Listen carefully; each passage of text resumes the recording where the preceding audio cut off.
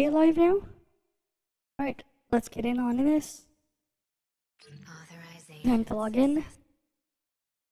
Oh, wait, let me adjust this. I forgot to unblock my camera for a sec. Alright, I have to log into my alt as well. I should probably like also check if like, what is it? If the domain guard is still bugged. The NPC selling the main guard stuff.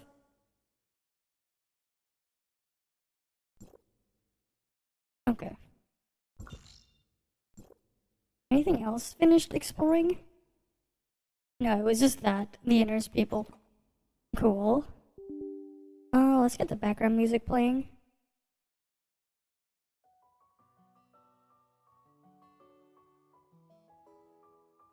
Oh, it's on the wrong channel. Sure, maybe sure, maybe. Alright.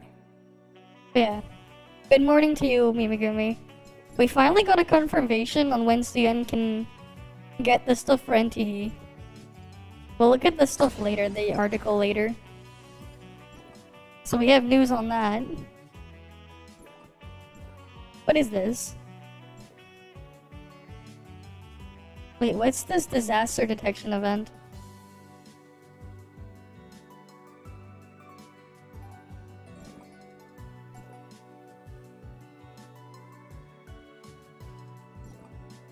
Go to side missions to view it. Okay. And then we have this thing. And then I'm capped on points again. What do I want to grab? Yeah, I'll go grab those. Gotta eventually get all the Titan stuff. Let me log in on my alt.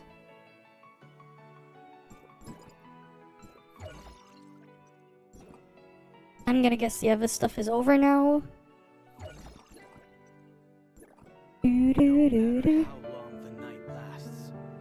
Oh, right. His, Gacha stuff. Thank you for coming to watch my performance.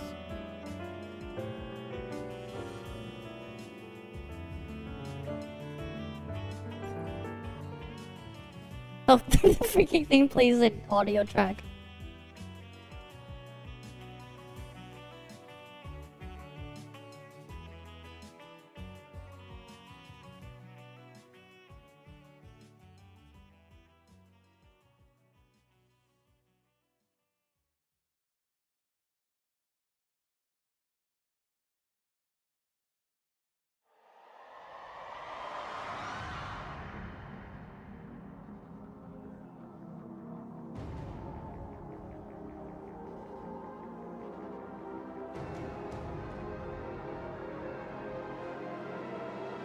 Oh wait, what's in the thing here?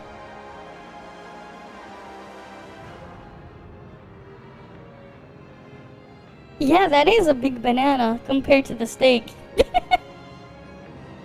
Yeah, I see your banana compared to your meat there in the DMs. That's a big one. Well, I'll pull it up later, maybe. You definitely put it next to a banana. That is, something. Oh, cool. My ult is in here, too. What are my crew missions? Ooh, okay. Those are at least really easy.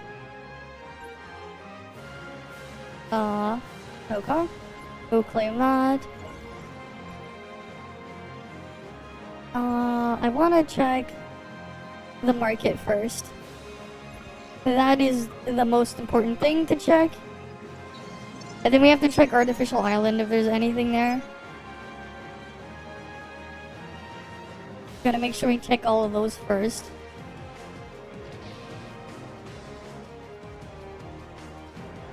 I don't know how I managed to do it, but yeah, I assume it would be hard to get it to get that shape. I don't know how I managed to get it by accident. By complete accident, I had it in that shape. I don't know how. Yeah. I don't know how I managed. It was quite the feat. I'll give it that. I don't know how though.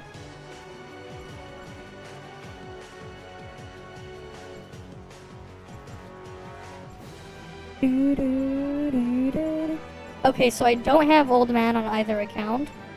That's fine.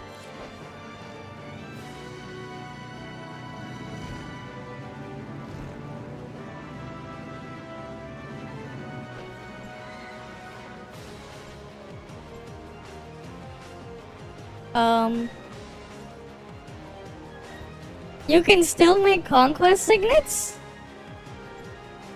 The fuck? Okay, we can still make conquest signets.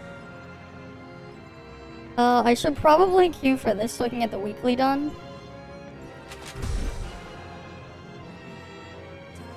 But you can still make conquest signets. So,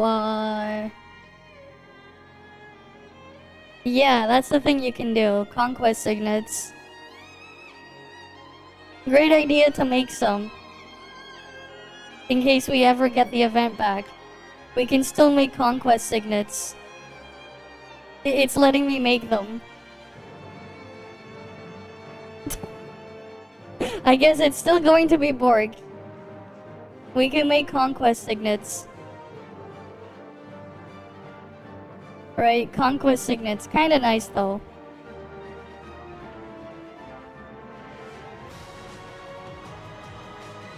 Alright, my ult can go AFK and break from Destiny.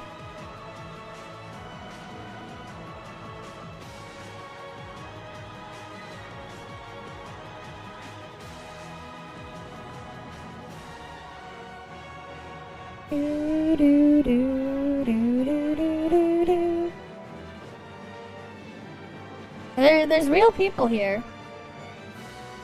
We got real people here, look. Game alive. What does your old man sell? I'll check it out later. What's your old man selling?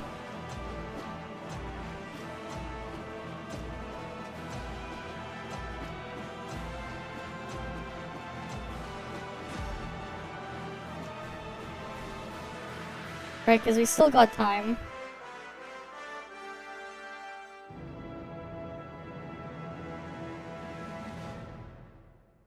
Yeah, you should probably check.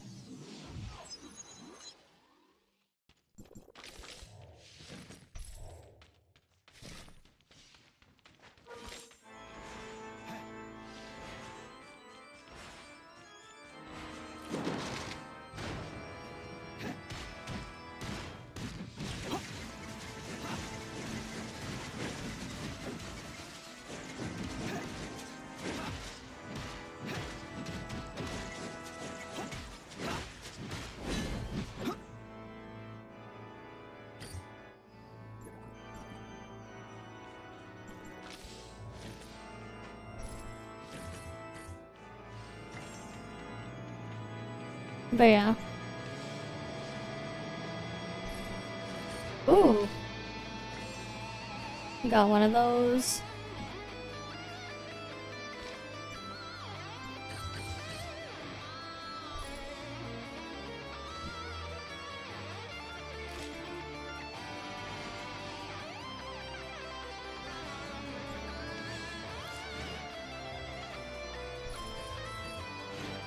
What else we got here? I kind of want to get Hilda. A gold Hilda. Because, like, Hilda was broken when we had the event before.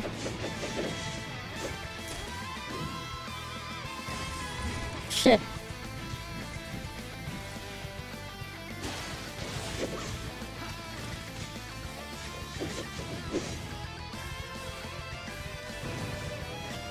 God damn it. I just got here.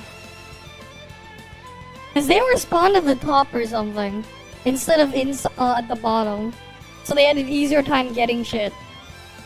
And then they just saw me at the bottom.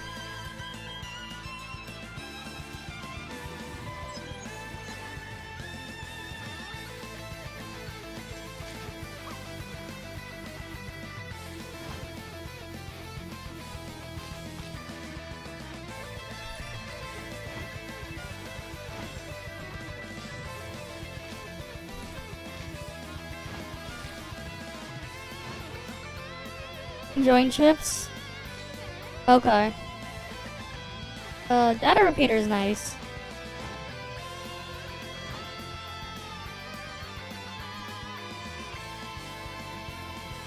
I got useless king.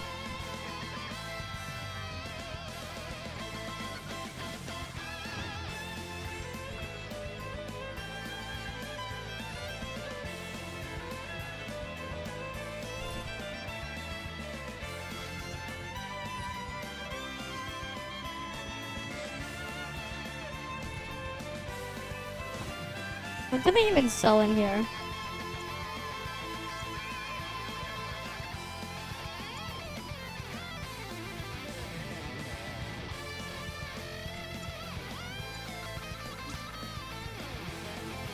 Oh, it's a lava bomb.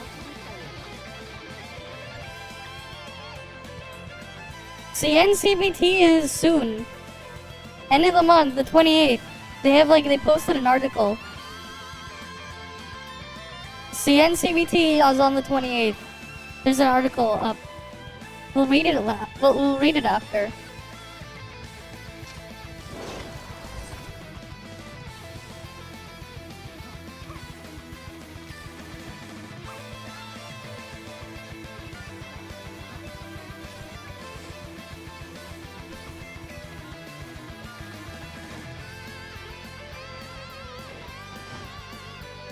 Man, I'm not getting good stuff, man. I'm just getting junk.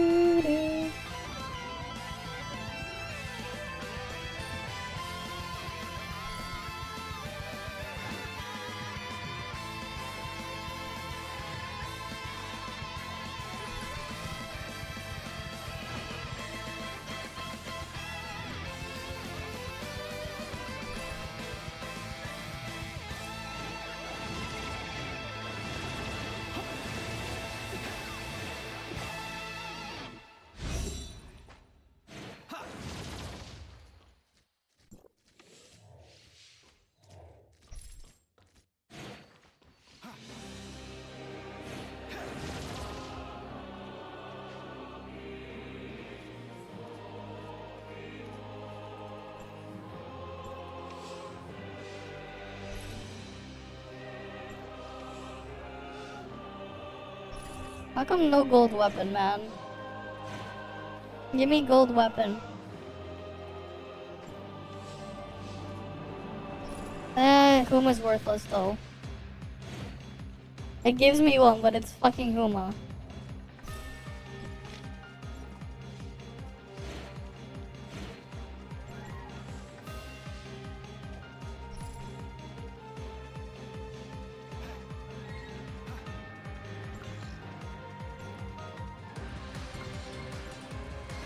Okay, we gotta start heading.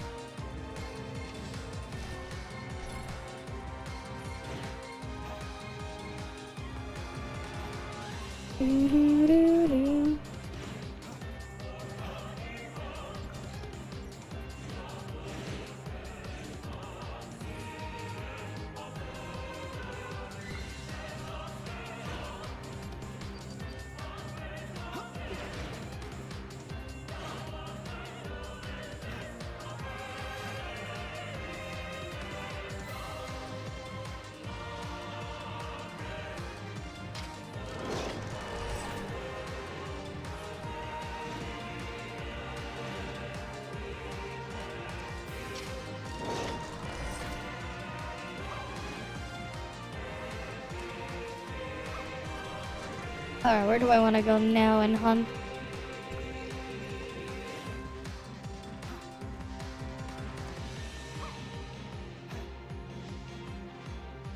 I do find it funny though how like the Epic Games version has like borked audio.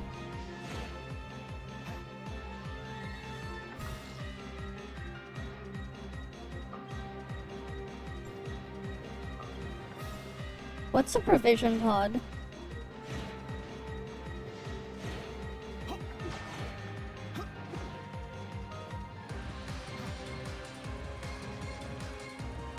Oh, it's just a shop. Never mind.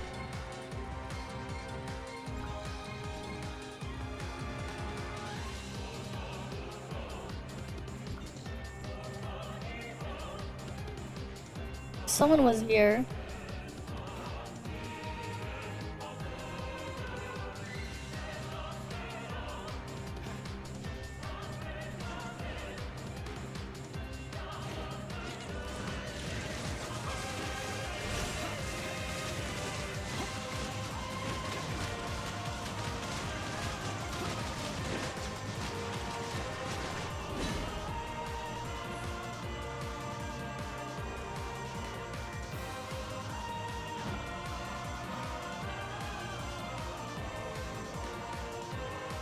Alright, we just gotta wait for the supplies then to spawn.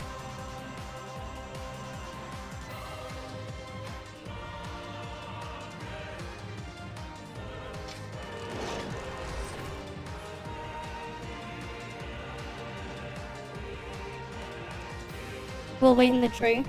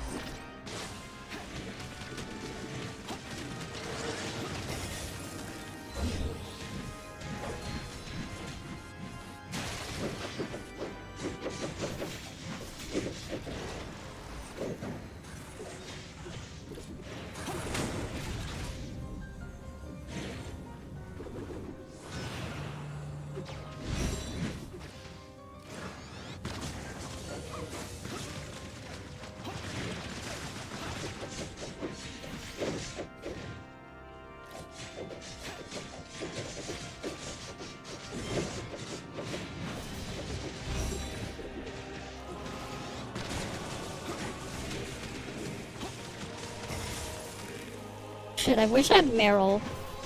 I should have taken Meryl, man. Whatever.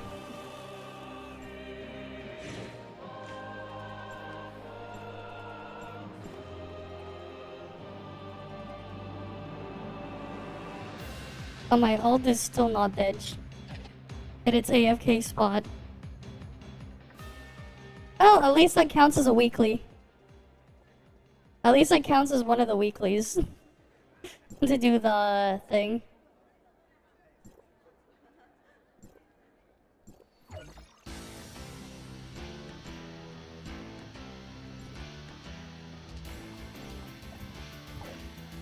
Here we go.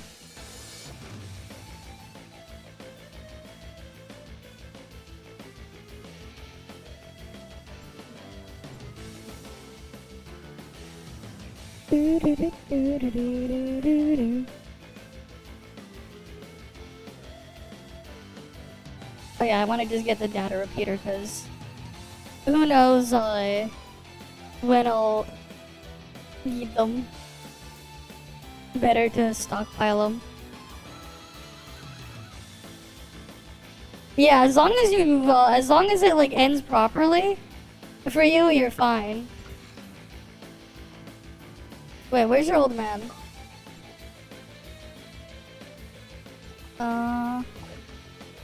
I'm gonna have to do this.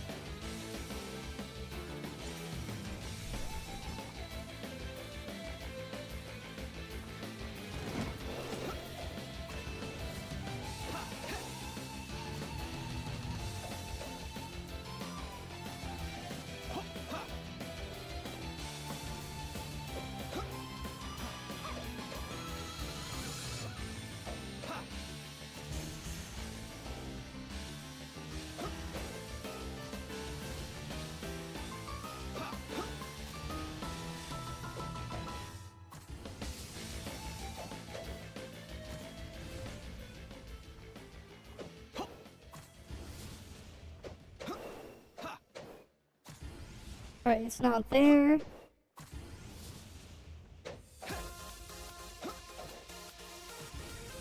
Where'd you say yours was spawned in? What? What is it? Where was your guy spawned?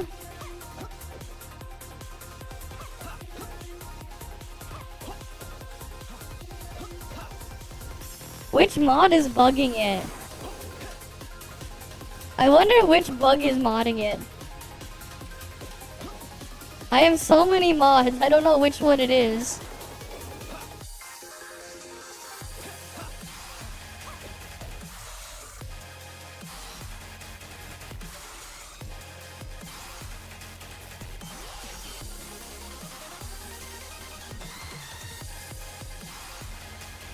Yeah, why not? I'll just grab that.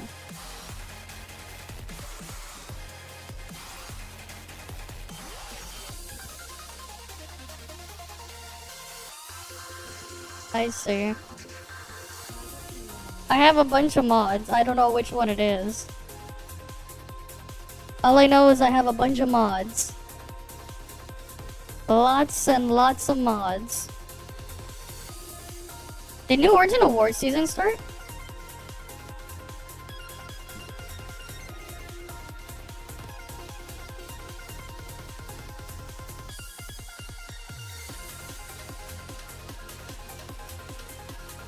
Wait a second, there's something I want to check.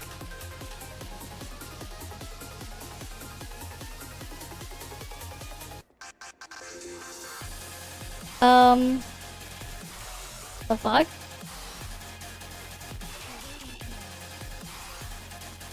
My ult won the Battle Royale by doing absolutely nothing. My ult won its Battle Royale match by doing absolutely nothing. It won the Battle Royale match by doing absolutely nothing.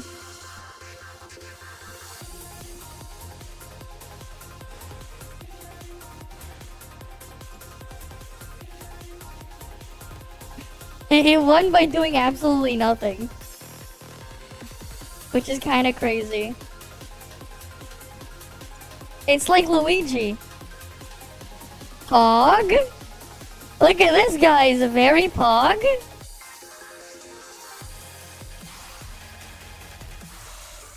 Very pog.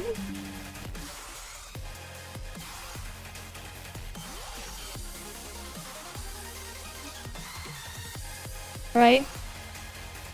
Very pog.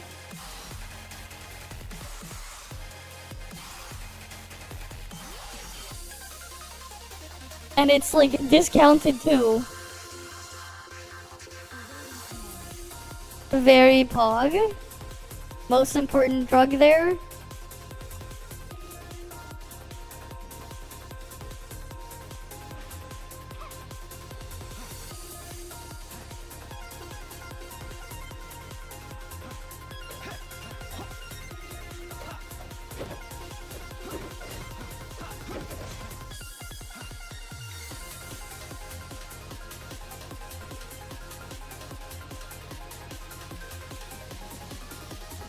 Okay, we don't sell gold dolphin yet.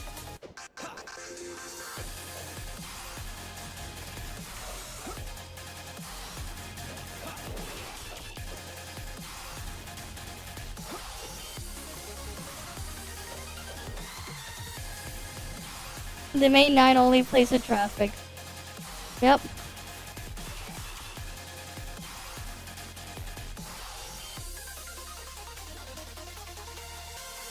Why is it giving me alerts here? Oh fuck, why is it red?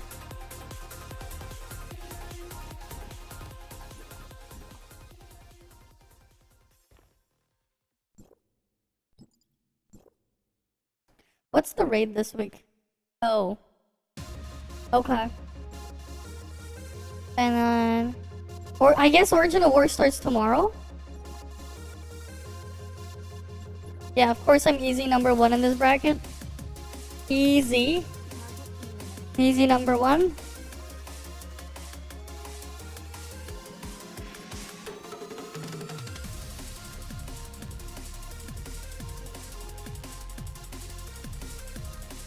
Oh wait, one sec, I forgot something.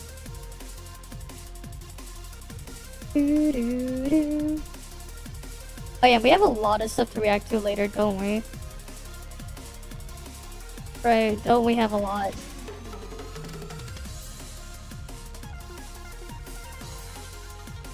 Okay. I think I should open some chests first. Do I still have keys here?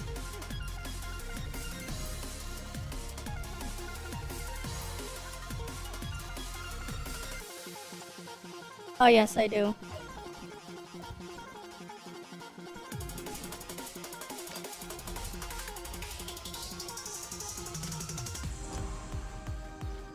Alright, might as well. Pro weapon box, guys. And we got 1 black gold. I assume I just want to enhance this. I just work on enhancing that thing for stats.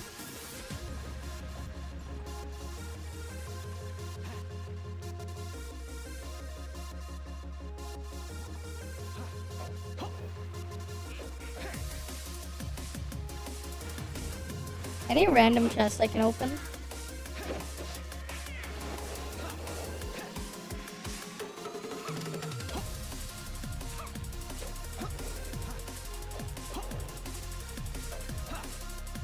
Random chest. Oh wait, I should make sure I get the thing on my ult.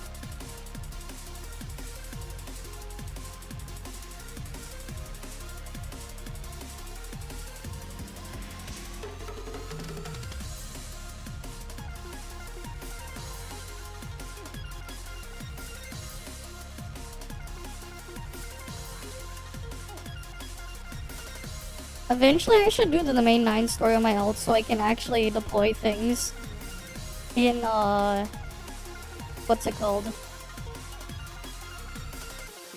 Because like, I do want to have it deploy stuff for auto exploration in domain 9 on my ult, but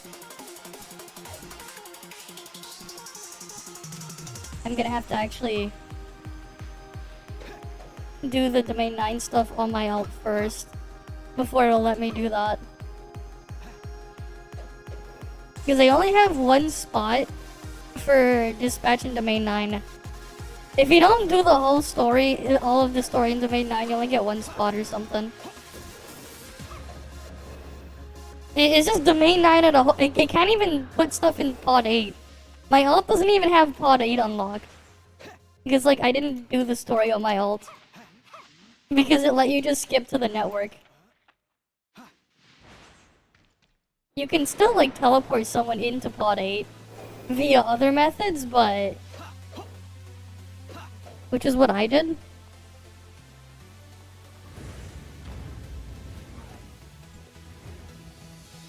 I didn't realize I swapped to the wrong preset.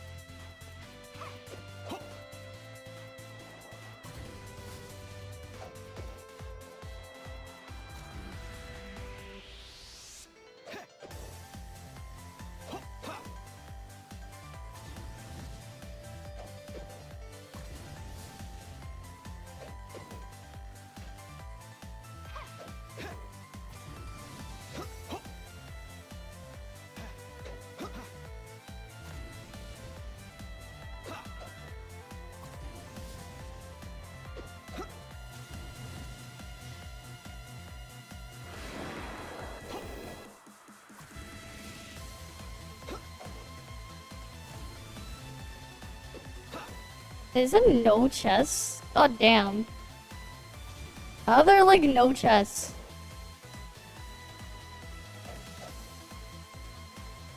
I'm like not finding any chests. The fuck? Where are all the signet chests? How are there like no signet chests? That's so weird.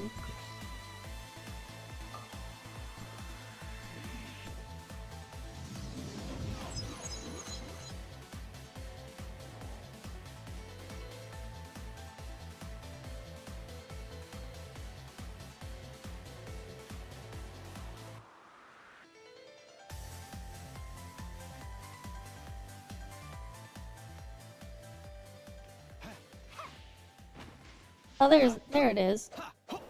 There's at least one.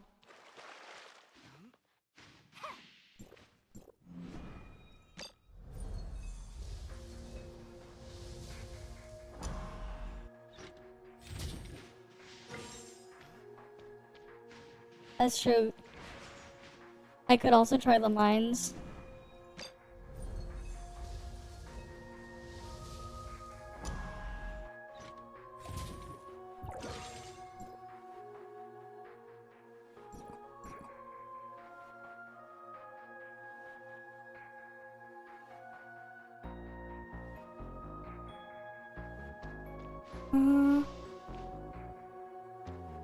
Wait, I want to double check something.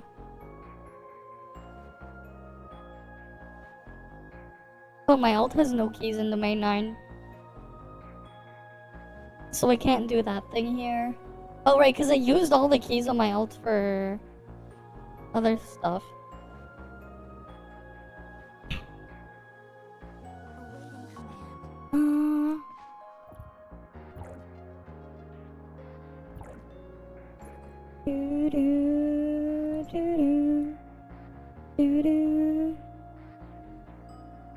What's my alt screw missions?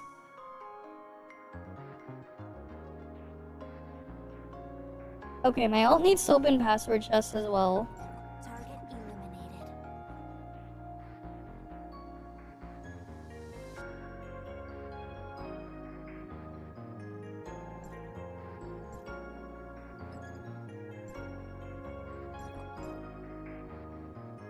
Oh, we have that today.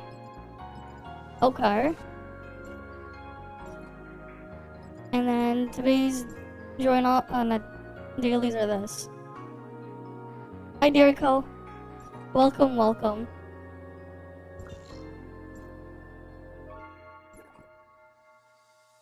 I don't know why this is like glowing. I'm not gonna send anyone to Asperia. There's like no point.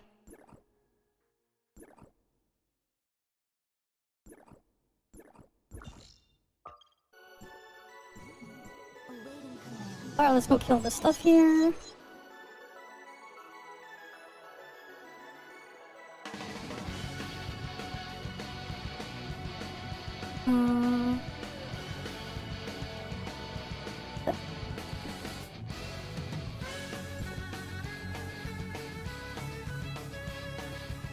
Okay.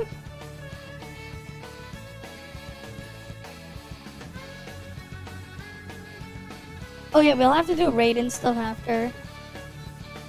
The raid and stuff. Let me go get everything fixated nicely.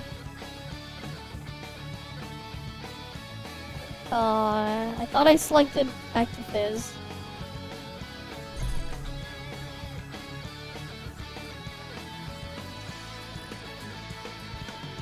You sent another picture, oh boy. The banana? He sent a picture of banana?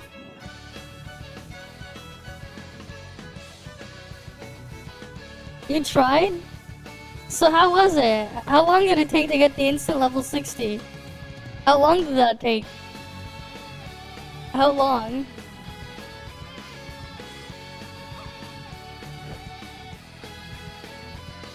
Really? What are the issues?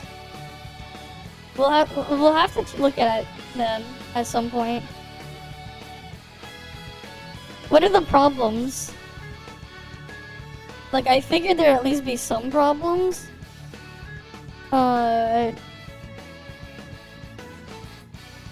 CS character resources. Don't they give you like a set of unleveled gold gear? Don't you get like random Pepega unlevel? Finish Asperia's story? Okay. Asperia's story or just Astra? Do you have to do Asperia or just Astra? Because Asperia is long. Just finishing just regular Asperia is still gonna take a while. Unless you just mean Astra. In which case, yeah. Astra wouldn't take too long. Yeah, okay, that's Astra then, not Asperia. You're only doing Astra. That's a lot more reasonable. Just Astra. Right? Cause like it's just Astra.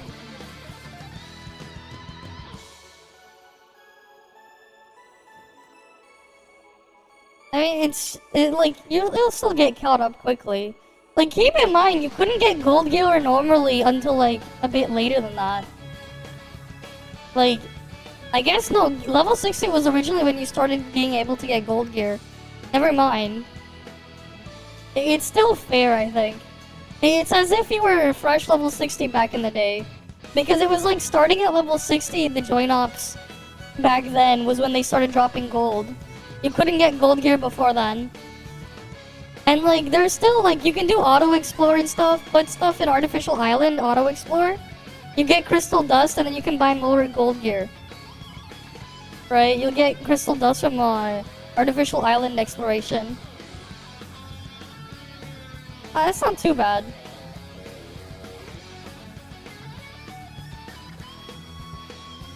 Right, it could be worse.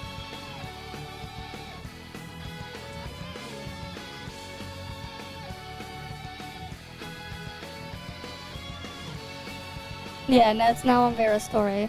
I see.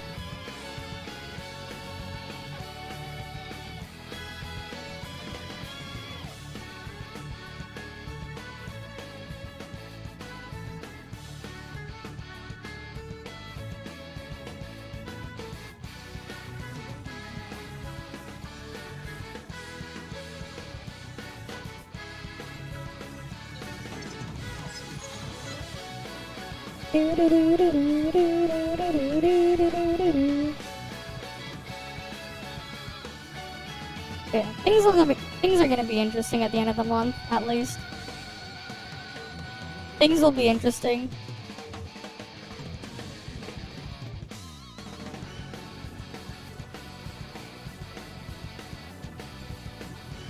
Yeah, it really is nice that like, oh yeah, just auto explore.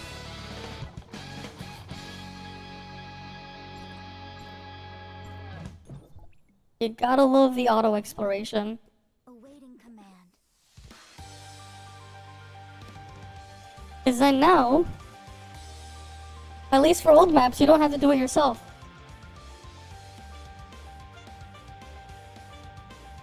I wish it would let us send more than 12 though. It would be nice if they made it more than just 12. Like I would like to have more than 12 as the 12 slots. Technically, technically I can't tell you. I can't tell you when, but we have the official date. Right? We have the official date on when CBT is starting. We're gonna read the news on that later. There's like a news on like Billy or something. Right, obviously I can't tell you everything that goes on behind the scenes.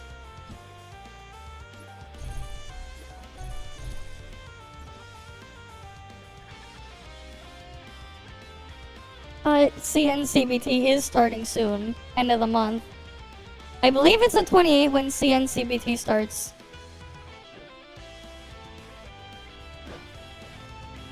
Hi Zedmeister. Welcome, welcome.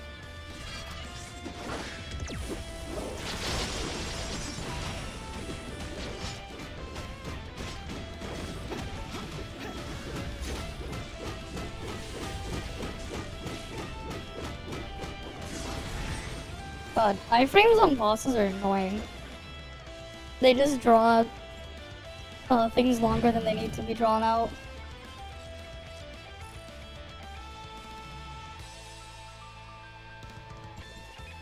But hey, at least you got guaranteed wing thing. Wing shard. Wing accessory shard guaranteed. Nice.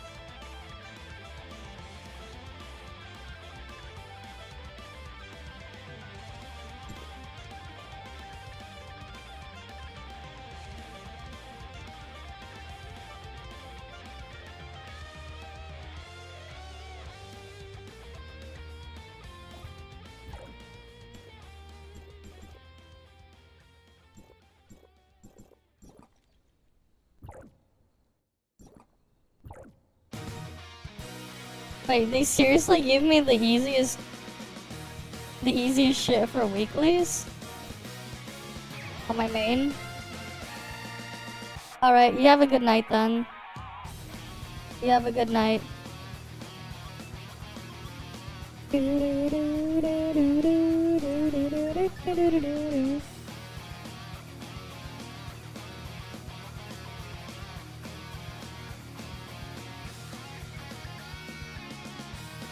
But yeah, there's a bug where you can still buy another domain guard key. So now I have 2 domain guard keys, 2 extras.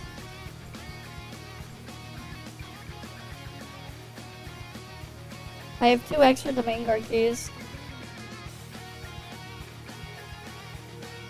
For some reason.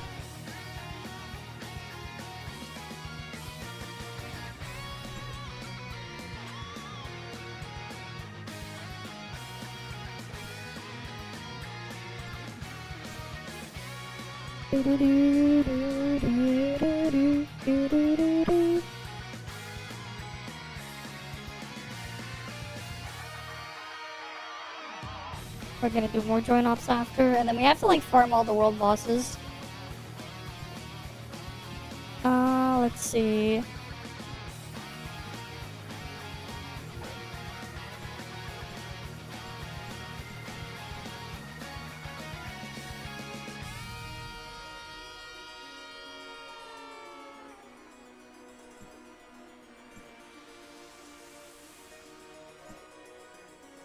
Are there any other events now? It's just this. Interesting, they immediately just give me the original war credit stuff. But okay. I'll take it. There's VA stuff there, Evolution Vanguard there. Okay, cool.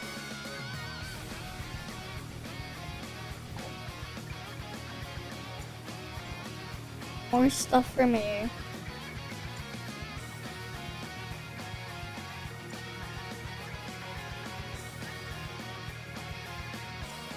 Belts and spalders. Yeah, we're still working on belt.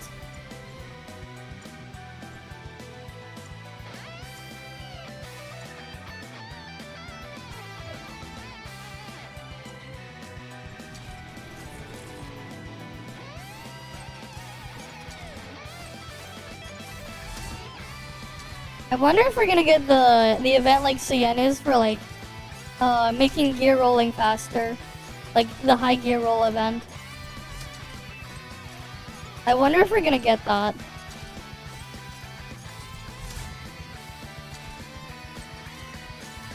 I'm hoping we do, cause like CN is getting like a super gear rolling event of some kind.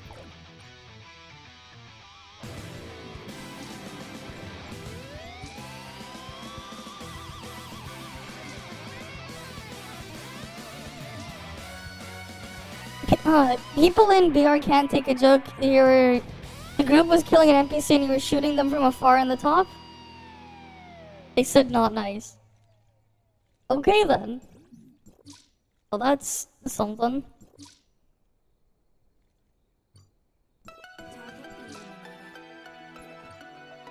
I assume they just raised the minimum rolls, the stat roll. They raised it so the minimum stat roll is pretty close to the cap or something. That's what they did. So you just have to roll the gear. You just have to like roll all your gears. You would just roll hoard your stuff and roll all your gears during that point.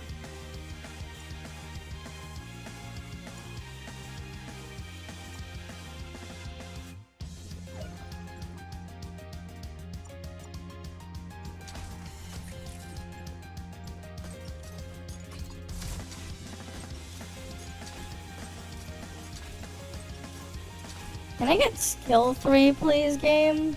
No? I want skill plus 3. So you're just gonna wanna hoard everything.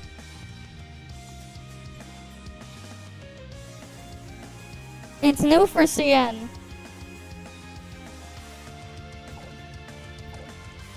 It's a new event that CN is getting. So like, yeah.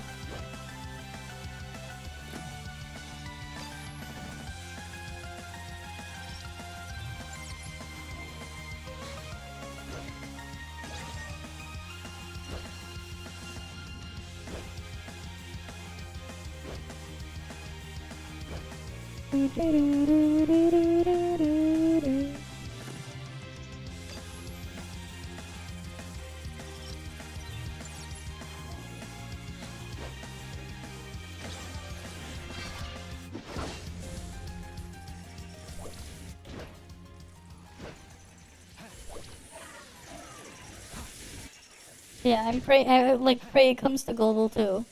It'd be really nice if it does. It would be really, really nice if it does.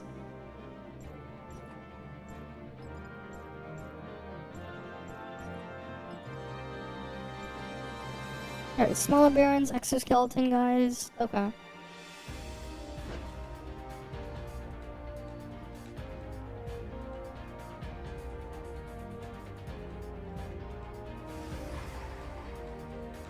Of course.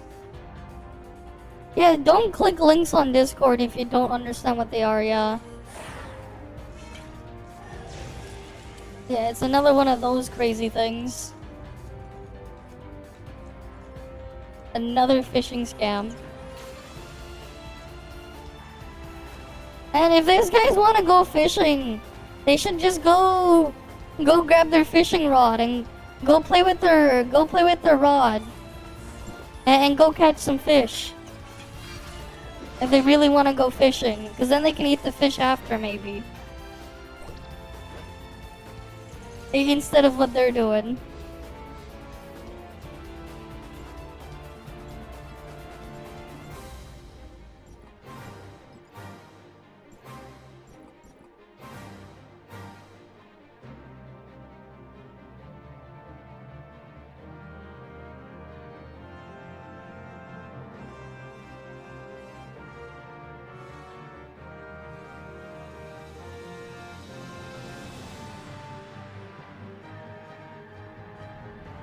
Alright, what's my ult? Staley's other ones? A Barons? Okay, I need to kill a Barons.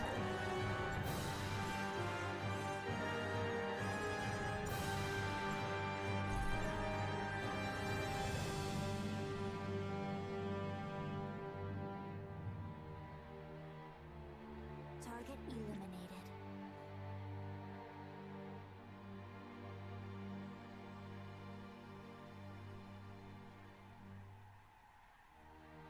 Get a banana to measure how long it'll take for them to get rich. Oh boy. Oh yes, that's one way to use banana again. What's next? You make a banana for scale? You need a banana for scale? The size of a banana?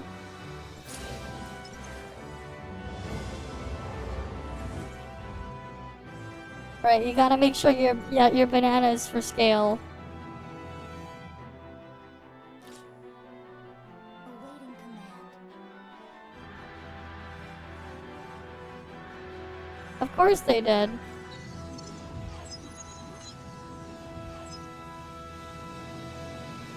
Bananas.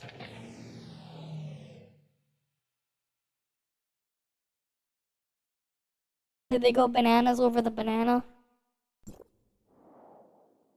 Hi Fanta. Welcome, welcome. Not leaks, but we got an announcement on when the CN beta starts. We'll go look at it after. But there is an announcement on when it starts.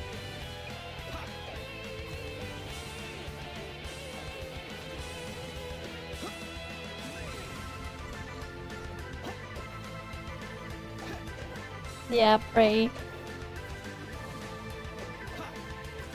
Right, because they're ending their signups on the 19th. And then they're starting it on the 20-something. 28th, I think. To participate, you need a banana for scale. true.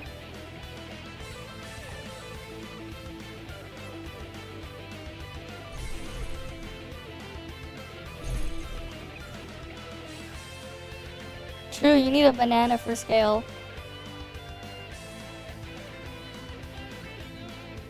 Wait, let me see if I can find it.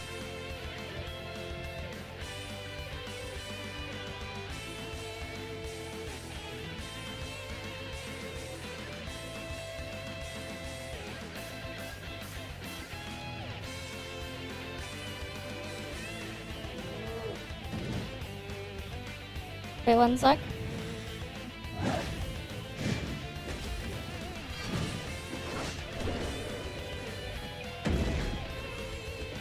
Okay, wait, you need a banana for scale, right?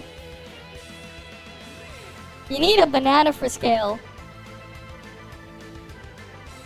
Right? You need a banana for scale.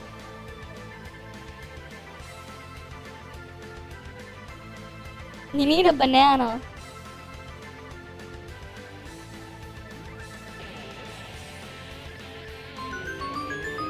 Or you need this.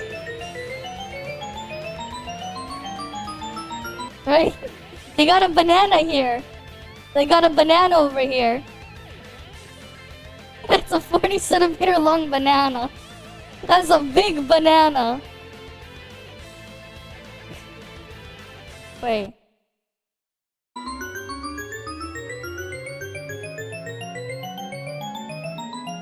The endless stairs.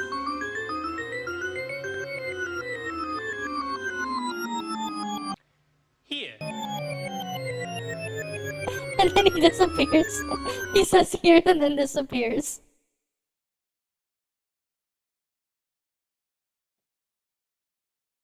You reflect in the mirror is like cracked up, yep. In the mirror.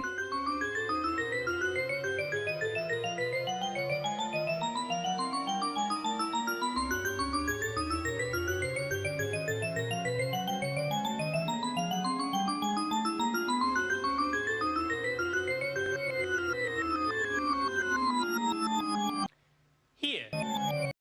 And then he's gone. He erased him. He's like here and then he's gone. Old meme from 12 years ago. From when he was staring at stuff. Right?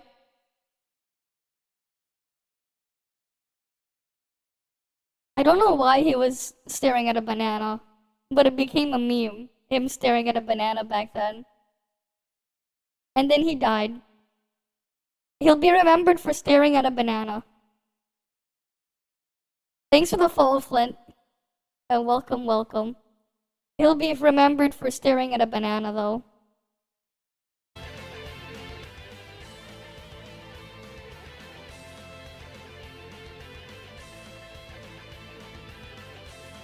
Really now?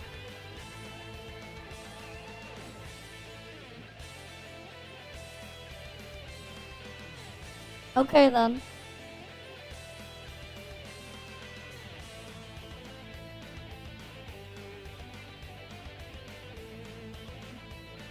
I see you put a banana next to a ruler though. That's a big banana. Okay.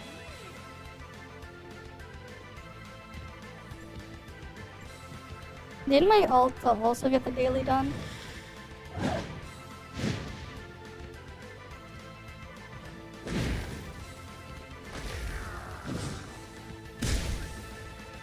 Three jokes, one picture.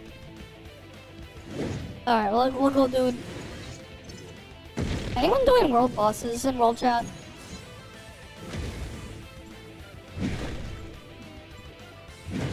I guess we go to Nokia.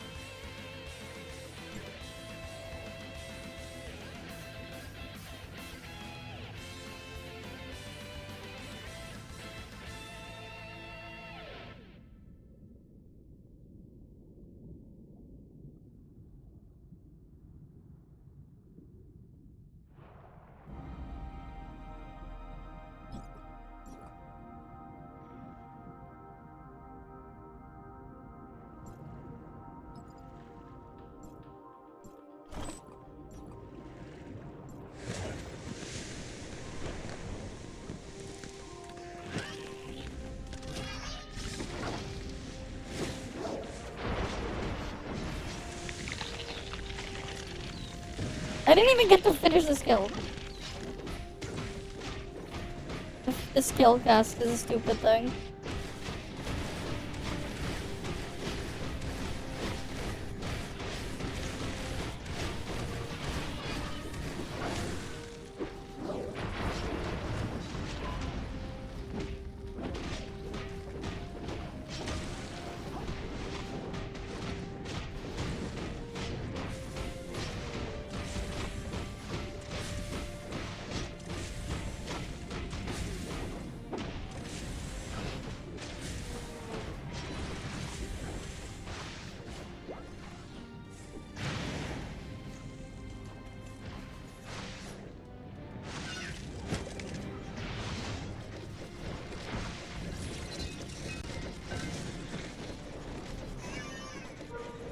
Alright, and then we can go loot this. And that's at least 1 out of the world bosses I need to...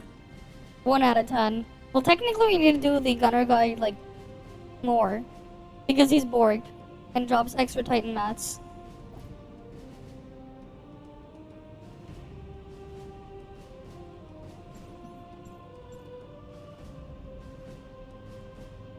Right, like he's Borg, I think.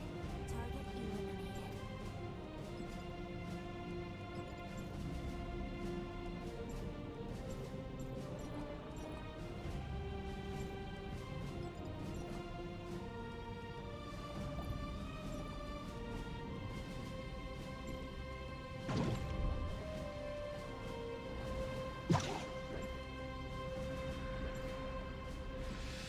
Alright, let's go to the joint top. Go do them. Alright, we gotta go do our joint tops. Awaiting command. Do-do-do-do-do-do.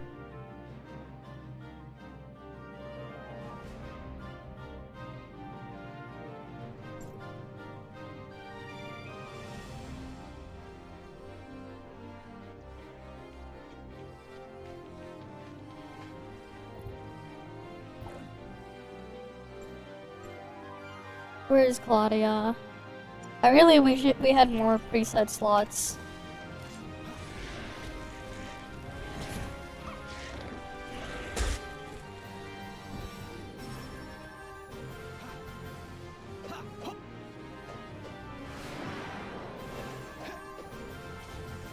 Yeah, why the hell did the macro like work out for a sec?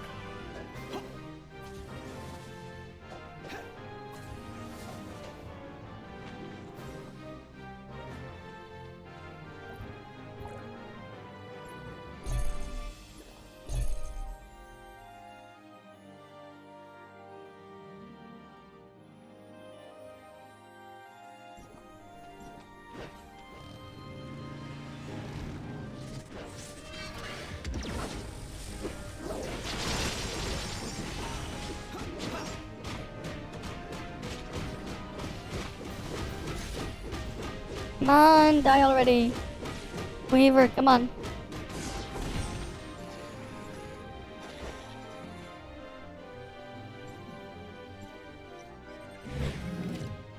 Random Shiro Matrix. Okay, cool. Oh, welcome Raiders, welcome Butterby, welcome everyone.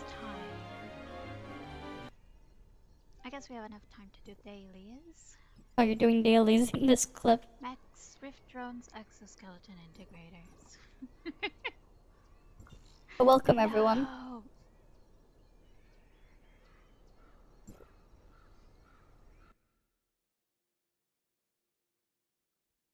Alright. Let's get the next one done, and then we have to do all the weeklies. Oh, welcome, welcome. Oh, what the? It didn't load my character. Now it did. Alright, let's go do another one. Alright, we'll do one more join up.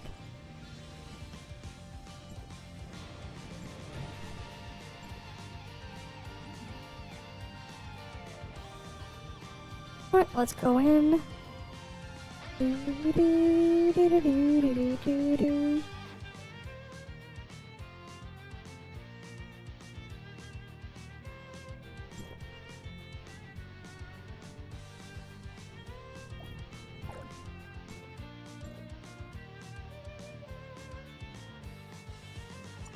Alright, let's go grab that.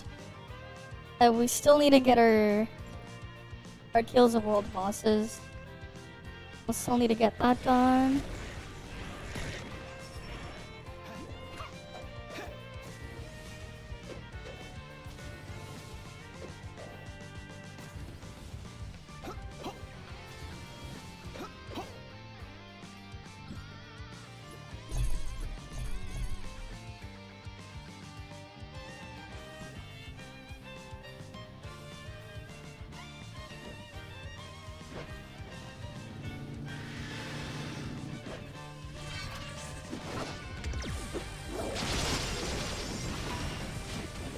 Alright, Weaver, you're almost dead.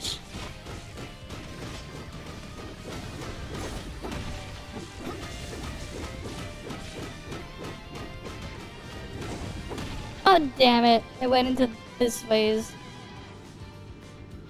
That's annoying.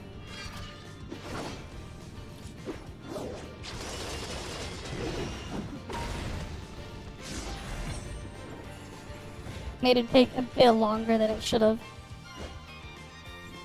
Oh well. It's already dead. And then later we can do the last join up. And spend the last bit of vitality.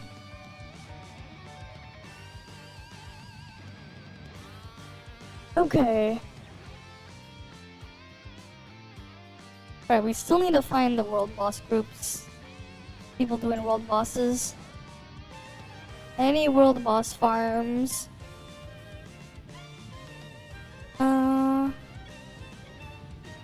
No one announcing world bosses, god damn it.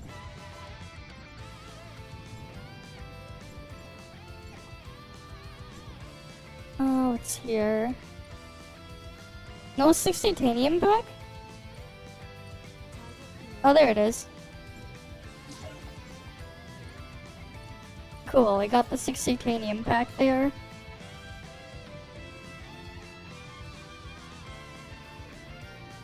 Right, always good to have like that discount easy thing. Alright, cool, nothing else we need there.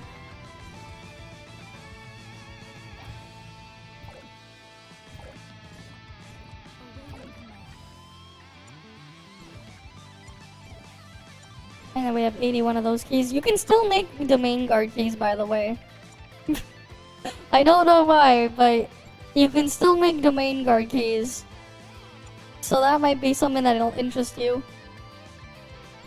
Domain guard keys, you can still make them. For some reason. So might as well make them and stockpile them. Who knows if we'll get the domain guard event back. Would be nice if they bring it back. Again. Would be nice. Cause, I want to get those keys spent. Any world bosses here to kill?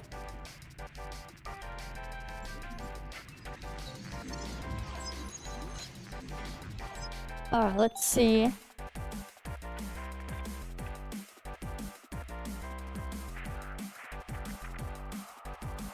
Any Asperia world bosses are up?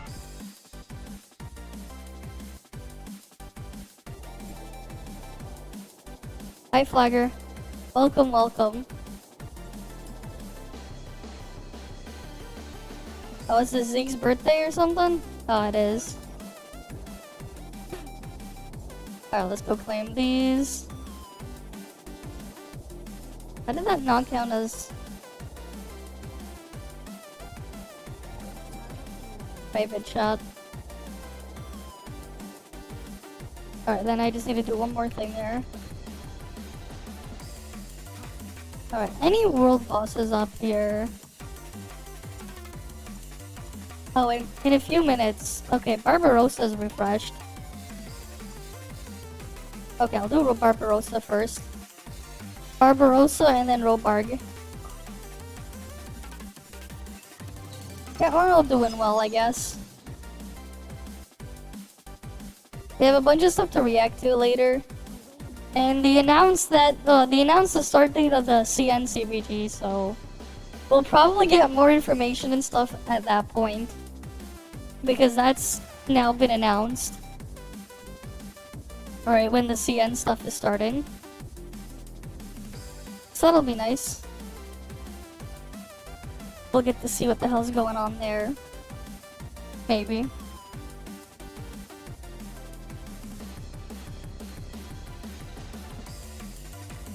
Alright, let's load on in.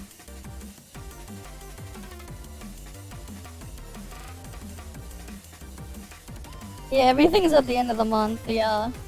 What, it's the 28th or something? We'll go read the, we'll try and read the CN article or something. We'll try and see if we can read it. Right, we could also just get ChatGPT to translate, maybe. If the OCR is too scuffed.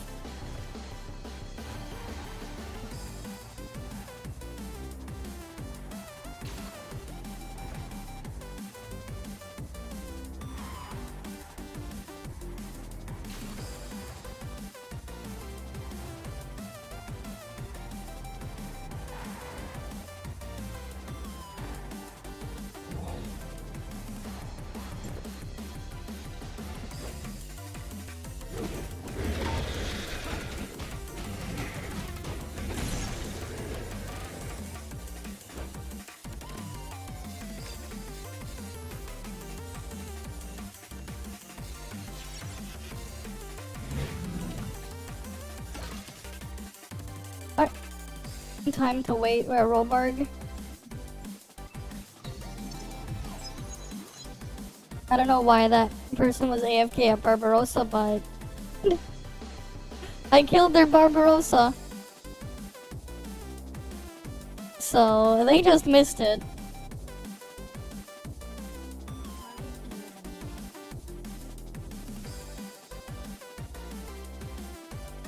Right, like good thing. Robarg should be spawning soon.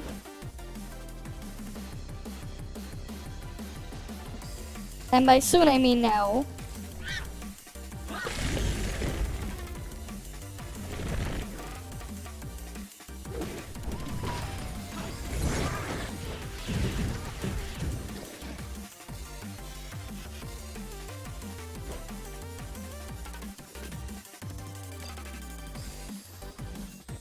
Right, we just go kill all the world bosses. Right, we need our 10 weekly kills. Apophis is next, and then Frostbot. I'll go to Apophis next. And then after Apophis, it's Frostbot. And then I think Lucia or something. Either Subkick or Lucia.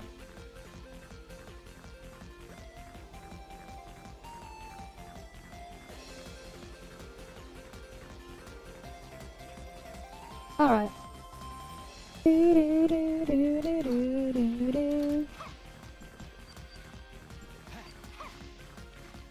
I'll have to figure out which of my mods is like causing the character to have borked audio though. I have too many mods. I have a mod that breaks the freaking Ray as well. The hair of Ray.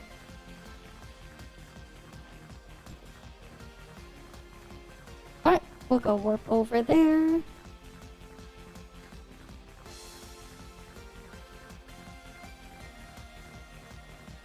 Target eliminated.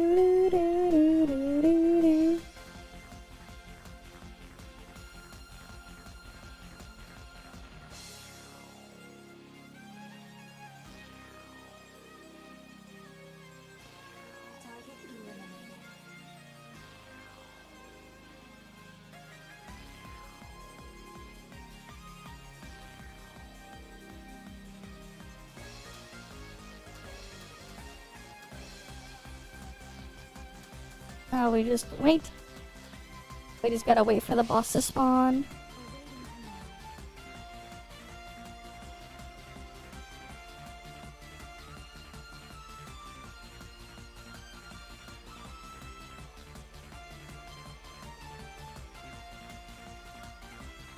Awaiting command.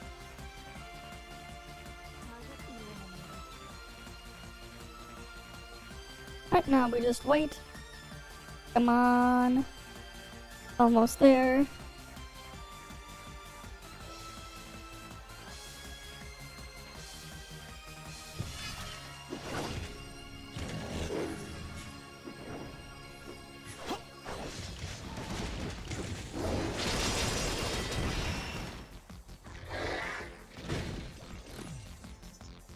Force the cipher. Would be nice if we can get Dream Machine to spawn.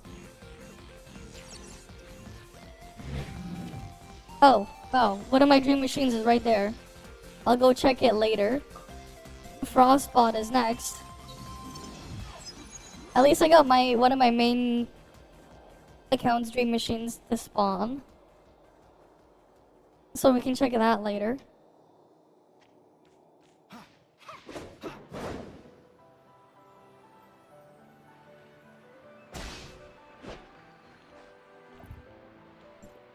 Alright, time to warp my ult over to Frostbot.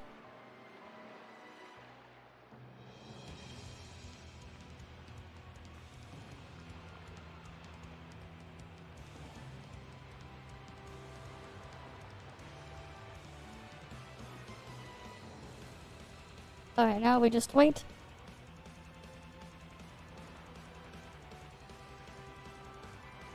Alright, here it is.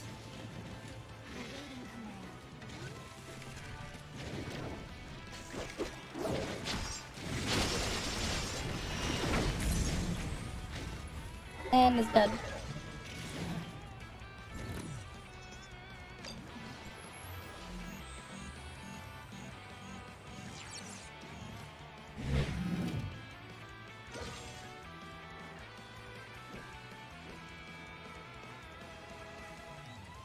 I do wonder though how many like domain guard keys am I gonna like stockpile up before they bring back domain guard. Imagine I end up with like 50 domain guard keys or something if they make us wait a year. That would be funny. That would like actually be kind of funny if they did make us wait that long. Okay, Sobek is next.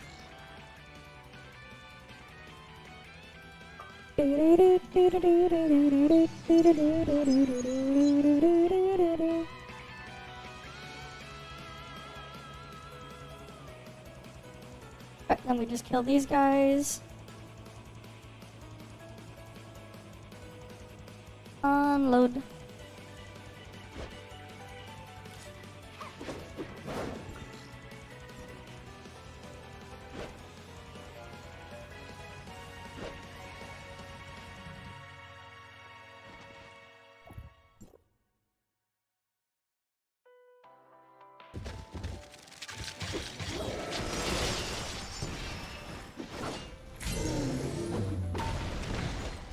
Oh, it's already dead.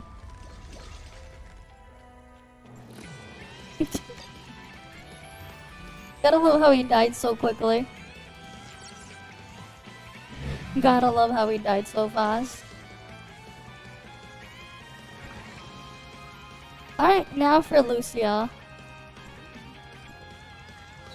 Alright, now we gotta go to Lucia. Oh, my ult got a Dream Machine to spawn now. Lucia will spawn in about a minute and a bit.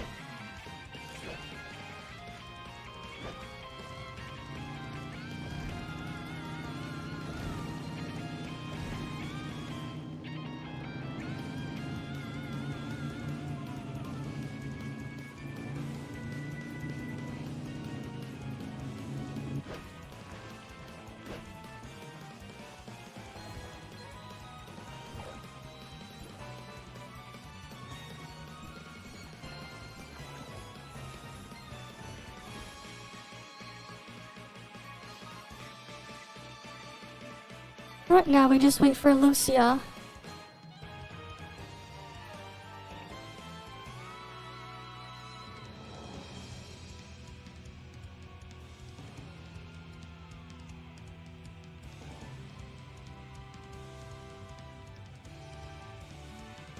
Yeah, just reset farming.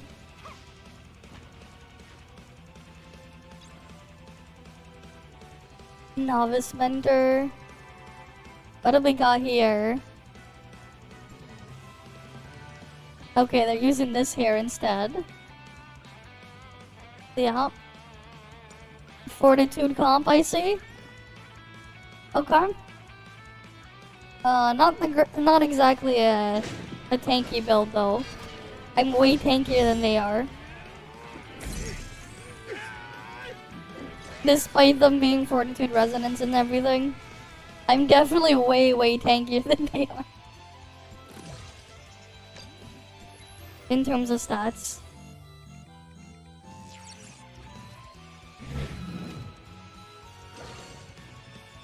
Though that is from the 1.5-year anniversary hair thing that they have. They're gonna find out real quick that Sobek is dead. They're gonna find out real quick that Sobek is already dead. And the chest despawned. I think.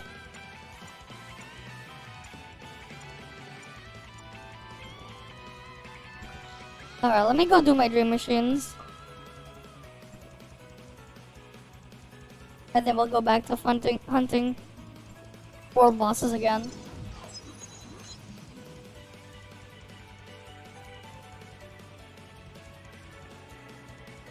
Alright.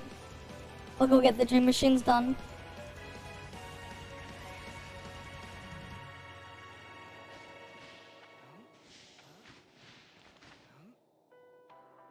Oh, not really. I need a farm gunner as well later.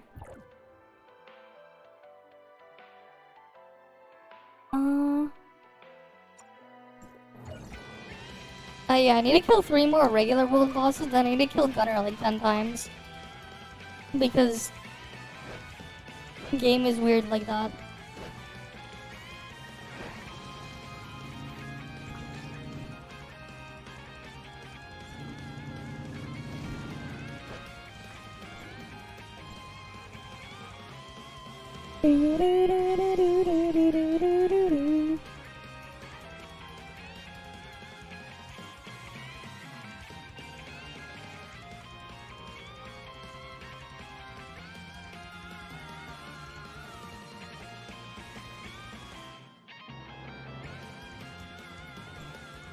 Alright, what dream machine will I get? Is this a dream machine or is this nightmare fuel? Is this a dream machine or is this another nightmare fuel? Okay, it's an AFK machine. It's a Pega machine.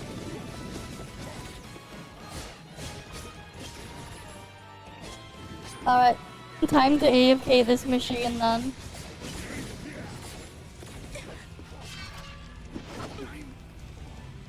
My ult also has the same thing, but with the modules instead. It's the Pega machine.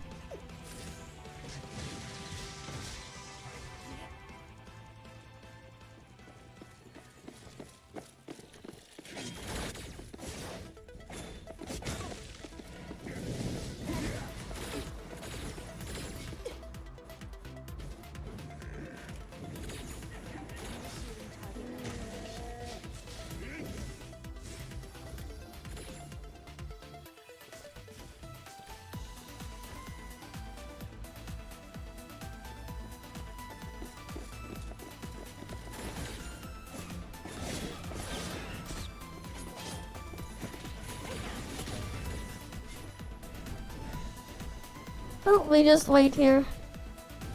They'll eventually all die.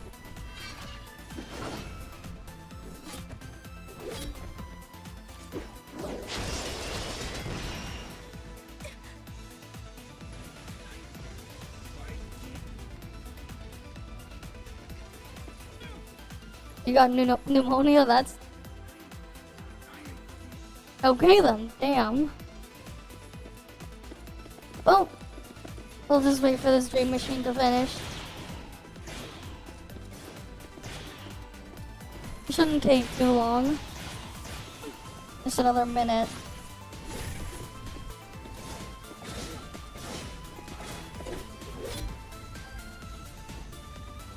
Alright, this shouldn't take too long.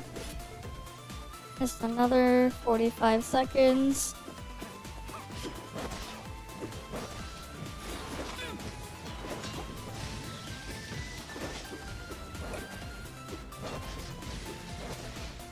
Fair enough.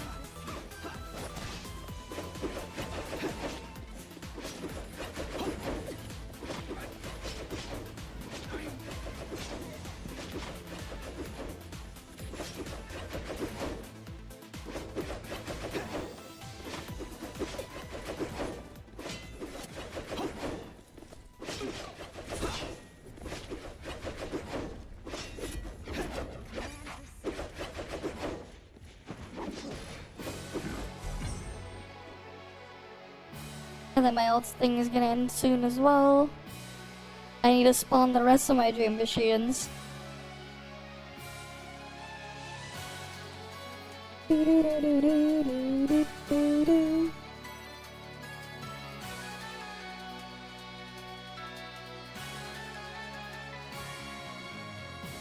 Alright.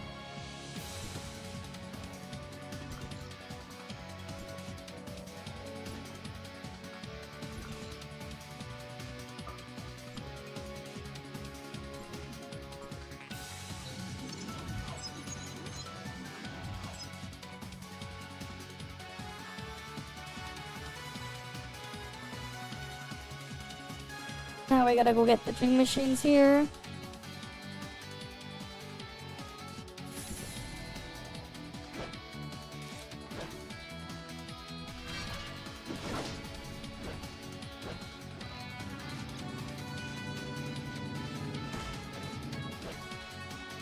Where is my other dream machine? I need my dream machine. How many channels does Vera even have? I wonder how many channels Vera has.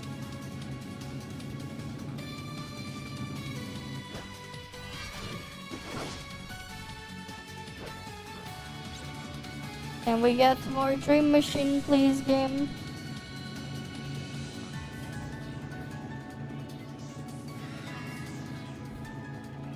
Okay, I guess I gotta just wait for the cactus to respawn. Now we wait for cactus.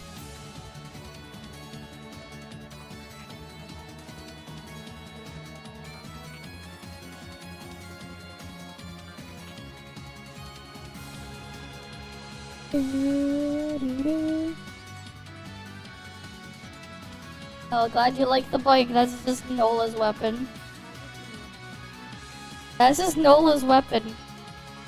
It's a bike. Alright, and then we can ride it and use it to attack.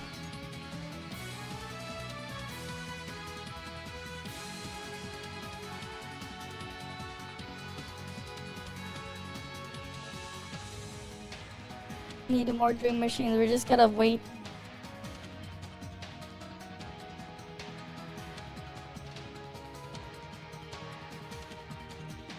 I'm checking a different spot on my ult for dream machines as well.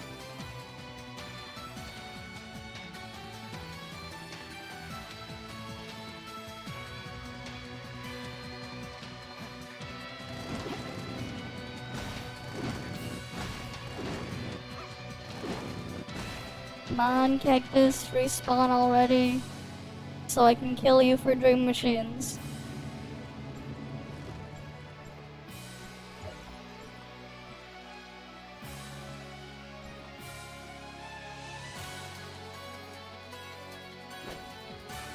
Meanwhile, my ult got another dream machine and it's in a different spot.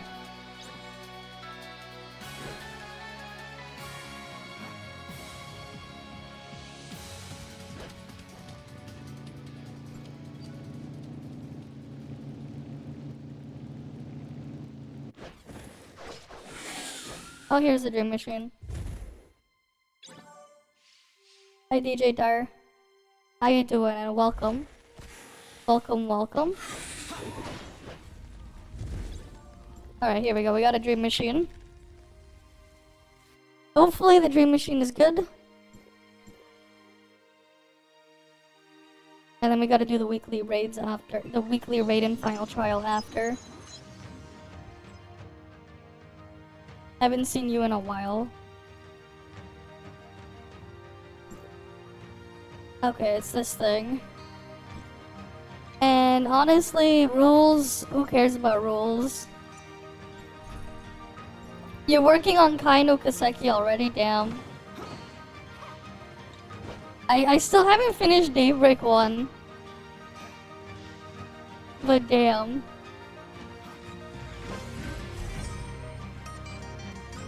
We don't even know when they're gonna release the PC port for the thing either.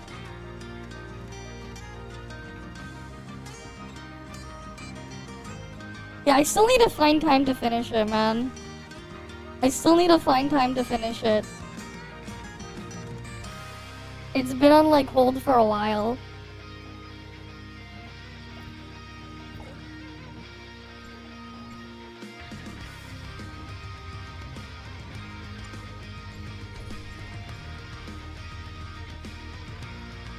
Well, Daybreak 2 gets an English release next year, right? Like early next year's Daybreak 2 release in English. And then like at the end of this year I'm gonna be busy. End of this month to like thing, yeah.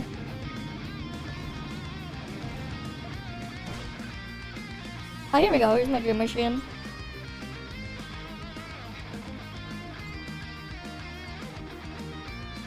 With your ex-wife came to visit? Fair enough. But hey, at least you translated some of it.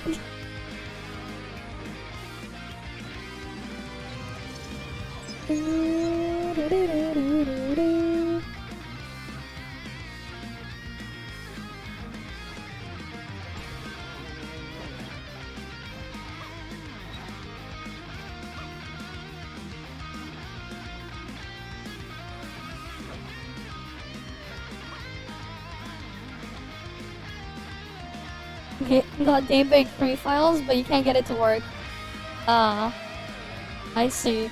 Like, dream machines this week suck, man. These dream machines are for Pega.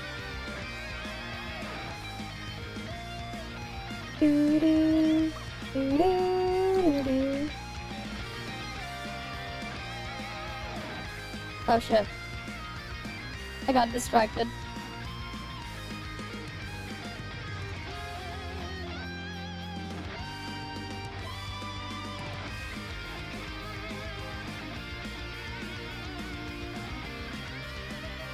Hard to translate it. Yeah, if you can't see if it works. That is true. That is indeed true. Hard to translate if you don't know if it's working or not. Right, that is true. You'll need some way to test it. Very fair.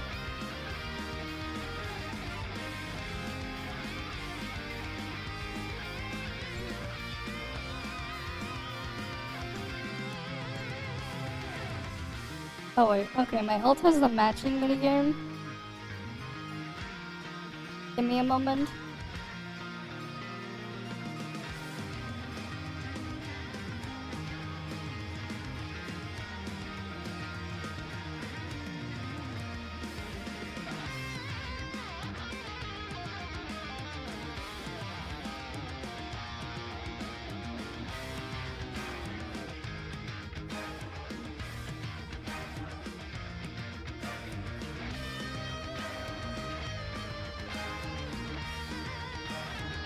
The Korean guy's a genius, but he got married. I see.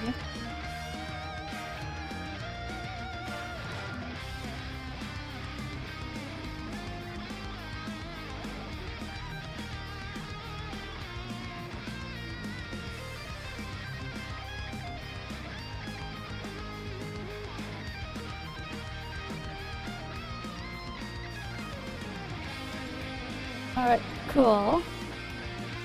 I got all my dream machines on both of my accounts now. They sucked, but yeah. You got the info from the files and then you translate them. Ah, I see. But then you have like no way of testing it. Right, then you have like no way of testing it.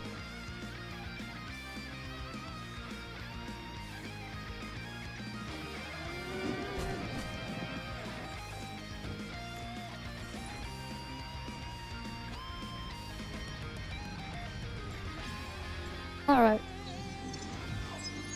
Let me get my ult into the right channel. I do want to get all the weeklies done. Alright, at least I got all my dream machines and stuff. Yeah, you gotta finish East 10. I mean, you mean Kai no Kaseki, not Daybreak 3, it's Kai. But yeah. Of course you do. I wonder what happened to the East 8 remake. I wonder what's happening with that. Wait. I don't know if you've seen it before. I wonder what happened to it.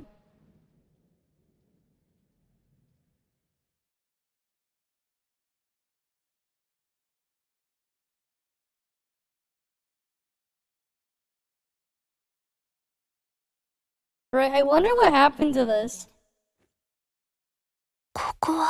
Right? What do you mean 4 years ago? It came out 8 years ago. There was like a Chinese remake. It came out 8 years ago. East 8 was 2016. Badge. But yeah, no. Yeah, what the hell happened? It's just like vintage, there's like no news. This thing hasn't like no news for like a long ass time. They haven't had an update in over a year.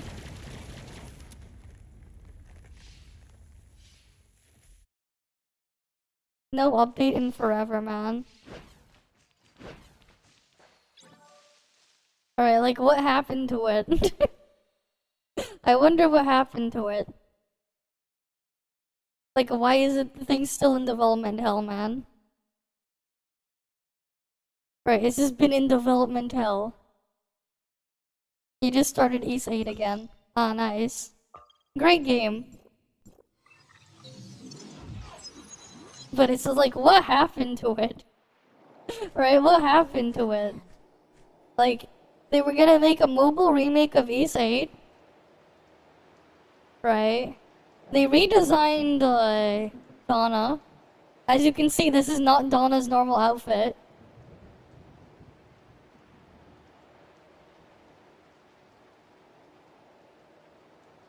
Target eliminated. Is that for like pre-register or something? They haven't like updated anything in forever.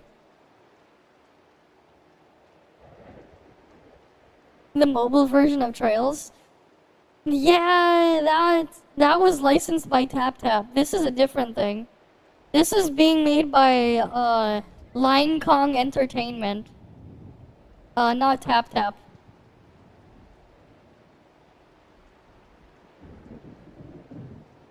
Alright, what have they made?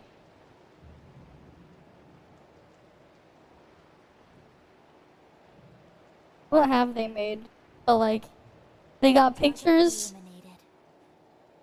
Visually, it definitely looks a lot better than like actual East 8. I just wonder what happened. I can't open their website. Yeah, I don't know. They had like they had a beta test like a year ago or something, a year or 2 years ago. But like, yeah, this is their trailer. Wait, I think they had like a we're having like they had like an actual beta last year. Like they actually had a beta. Like, we have gameplay of their beta here. It was apparently 3 gigabytes, and this was on an S23.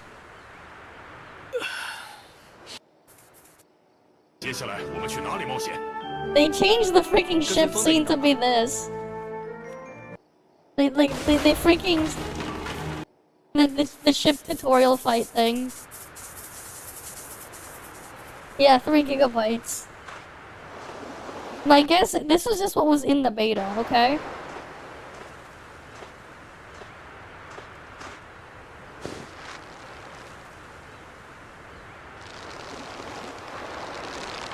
Like, I wonder what the hell happened to this. Because it was supposed to be a 3D action RPG. 椰子，太好了！ Right, it's like, I wonder what happened.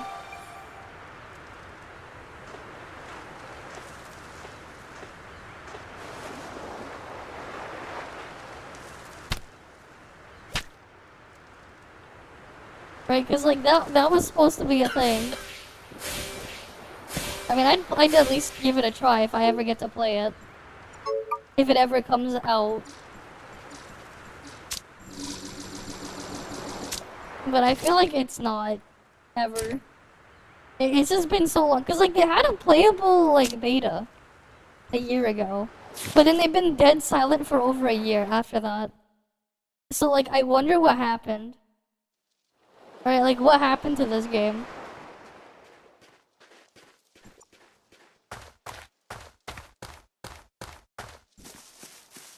Oh shit, Roblox's about to respawn.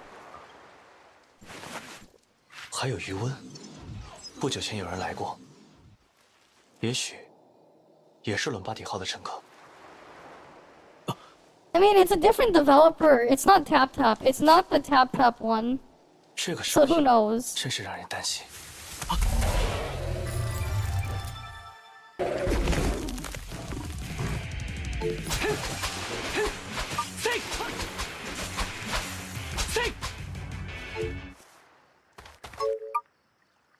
Though it is a licensed game, so who knows?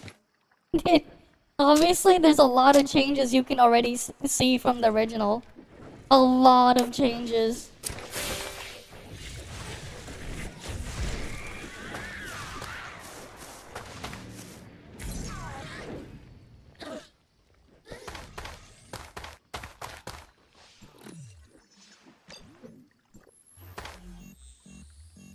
Alright, you can obviously see. But like, yeah, this was a thing.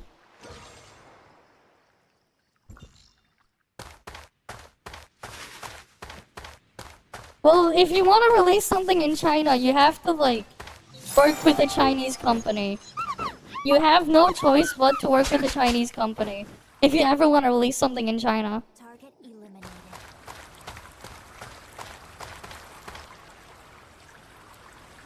But visually though, it does look really nice. Right? And it's still East 8. Right? It's still supposed to be East 8. But of course it's gonna be censored. Obviously it's... They freaking censored Donna.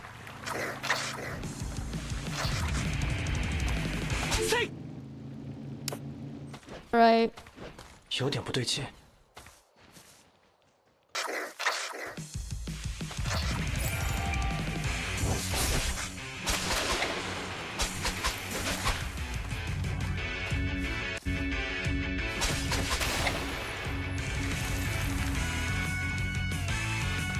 But like, yeah.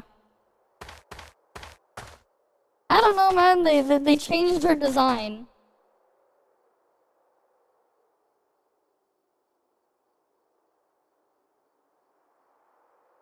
Awaiting command. See, this is the new Donna design versus the original design. It's different. Like, she got redesigned. She censored a bit. This was like they announced it years ago. Like, this was meant to, like, they announced this game before Genshin Impact even released. Like, they were working on this thing. They've been working on this thing for years, man. Like, this shit's been known for years. Here's the Japanese trailer. This was posted a year ago on their channel, their YouTube channel. グリーク出身ならガキの頃一度はこう叱られたことがあるはずだ。悪さをする奴は精錬島へ島流しにするぞってな。有名な話だが、精錬島に近づこうとする船は全て沈んじまう。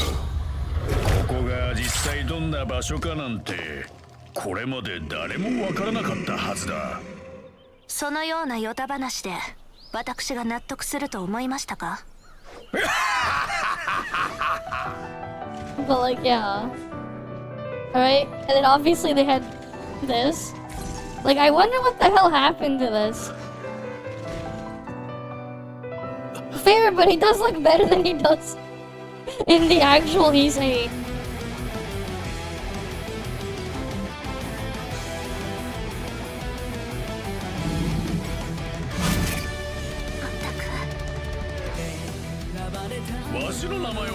It's still a visual upgrade over the actual Issei. Keep that in mind. アドルクリスティ冒険家ですって。行け！人はどんな状況にあっても誇り高く生きることができるのだと。これは Yeah, they can never replicate it though, yeah. Unfortunately. Like, what happened to this thing? ラクシャフォン・ロズウェル押してまいります。冒険が待っている。出発しよう。危険な相手です。ラクシャ必ず生き抜いて島を脱出するぞ。こんなところで最後まであがいて道を切り開くぞ。たとえ世界が夢のように儚くどんな形であったとしても、Right. それが続い Like, て what いく happened 限 to り this? 私たちの意志は私たちのものだよ。 Like, I still want to know what the hell happened to it. I still want to know, because I at least will try it if this ever releases. I will try it at least. At the very least, I will try it if it ever releases. Very Chinese, yeah. I'll become anime protagonist. I know. The Gacha of Issei. Yeah, whatever happened to this thing, man? Right? We haven't heard from these guys in over a year. I'll give them until next year. Don Bikini went. No. Imagine though, they're gonna make you gacha for like, you get the regular Donna from gacha, and then you have to gacha for the green gacha, and then the yellow Donna for the Gratica and Luminous styles. You gotta gacha for those two. Right? Then they're gonna make you gacha for the other ones. Right, but like, yeah. And then it's summertime. Project Mugen, I don't know, yeah. But here's the thing though. Unlike Project Mugen, they actually had a playable demo. Like, an Android beta was available in China a year ago. This is September 15th. This is like an actual, like, a beta footage you're looking at here. This is like actual gameplay.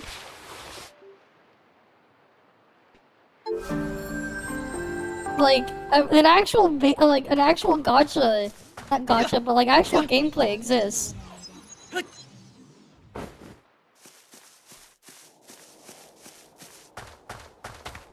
He does look like he's moving slower than Adol does in actual Ys 8 though.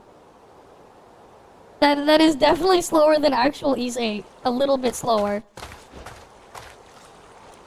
I've played Ys 8 too many times. That is most definitely slower.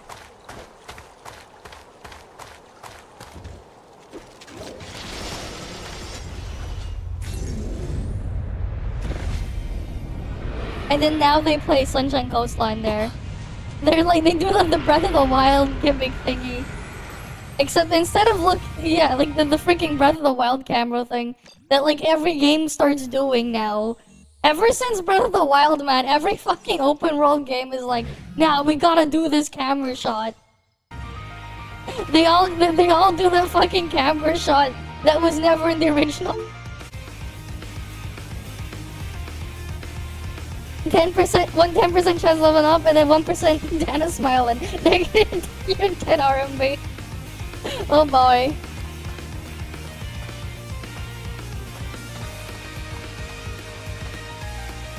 But like, Sunshine Coastline will never not be great, man. Like, it's Sunshine Coastline.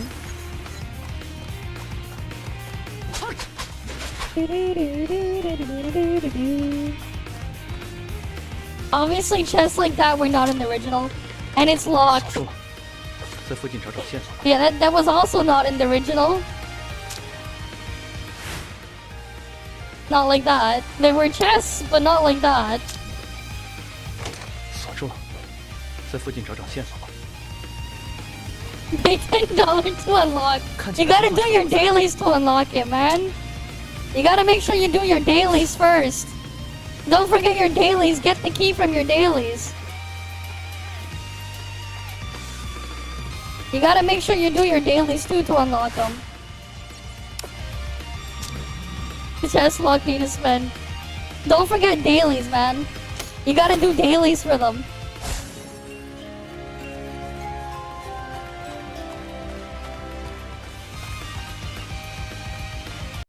Alright. $10 unlock movement. No, and then if it's Korean, if it was a Korean game, $10 to unlock movement, but a 5% chance that your ability to unlock movement breaks, and you have to spend another $10. There will be a Saurian girl raid fight in a stupid circle. Oh yeah, that's right. They had the defense. They had the defense raids in the other thing too.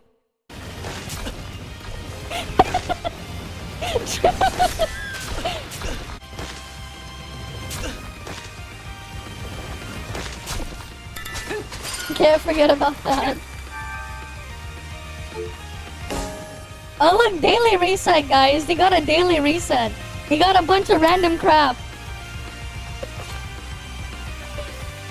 You've not been to China for 8 years. $100 are for hacked PS4s, every game ever released.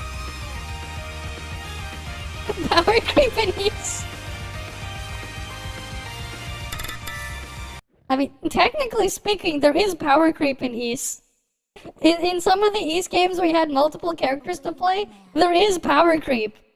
Right? Like, for example, in East 9, Raging Bull is just a direct upgrade over White Cat. He's just always just a better White Cat.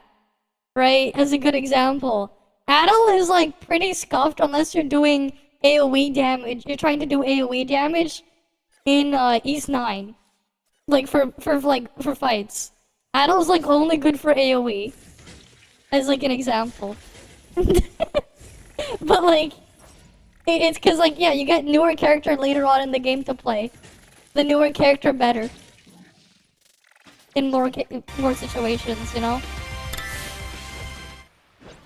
But it's not like it matters all that much. Oh, you remember this scene? The classic scene.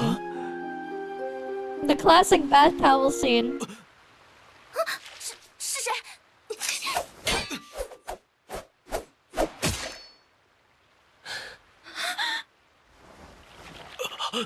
Right? It's not East 8 without that. It's not East 8 without that scene.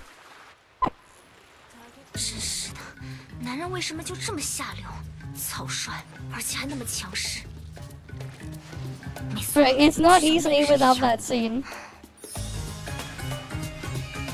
But it's not a vaporware, right? Like, they did make a demo 先各自报上姓名吧。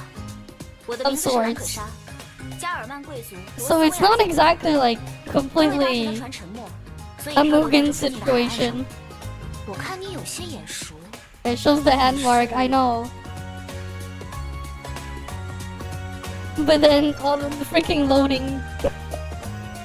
It shows the hand mark only to then show you a loading message. 伦巴底号的船员吧？亚特鲁克里斯汀。 Bad towel skin gotcha. True. Bad towel skin. 开什么玩笑？别想推卸责任。你不会连那个事故也想敷衍了事吧？ I'm gonna AFK 这 farm 片海域流传 ciphers. 着一个传说，有座被诅咒的赛莲岛，凡是经 When 过 the game is real, you'll believe it. Fair enough. 什么乱七八糟的？你以为我会相信吗？ Right? And then, did you see the game that people are calling the Chinese GTA before? You see that one, DJ Dyer? I know you haven't been around for a while. Did you see that game? Did you see it? Did you see that game? They have K-farm spots in this game. True. That's true. It's like original East 8. You didn't have money, so you had to like grind not really grind, but you had to like get materials. You had to go gather materials, right? I guess you could just do the raids. You could farm the raids, right? You could farm the raids, and then you had to exchange those materials so you can get anything and craft everything. Because they had no money, because who the hell has money when they're stranded on a deserted island? Yeah, trade shells and stuff, I know. Like, at least there was like a lot of like warp spots to get to like very easy gathering spots, but yeah. 总觉得长得很像。野兽，什么时候？ And then it's loading the dialogue. It has to fucking load the dialogue. Which is kind of funny. 是阿冯，罗斯威尔在此，放马过来！ I wonder how they're gonna have skills set up. They added a freaking elemental system as well, which Ace 8 does not have. It just had slash pierce and the thing. Still got the music though, yeah, of course. I mean, the Trails Gacha has the music ripped from Trails games as well. They get the music too. Elemental reaction, maybe. You know, they might actually have elemental reaction, man. Yeah, the loading looks really bad though. It looks really, really bad. 我本以为你只是个普通的船员，没想到剑术还。 And that's just them yapping. Yeah, put Paimon. Why? No, you mean Dogi? Yeah, no, they have Paimon. He's called Dogi. He crushes walls. 刚才的事就暂且不和你计较。 You trade your Paimon for a buff muscular dude. A big buff muscular dude. Like he might as well be. In a sense, he kind of fills that role. Like actually, 只有一些徘徊的野兽 except he's actually not useless. Right? Dogi kind of fills that role. 那边的岩石，我过去调查一下。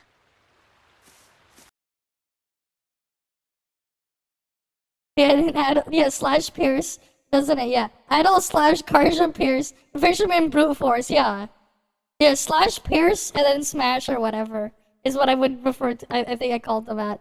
I looked at them as or something, or is it strike? It's either strike or smash. Smash might have been the other dialogue for like the special unbalance effect from the Cold Steel games. Yeah, Paimon is very useless. Of course, this mural thing was not in the original. That thing over there was not. 这块岩石上的纹路， So they made some changes. 没有，所以才 They obviously made some changes. Right. But they basically turned Ace 8 into the Isle of Siren into an open world, kind 那 of. 个是。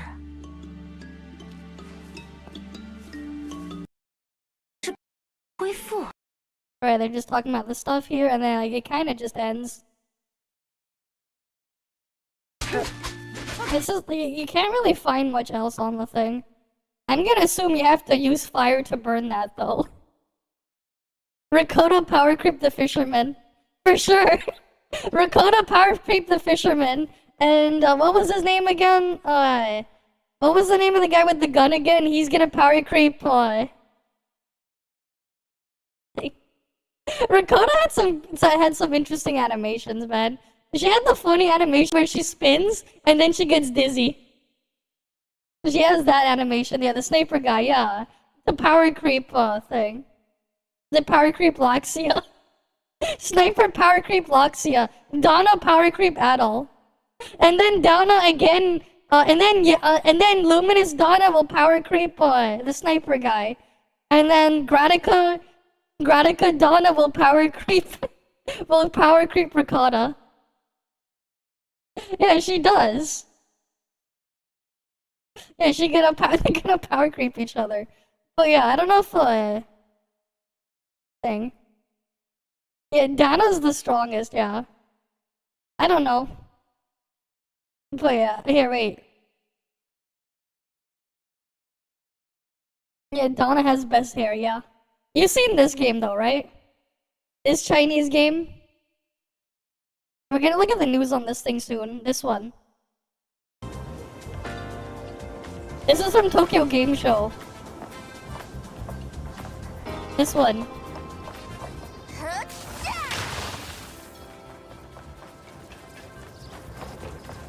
Right, you've probably seen the thing. Wait, this one is just showing character skills first.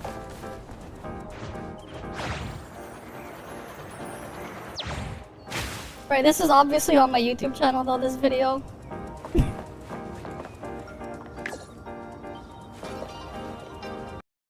Right, they're just like... Looks like a ripoff of East 9? Not quite. Not quite. I mean, they obviously have ray tracing and stuff like that. Like you can do... You can go ride the bus if you want. You can go ride in the bus, because why not? Right? Why not ride in the bus? They're like, yeah, sure, go ride in the bus.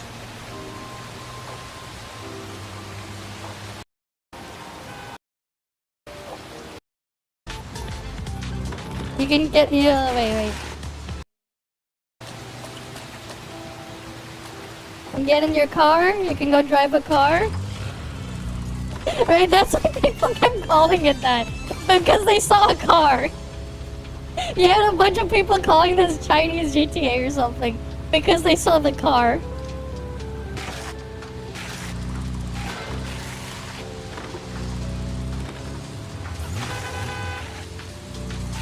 Right.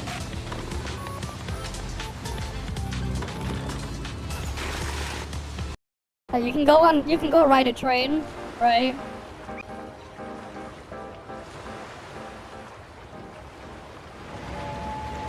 Right, you can go get in the train, you can go ride the train.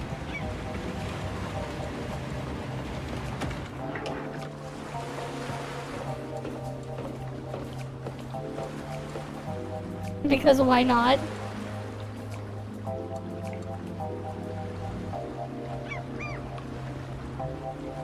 $2025 is dead. Maybe, I don't know. But yeah, this was like an actual like demo that they had at Tokyo Game Show. So like we know this game is real. Right? They have combat stuff. I don't know, she doesn't have a tail. Not all of them. That's a cat girl, so she have tail.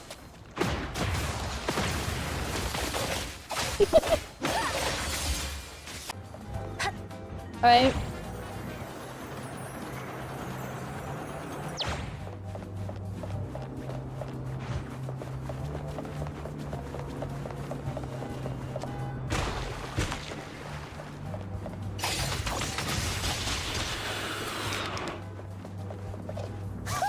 It's the drift button, right?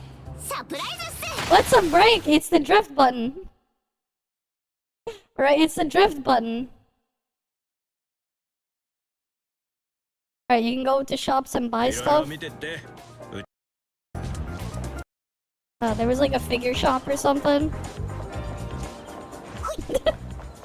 Yeah, fair enough. You saw one?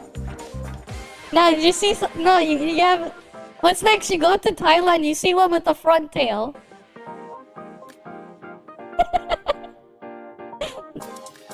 Right, like, obviously... Yeah, you can go buy cars and stuff, right? There's like a car shop here.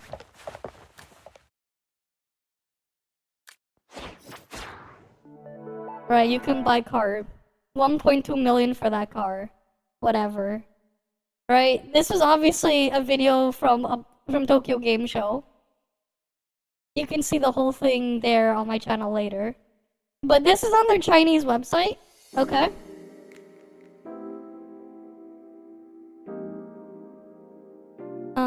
Come on. Let me translate this. Oh, here we go. Amazing point test. Yeah, the CN closed beta test.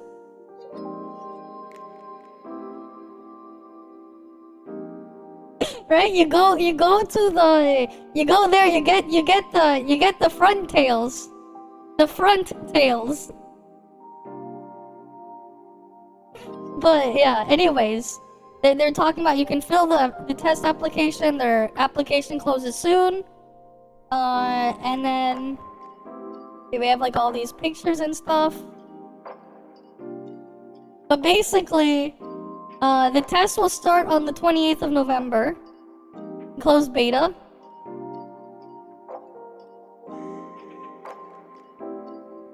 Right. Right here. This is on Bilibili. Interactive draw, they're talking about it. Test time. November 28th at 11 CN Standard Time, whatever that time is. Recruitment will be closed at this point on the 19th. The test is for players over the age of 18, right? They're telling you how to sign up for the test. Right? That's basically what's going on there. Mugen can never... I don't know what the fuck is going on with Mugen, man. I don't know what's going on. But like, yeah. Right, so basically their testing is starting soon. And apparently they're gonna give some people a profile icon or something on Bilibili. I don't know. There's apparently a random role badge for 10 people. But yeah. So like that's gonna happen. On the 28th is when the CN stuff starts. I assume then they'll let people know a week before then, right? The 19th is when they close applications, which is next Tuesday. So probably by the end of that week is when they'll let people know, so they can get set up and prepped for the Thursday at the end of the month. But yeah, that's basically what we know of this so far. Right? They're talking about the test qualification and all that stuff. But there you go. Meanwhile, all these games are like this, man. Alright, people be like, we're eating good this patch. And this is the patch in question. They get the super thin slice of bread. They get one bean. I don't know. I think we did see it. But here, we'll go search it up again. Right, that really, really thin slice. This is basically... Right, this is the next update right here in a nutshell. You can see through the slice of bread. It's so thin you can see right through it. Right, it's so thin. Right, it's so thin you can see through the slice of bread. Okay, here, let's go search it up. Welcome to Tianzi76. Yeah, you see through the BS. Oh yeah, we did see this. It's a game studio trailer. Why is Kekton here? Someone made a fan dub. There's a fan dub of this. The fuck? What's this one? Project Barrage? Oh wait. Okay. But yeah, this one?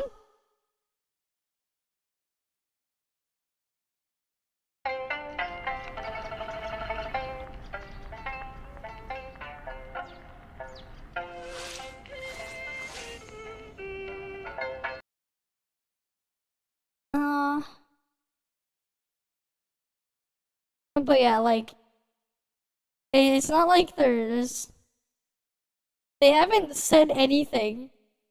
There hasn't been anything since this was posted. It's just a trailer for their game studio or something. Right? In this thing, right?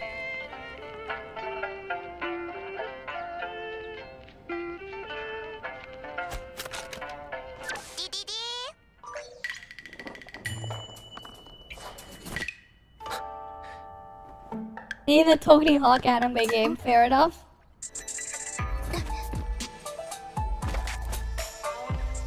Yeah, it's watched a year ago, yeah. Like, what happened to this? Yeah, they had the skateboard. Right, what happened to it?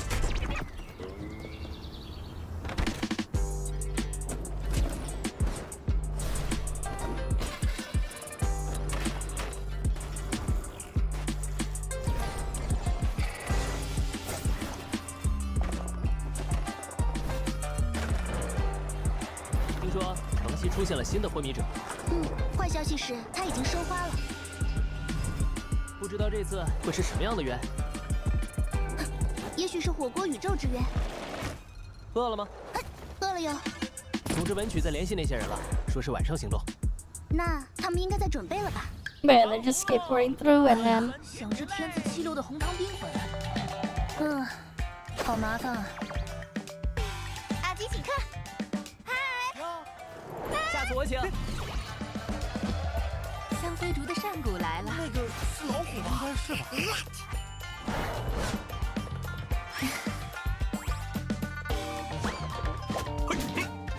找难题，找教授。 Yeah, there's no gameplay here, it's all CGI.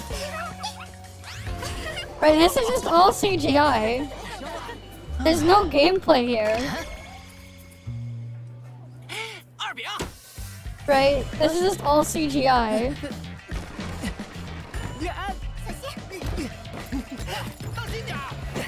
好牌本天成，妙手偶得之，自摸啊，不可能吧？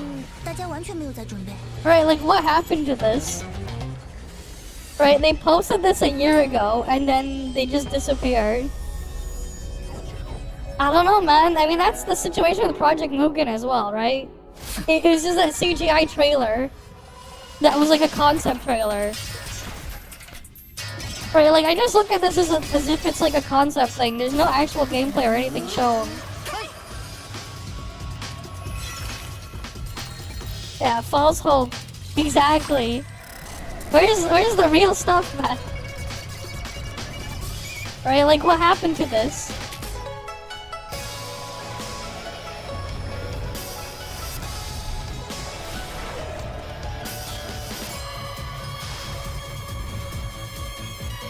Yeah, that's fair. I mean, how many views did this even get? Nah, this didn't even get 1 million views, man. Not even a million. Bold of you to assume 1 million people saw this. Not even. Not even 1 million. Right, welcome Raiders on YouTube. Not even 1 million people saw it. Mugen True. Mugen links, guys. We got Mugen links. Right, the fake Mugen links. What happened to this?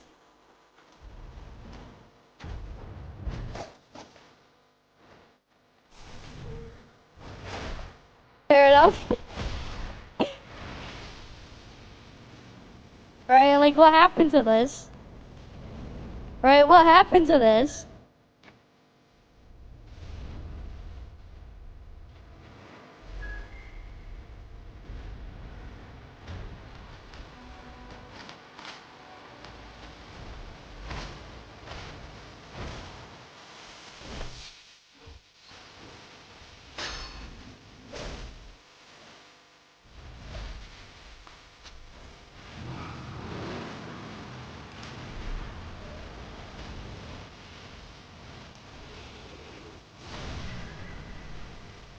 But like, yeah, it's just all CGI.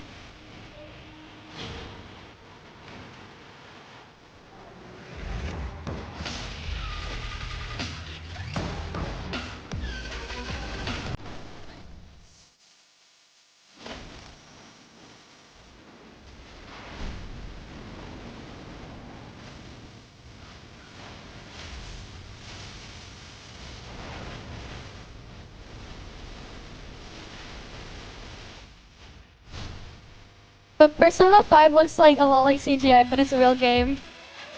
I guess. But this, it's like, we don't know shit. And like, this thing is, it just went missing for like a year.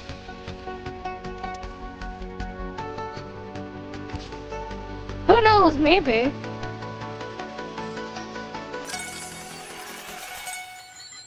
Was the 30 minutes East 10 was actual gameplay though? The East 10 30 minutes was just actual gameplay. Keep that in mind. Right? That East 10 30-minute video was gameplay. 好吃。这回一定是我先吃的鹌鹑蛋。是吗？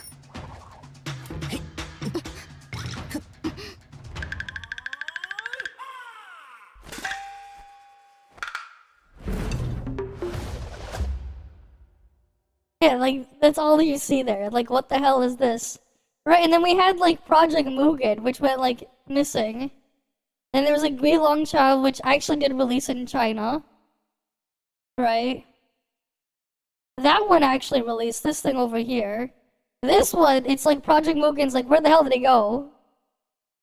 The enough potential, yeah. That's their own problem for not having enough funds. He's 10 was also after. Well, yeah. Who knows what they'll do for East 11, man? Who knows what they'll do for East 11? They're obviously gonna keep making more East games. It's just that the next game they want to work on is Tokyo Xanadu. Right? They confirmed that they were working on a Tokyo Xanadu sequel. Right? Like, they confirmed that at the beginning of the year. Right? Like, what happened to this game? Alright, what happened to Mugen? This one, what happened to them? Right, like they went missing after a year. Like they shared this over a year ago. It's been more than a year, and then they went missing. East 11 had cars somehow. Yeah, I don't know about that. Falcon too small, man. But then again. やっぱ幽霊列車9号線の伝説に関わってるよね。 Right, it's like what happened to this? Yeah, they had the first Spider-Man, but then Toph implemented first. That's true. Toph is like, yeah, sure, here. They're like, yeah, sure, we got Spider-Man relic. And then you can combine it with other stuff and go flying across the map.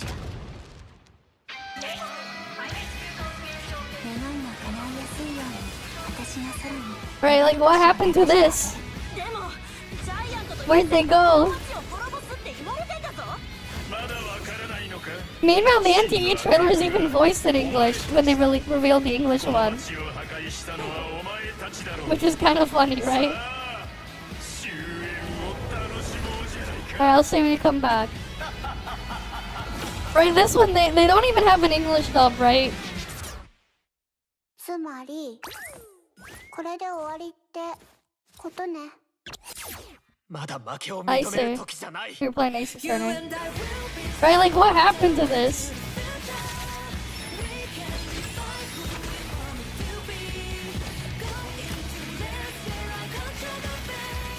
Right, like what happened to it?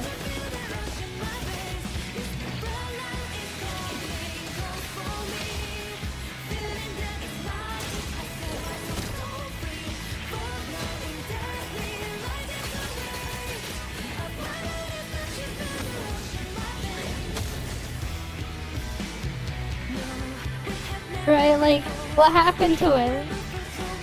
It's been so long. What happened?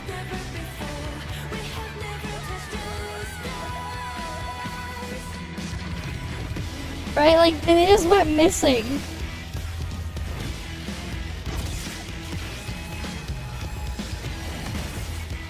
And then, like, their Discord server is, like, full of AI. As, like, an AI chatbot is, like, the only thing there.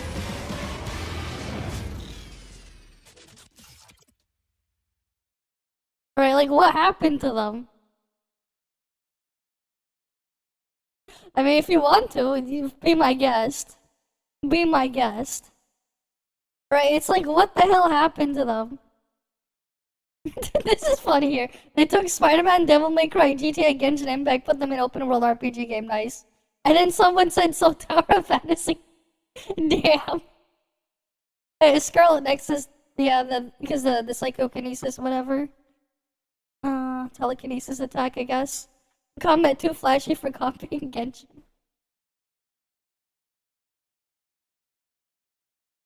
That was funny with the comments there. But like, yeah, what happened to these guys, man? What happened? It's been so long. There's like no news.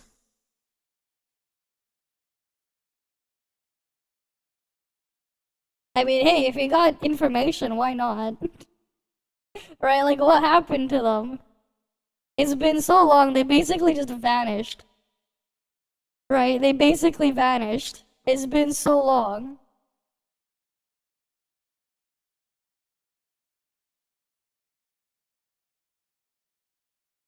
Who will save Mugen? I don't know, man. I don't know why they've just like, they basically went missing. Right, they've been missing for so long. Right? Who knows?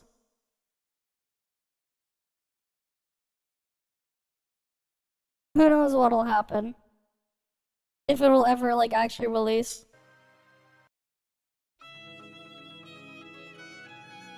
Fair enough. Okay.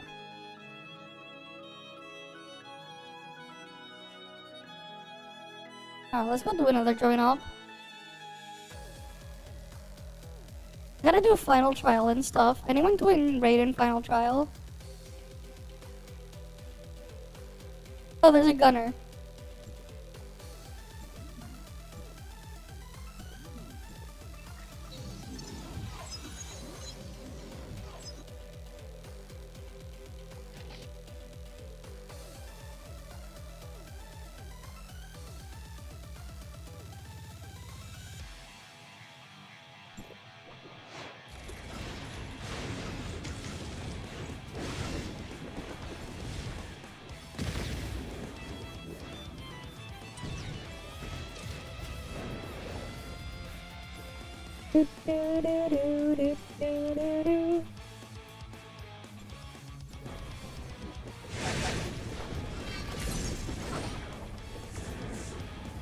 Well, I got some sort of drop.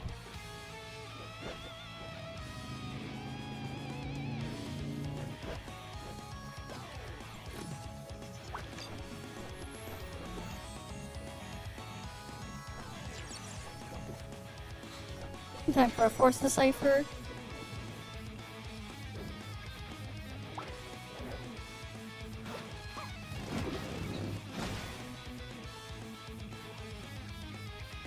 Alright, cause like, what else? I need to do the Raiden final trial. That's kind of like the main things I need to do. I need to do a raid, I need to do final trial. Oh wait, there's a gunner for Channel 5.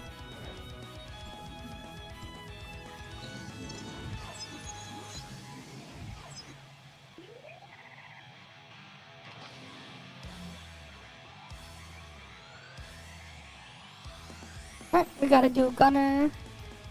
Right, because we need to kill 10 gunners a week. Because they freaking borked the game. To let me loot a different augment box. For some reason. So it's like, yeah, sure, why not?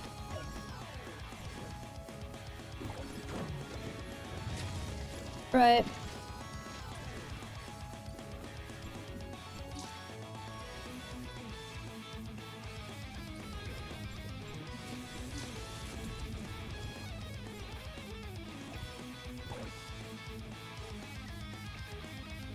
Oh, let's go roll my belt.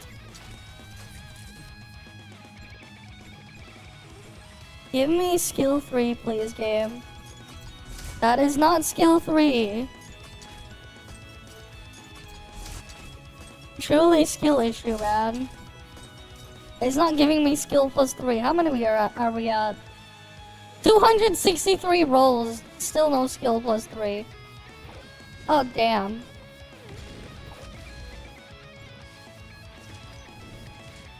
Even went all the way to look into WoW, but it started in, all the way to student graduate. Damn. Damn. Alright, here. Shit's rigged, I know. It's truly rigged, man. Oh, we got stuff to react to. So, This is one. Is the current state of Wuthering Waves becoming worrying? And then there was like a couple I was sent as well that I saw. I'm like, I picked some stuff that I thought might be interesting to look at, and then there's like, yeah, then there's other stuff as well. Right, you guys sent me more React stuff. we're talking about the state of Wuthering Waves right now. This is a video from 1010. If you don't know who 1010 is, he's a yeah. very big, content creator in the space. He covered Wuthering Waves whenever it first came out, and also a lot of other games as well, not just Wuthering Waves. But again, very, very cool content creator. I've seen a lot of his stuff. And again, it's really cool to see that like some people are giving their honest reviews on the game, even later on in the game. Because obviously, it's the popular thing to do whenever a game first comes out, you know, like, oh, my thoughts on the game after they've played like 2 hours of it and they say, oh, it's trash, or something like that. But 1010, you know, it seems like he's put in a lot of hours and a lot of, time into Wuthering Waves. And it would be interesting to see what he kind of thinks about the state of Wuthering Waves, especially given his past with other gacha games and knowledge started before of them other way gacha longer. games to see, what can kind of be improved. It's been around an hour and 20 minutes. Thanks. I want to take a moment to talk about the state of Wuthering Waves with you today, because after 6 months of release, I think the game is not in a great state. Don't get me wrong. Yeah, it's like, do they not play in a the great game? state. Like, if we just go off my opinion here, I That's think fair. that the game is in a pretty good state. I don't think it's like the best. Obviously, you know, it could be like Genshin levels where it's like absolutely breaking everything. But I don't think it's doing terribly either. I think, you know, Kura Games are listening to a lot of and top we be AFK farming, which man. is great to see. And obviously, some banner sales We haven't be been AFK great, but farming. with the improvement of the recent Gacha, revenue stuff, it does seem like, they are improving, and it just depends on what character, what updates, and how the kind we just AFK updates farm. align with whenever the revenue comes out. But I'm interested to see why he thinks that this isn't a very good state right now for Wuthering Waves. You're wrong. I love Wuthering Wave. I play this game daily, and I even stream this game almost regularly. Yes, this is me. On That's- Twitch. Twitch.tv/I'm 1010. That's cool. But I think don't the know game about him doing is it really daily, I good don't know. in its core. The characters Yeah. are really, really fun. And when it comes down to gacha games, the main thing that you pay for is to collect cool characters that are cool and fun. And they do this extremely well. Yeah, It's just that they don't have anything else. I A think lot of the Wuthering Waves characters are really, really well designed, and I think that's one of Wuthering Waves' strong points, is just the overall design and the feel of the world. Not just the characters, the land, everything around it, the story, the cutscenes, all of that is very well made up, and it just looks nice. And yeah, I'm interested to see, because he said that, that's the only thing it has, but I'm sure that Wuthering Waves does have a couple of other things. I think Wuthering Wave characters are extremely fun. Each of them has some unique mechanics that make them super satisfying, super fun to watch, and they're all super flashy without being overly on top too difficult and stuff like that. On top of that, their thematic is on point every single time. Jian is like a peak husbando character. Okay, cool, I can Lina loot is my like a gunner. peak Bambi characters, and then you got all the other characters like Changli, super fire characters like a phoenix stashing around the battlefield.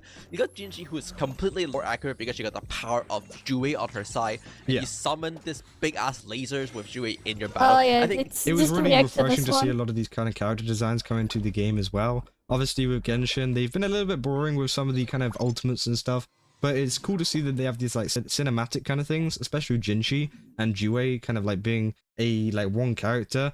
I think they look really, really cool, and I think that's what Wuthering Waves really excel at. these are super on point thematic, and they feel really, really great to play. But the problem is, I feel like the game just doesn't have enough content to warrant you to want to log in to play the game, which means you don't get to play with the characters. The characters are fun, but you gotta have a reason to play with these characters after all. And right now, the way I would describe it is Wuthering Wave feels like a game where you have a 6-week patch cycles, but 1 week of content every 6 weeks of patch cycle. And aren't they about to have a 7-week patch cycle though? The 50-day patch? What he doesn't like is the kind of break in between the games. And No, it's because it's this. It's like this. This is the state of the thing. This is your patch content. That's your patch content. The thin sandwich. The thinwich.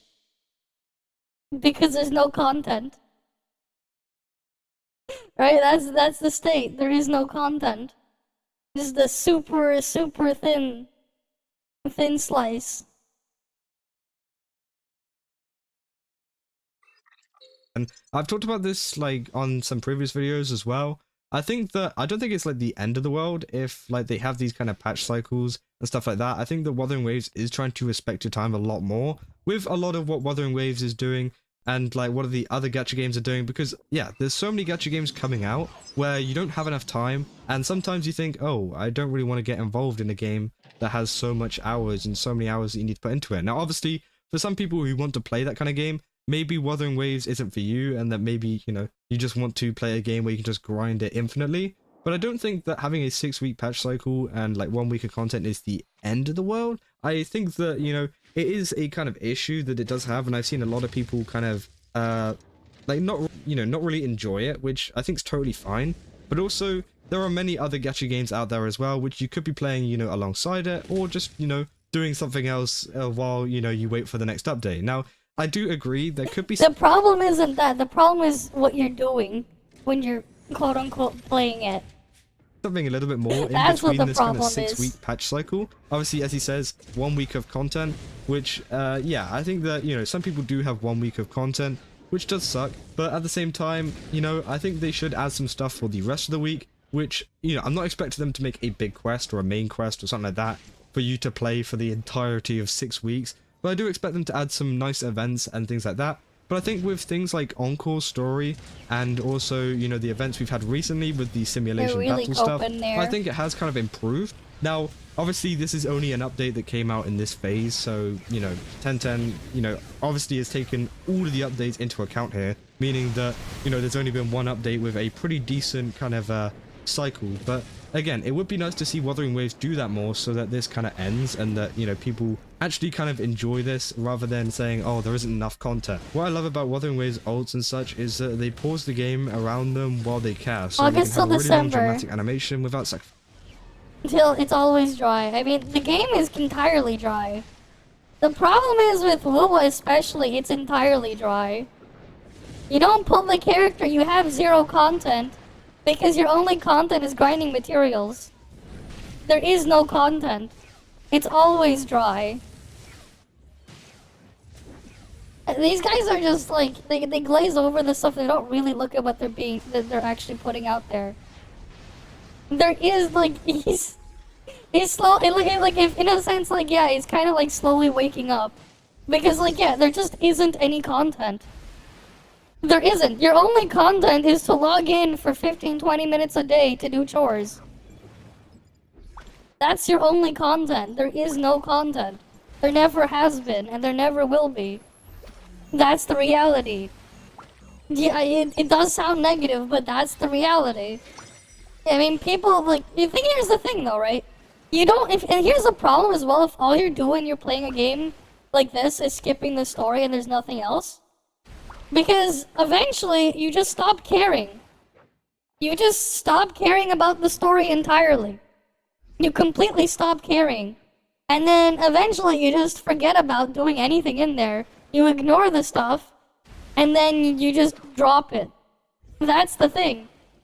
Well, it's nice once in a while to like have the skip stuff, I guess. At the same time, if you're in the mood, if you're like just in the, I'm just gonna skip this shit, I'm just gonna keep skipping this thing, right? Eventually, that's just gonna make you leave faster. Like, it is. It is nice to have it, though.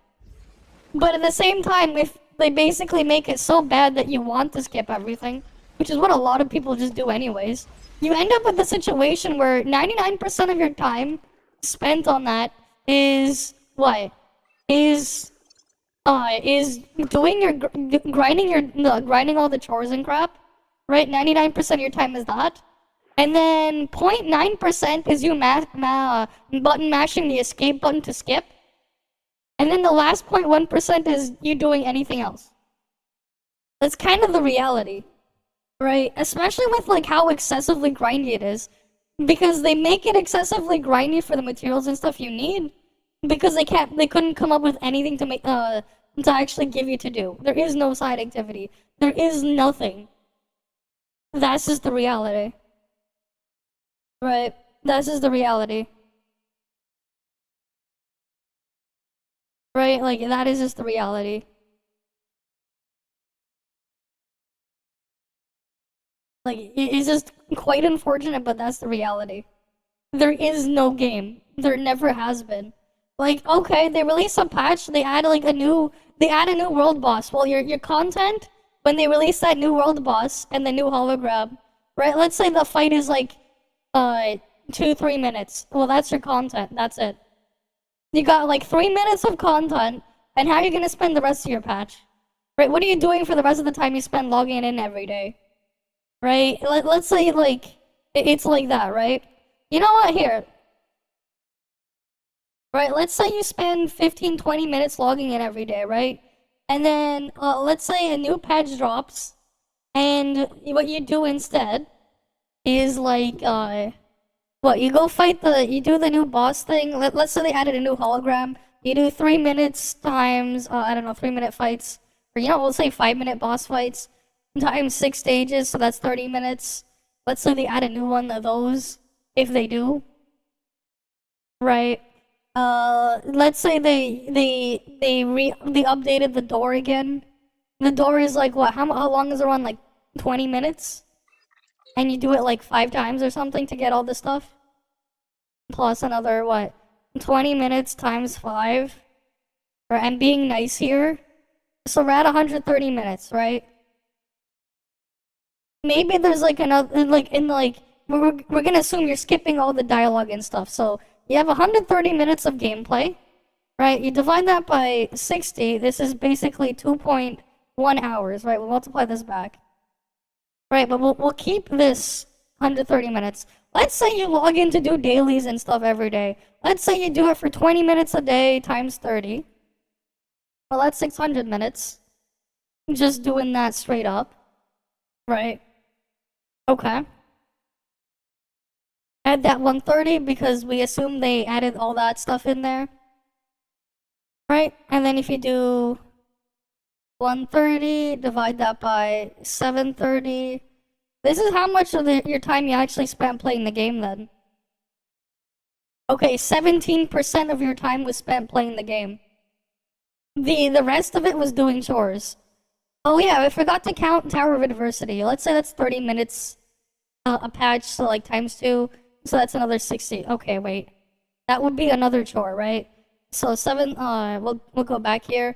130, divide that by 730 plus 60. Right? So now it's at 16.4%. That's how much of your time is spent playing the game. 16%. The rest of it, you're just doing whatever Pepega chores or whatever. Right? You're just logging in there. You're not doing any there's not like side activities or anything. That's just you doing your dailies for like the majority of it. Right? We're assuming you skipped all the dialogue and stuff. Eventually, you kind of just get into a mindset where like you just don't want to do it. And then if that's all you're doing every single time, right? You get tired of it eventually, and then you eventually end up quitting. That was kind of like what I ended up doing when I was playing PGR for the past year. Like, after at some point, I just stopped doing the story, and I just kept going, like, ignoring and just skipping everything. I would pull the new characters here and there. I didn't do the events because the events were awful, right? PGR's events were atrocious. I'd be like, yeah, fuck this. And then I would just basically log in every day to click auto clear in a dungeon, right? And then I would do the weekly chores, and then close the game. But I would spend most of my time clicking auto clear in menus than I was actually playing what little stuff there is. Right? I'll see you around then, Diose. Right? Like, that's just the reality. And the thing is, you're only drastically increasing the time you spend moving around because there's an open world and you have to, like, deal with moving around the open world instead. You're not really playing the game anymore. You're just doing the chores and stuff in there. That's kind of the problem. No, that's not even everything else. I assumed you skip. This is assuming you skip all the dialogue. This is assuming you skip dialogue, you ignore loading screens, you skip dialogue. Right? That's assuming you skip all the dialogue and you ignore all the loading screens. 16% is gameplay, 84% is chores.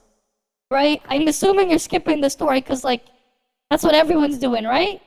Everyone's just there for the combat. Well, only 16% of your time is that. The other 84% is just, you know, doing all the other shit. And if you include the story and stuff, and as if you're not skipping that one, like, that 16% is going to be relatively smaller. You're gonna spend even less time on that. That's just the reality, right? Like, I'm assuming that's what your monthly schedule would look like. And I'm assuming, I'm like being nice and assuming they got to get the new, their quote unquote new content in there. Because there really isn't anything there. There never really has been. Right, like there really isn't. And you don't really have like the type of stuff where you can go mess around with a bunch of people as well. Especially when the world limits you to only 3 people and 1 character per player. It gives even less room for people to mess around with. Like, that's the problem there. Right, the open world itself is making it worse. It does make it worse. Camellia gives him 20%. Nah, no. If you have a new character, man, that's more chores. You get a new character, that's more chores you gotta deal with. You're gonna shrink the number even more. You're gonna shrink the percent even more. What are you talking about? Most of the content is grinding, doing the chores and grinding so you can maybe make the characters usable. You spend way too much time on that. You spend way too much. Like, they make you spend way too much time doing that. Very little actually just playing the game. That's the problem. Right, the ratio of just your time spent in the content is not good. It's really bad. Right, and like, again, if like the guy said, oh, it's nice if you're like, you don't have the time or whatever, but if you don't have the time, you probably don't even have the time to deal with that too. Right, like, do you want to do all the chores and all that crap? Or do you want to play what little game there is there? And then when you realize that, that's when you just start to like, kind of lose interest and completely forget about it entirely. Like, the reality is a lot of those content creators will have pilots play the game for them. And that's the reason why. Right? Like, that's the reason why. Because, like, there isn't anything there. There is no content. There never has been. There never will be. Right? Yeah, like, I saw, like, a message on Discord from Maggie about, like, she was talking about the fact she didn't do shit at all in Booba at all this patch. She completely ignored all the events. Let me see if I can find that message, if you guys want to see it.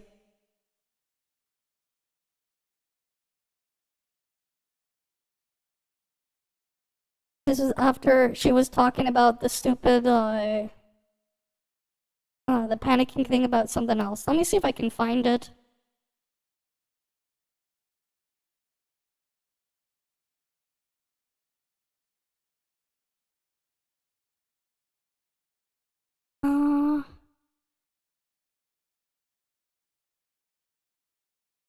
Wait, no, that's not the right date.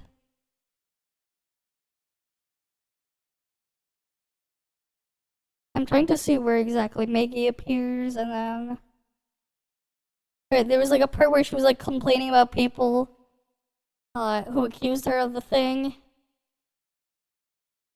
I'm trying to find the part where she talked about like she didn't really do shit this patch.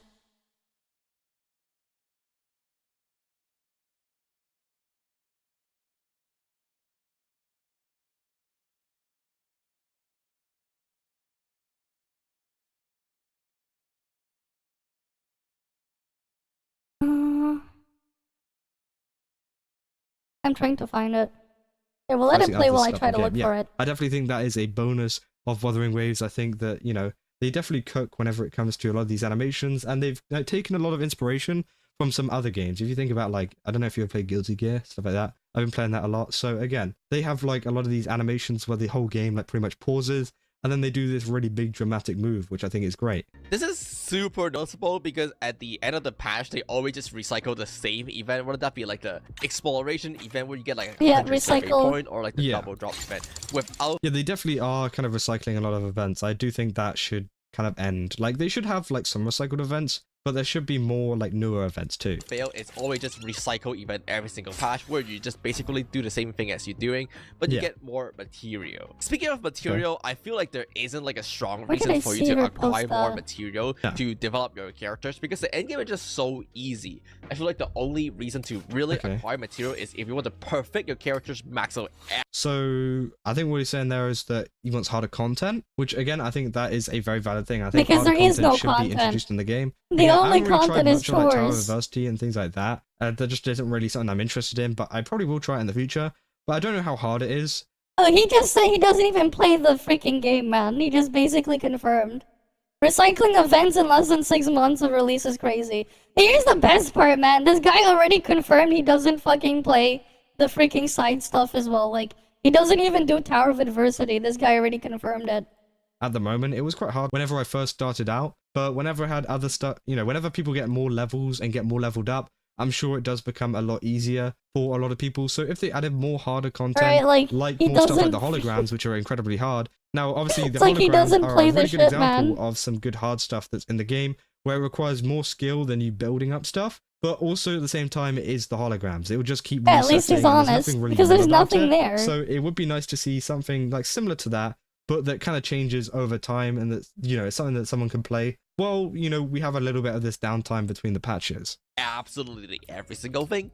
Don't worry, they'll have no content for the next patch. New character to release, which if you're don't worry, they'll have the freaking door back, and that's it. The tower in Wedding Wave Endgame right now feels like a pure, and by pure, I mean you basically just go in and you do a rotation for like 2 minutes and you kill whatever comes on the way, and that's it. You don't need to care about dodging, you don't care about parrying, which is supposed to be the core of the game. It isn't some kind of like skillful combat where you carefully maneuver it's quite the easy. enemy. There's like no dynamic at all. You just go in, you hit your button, and they just die. And I did this by proving it as well, right? I recently did a blindfold run on Ling Yang where I was able to completely 3 stars. Ling Yang's like one of the worst characters as well. Yeah, like he did it blindfolded because there's no game.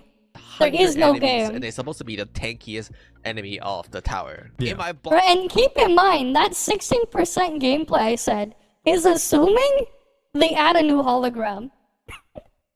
They add a new hologram and you can do the dorm game mode. As soon as like that stuff is off the table, that 16% of gameplay is completely thrown out the window. It's completely gone. That 16% of that content. That number goes down even further. So technically speaking, I think the current patch that Lua had for 1.3, I heard that they didn't have the roguelike mode available. So they just had the hologram thing. I think they added the Infernal Rider hologram boss. I think. I don't follow it too much, but I assume that was like the only content they had. So it's more like 5% instead. For one, you can see I basically just memorized my entire rotation and I basically just pressed all my button in a certain order, and then everything just worked out. And that's all really. It does take a little bit of work to do. I didn't do a single dodge because I was blindfolded, or I didn't do a single parry. Well, I did some accidental parry, but none of the parry were like a skillful timing thing. I basically just mashed all my button in the right order, which is my rotation, and the enemy died. It got to a point where the tower feels more like a chore to clear every reset than because it is. I think that's something that we've had an issue with other games as well. Obviously, the Spiral Abyss is something that you can kind of compare the Tower of Adversity to, and people have gotten bored of the Spiral Abyss now. I don't do it like ever because again, I can't be asked. I can't be asked just to do the same thing over and over again. And I think that is something that, you know, Wuthering Waves does need to kind of. And then what if you apply that to the entire game? I can't be bothered to do anything. And there we go. Because there's no game. There never has been. Fix and kind of there never will make better, be. Whether that is they improve the Tower of Adversity itself, or just give you something else to play that could be a little bit better and less of a damage check and more of just a skill check. especially because this is true for every single boss and every single enemy they have put in the tower so far. There hasn't been a new enemy where you have to change up your strategy. It's always you put the same team in, you click your button in the same order, and they die. They also my daily on same thing. The Heron Genshin always do the same. Did he forget to mute his clip over the top? Is actually harder. Now I know people hate that I mentioned in Impact all the time. I think it's true, and I'm talking about this using my previous experience back in like 3.0 or something like that. I think back in my days when I was playing Genshin, the end games were actually a lot more challenging than the current state of whatever end game. Recently, I remember stuff like where they're like 2 geovision, you have to like position yourself in a certain way so they will like come to you, and you have to like make sure you have to like go to the wall, and you have to like make sure they are like walking in a certain way and stuff like that. And then of course Genshin Impact is a little more janky, so therefore it's like a more challenge because you gotta like funnel your energy. I think there was some things that made the Spiral Abyss a lot harder, but like at the kind of core of it was kind of boring because you were just doing the same stuff. Now I don't think the Tower of Mercy is any better. If anything, I think the Spiral Abyss is a tiny bit better just because it's a little bit more challenging. It's the origin of the stupid circle, and the funny thing is, the irony is the Spiral Abyss does it slightly better, but it's still crap. Hey, at least the Spiral Abyss also gives you like buff cards that can change how you play a little bit before you go in. There's like the random buff cards that they give you in the Spiral Abyss, which is at least somewhat interesting, I guess. But like, yeah, again, it's like the same thing again, right? The same problem. Right, like, it still goes under your chore category. Right, that's the good part. It's still crap. It's still entirely crap.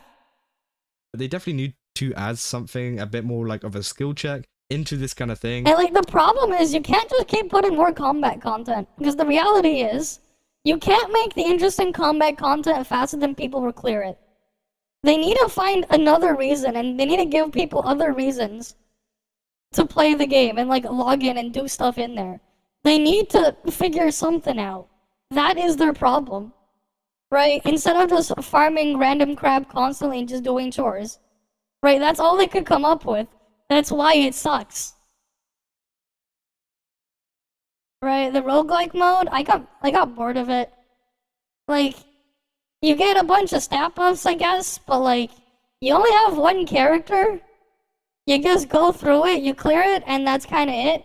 There are ways you can bug abuse it to clear it faster, which is what I ended up doing when I played it. The last time I played it, I would just use the Chisha macro bug abuse, because it would clear it faster, because, like, I just don't care. Like, I just really don't care that much. But some people like it. It's just that I've done so much grinding of these freaking roguelike modes in so many other games, that unless they really try to make it interesting, I don't care anymore. Like, I'll just look at them as a chore. Roguelike modes in games can be cool and interesting, but the problem is a lot of these games don't do a good job with that. So you just end up forgetting about all the other interesting combos you can deal with, where like, I'll just go in, I'll try it with like a new character once, and then after that I get bored, or like, I'll go clear the rest of it for the items and stuff. But like, I was being nice counting all the time as if you didn't get bored at me immediately. Yeah, there are no gun characters. The only, like, the gun characters in Wu are crap. They suck. There is no good gun gameplay on them. They have gun as a weapon archetype, but they're all awful. Chisha at least is the least awful because of the macro stuff, but they all suck. It's the only interesting one, and it's only because of a bug. Exactly. And even then, here's the problem. Here's the problem, man. The problem with that bug, too, is it really breaks the camera and targeting. And Wu's camera and targeting was already really, really bad. It makes it even worse. So then you end up just fighting against the camera and the controls there than you are trying to actually fight against the enemies or the game. Right? So it just becomes a hassle as well. But it's less of a hassle than playing a different character, I guess. So, like, it just gets annoying. Right? And then it's like, okay, well, if I want to play a character with guns... No, I don't think so. I think it still works. Because the reason why it works is because animations. They would have to rework the animations on her entirely to get rid of it. It's tied to her animations. So unless they remove, like, they change her animations, it's never gonna get patched out. They have to, like, go in and change her animations. The reason why the bug works is more so because you can animation cancel. It's like an animation cancel abuse. That's why it works. It's just abusing the fact that you can animation cancel in one frame. One frame animation cancel. That's why it works and it does crazy damage. Right? It's more of an animation cancel abuse situation. Yeah, like good luck ruining that girl. But my guess is future gun characters, if they ever make one, they still haven't in like 6 months. Right? Meanwhile, they've released like how many sword characters? Like almost every fucking character they've released is a sword user. There's like too many of them. But that's besides the point. Right? And they're gonna release like another sword character in the next patch too. It's just more ridiculous there. Right? Or is it 2 more sword characters in like 1.4? I don't know. But like the point is, it's just like, yeah, sure, you're basically just spamming left click whatever. You do your skill, your ult off cooldown. Move on to the next character. You do the same thing. Yeah, you can go play the game. You can go play the content in the game blindfolded because there's no reason to like focus too much. There isn't anything you have to pay attention to. Right? Like that's the thing too. The fact that you can play the game blindfolded and you can still do it. Right, the flower girl is another simping girl for MC because of self-insert, yeah. Is it cancel heavy? I don't think so. I don't think it's cancel heavy, man. I don't. I made it look cancel heavy because I found ways you can abuse it. But, I don't know if it's, I don't think so. I don't think it's, like, actually cancel heavy. Right, because, like, if you've seen some of the stuff I did do to it, right, like I would be like, okay, how do I get this to work? How can I macro abuse this stuff? I found like that quest item, remember that one? When I did the quest item thing and it was like animation canceling encore? Like her normal attacks? So I could spam it even faster? Yeah, like I remember doing that stuff. But like, it's like, it's less interesting than me just like doing a hold attack thing in practice because I just macro the button and hold it down. So it's effectively just a hold attack spam thing. But at the same time, like, the combat and stuff in there, the content, there's, like, nothing to pay attention to. You can clear the stuff blindfolded. To kind of, like, get people more excited. It's more of just how much stats do you have to just overpower it. For it, and to actually make people think, rather than just doing the same inputs over and over again, like 1010 is showing us. They literally did it blindfolded. Again, that's pretty, it must be pretty easy if you can do it blindfolded. You gotta save your energy for the next fight. And there's also the Abyss card system where it gives you a little more dynamic in Genshin Impact. Yeah. Now I want to make a very big disclaimer that I don't know if this is true with the current states of Genshin Impact. Okay. I kind of watch my friends play sometimes and I see them just like hitting a thing that stand in the middle and like do nothing else, so maybe I'm wrong. But Okay. I actually have been recently playing a little bit of Genshin Impact just because one of my friends like got me back into it and it has been really fun so far. And I'll be trying the new Abyss sometimes next week on stream, so you might want to tune in just to see like if I'll That bit of a change. plug there. Now don't get me wrong, Wedding Wave do pump out banger content from time to time. Specifically, definitely. like when they added a new hologram Carlos was like perfect. I think hologram Again, I think the hologram is something that they do really Yeah, well. it's So 5 maybe minutes if they of like, kind of think content. of something similar to Right, that, like that's like you're effectively doing 5 minutes of content though.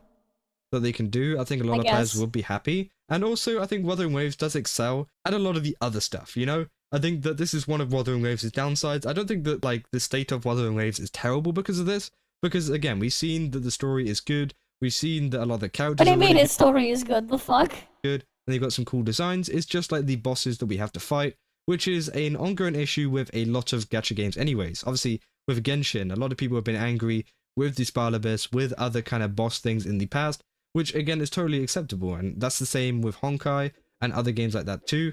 So it's just something that Wuthering Waves and Kuro Games need to get around. Again, I think it will take a little bit of time and also some community feedback to tell them, you know, what kind of thing we want. But with them adding more holograms and things like that, it definitely seems like they do know what we want. They do know that, oh hey, they're kind of liking the holograms, let's add some more of them. So hopefully they'll notice that we aren't really liking the tower adversity. Obviously, videos like this will Yeah, help it's to just kind of don't tell them even that, play. and that maybe they'll make some kind of change to make it a little Okay, bit no better, breakdown. a He's little like bit more just go skill-based good rather and he than doesn't even damage-based. play. Graham Krause is like one of the And best the reality ever. is, there's here's why he doesn't play. Because there's nothing to play. That's the reality. There isn't anything to play. That's the reality there. There isn't anything. It's like actually I can dynamic. see why he it's likes like it more. basically play to the game core essence. That's the dodging, reality. parrying, and then doing your character's combo. Whether they or like to in admit it whatever or like that. not. Inferno Rider was a little janky because you kind of just spam meteor, but something like that I feel like are cool. It's just like we kind of get them once in a definitely looks blue fun. moon. The same way in Elusive Realm, it's a really cool game. There whenever isn't they add anything. new characters, because just like you They're can acting play as if the there new is something when characters there's not. in your regular way, in your hologram and your tower, and then here is a new way to make them super insane that it's also fun to play. The Shangli Yao combo in the Elusive Realm was super fun. I think that's what the new simulated battle thing does well as well. I think they definitely like kind of give you a new perspective on how combat can be and how much damage you can do. Obviously, it's like due to a lot of stuff like with like buffs and things like that in cards. So maybe they are trying to experiment with it with some events to see if people like it, and maybe they'll add it to some other stuff in the future. You like basically perma time stuff and stuff like that. I think all of these are super fun and super cool to play whenever we do get them. Again, new characters, super fun to play because Wedding Wave characters are really well designed. They're just fun to play in general. Yeah. Elusive Realm game mode or other game mode, super fun to play whenever we get a new one, usually followed by new characters. And of course, new hologram or new boss in general are super cool, super fun to figure out like how they actually work. Yeah. The thing is that there's so little. It always feels like they give you like a taste, they give you like a bite, right? They're So like, more Nibble, content. you get a This nibble, tastes and there's good. I want nothing. more, but there's no more. You always get like just a bite and there's like no more, and it left you like, Yeah, I definitely think what Wuthering Waves could do in the future is maybe just add a few more levels, add a few more difficulties, because again, it would hit that kind of thing of like, A, the bosses aren't hard enough, so, you know, just make harder ones, and B, it would give someone something to do for a longer amount of time, which means, you know, you have less of a gap between in this like 6-week cycle kind of thing, this 6-week cycle problem, where you've got nothing to do, and instead, you've got these really hard bosses, which you're probably, you know, grinding or trying to fight every time to win. And I think that's why the holograms are so good, because they are very difficult, and it takes a couple of attempts, if not tons of attempts to do, and you know, people finally get through it, a little bit like an Elden Ring boss, which I think is great. And whenever like Wuthering Waves first came out, people were like, oh, this is like the Elden Ring of gacha games, which I don't think it's really the case now, but whenever the game first came out, this is what people were saying, Yeah, and that's what's what a up, lot of Mimi? people played the game for, and they haven't sent really me seen that anything? apart from with the holograms. So maybe if they could add some of that stuff to the game too, that would be very interesting. But again, we'll just have to wait and see what Kuro Games kind of say about this.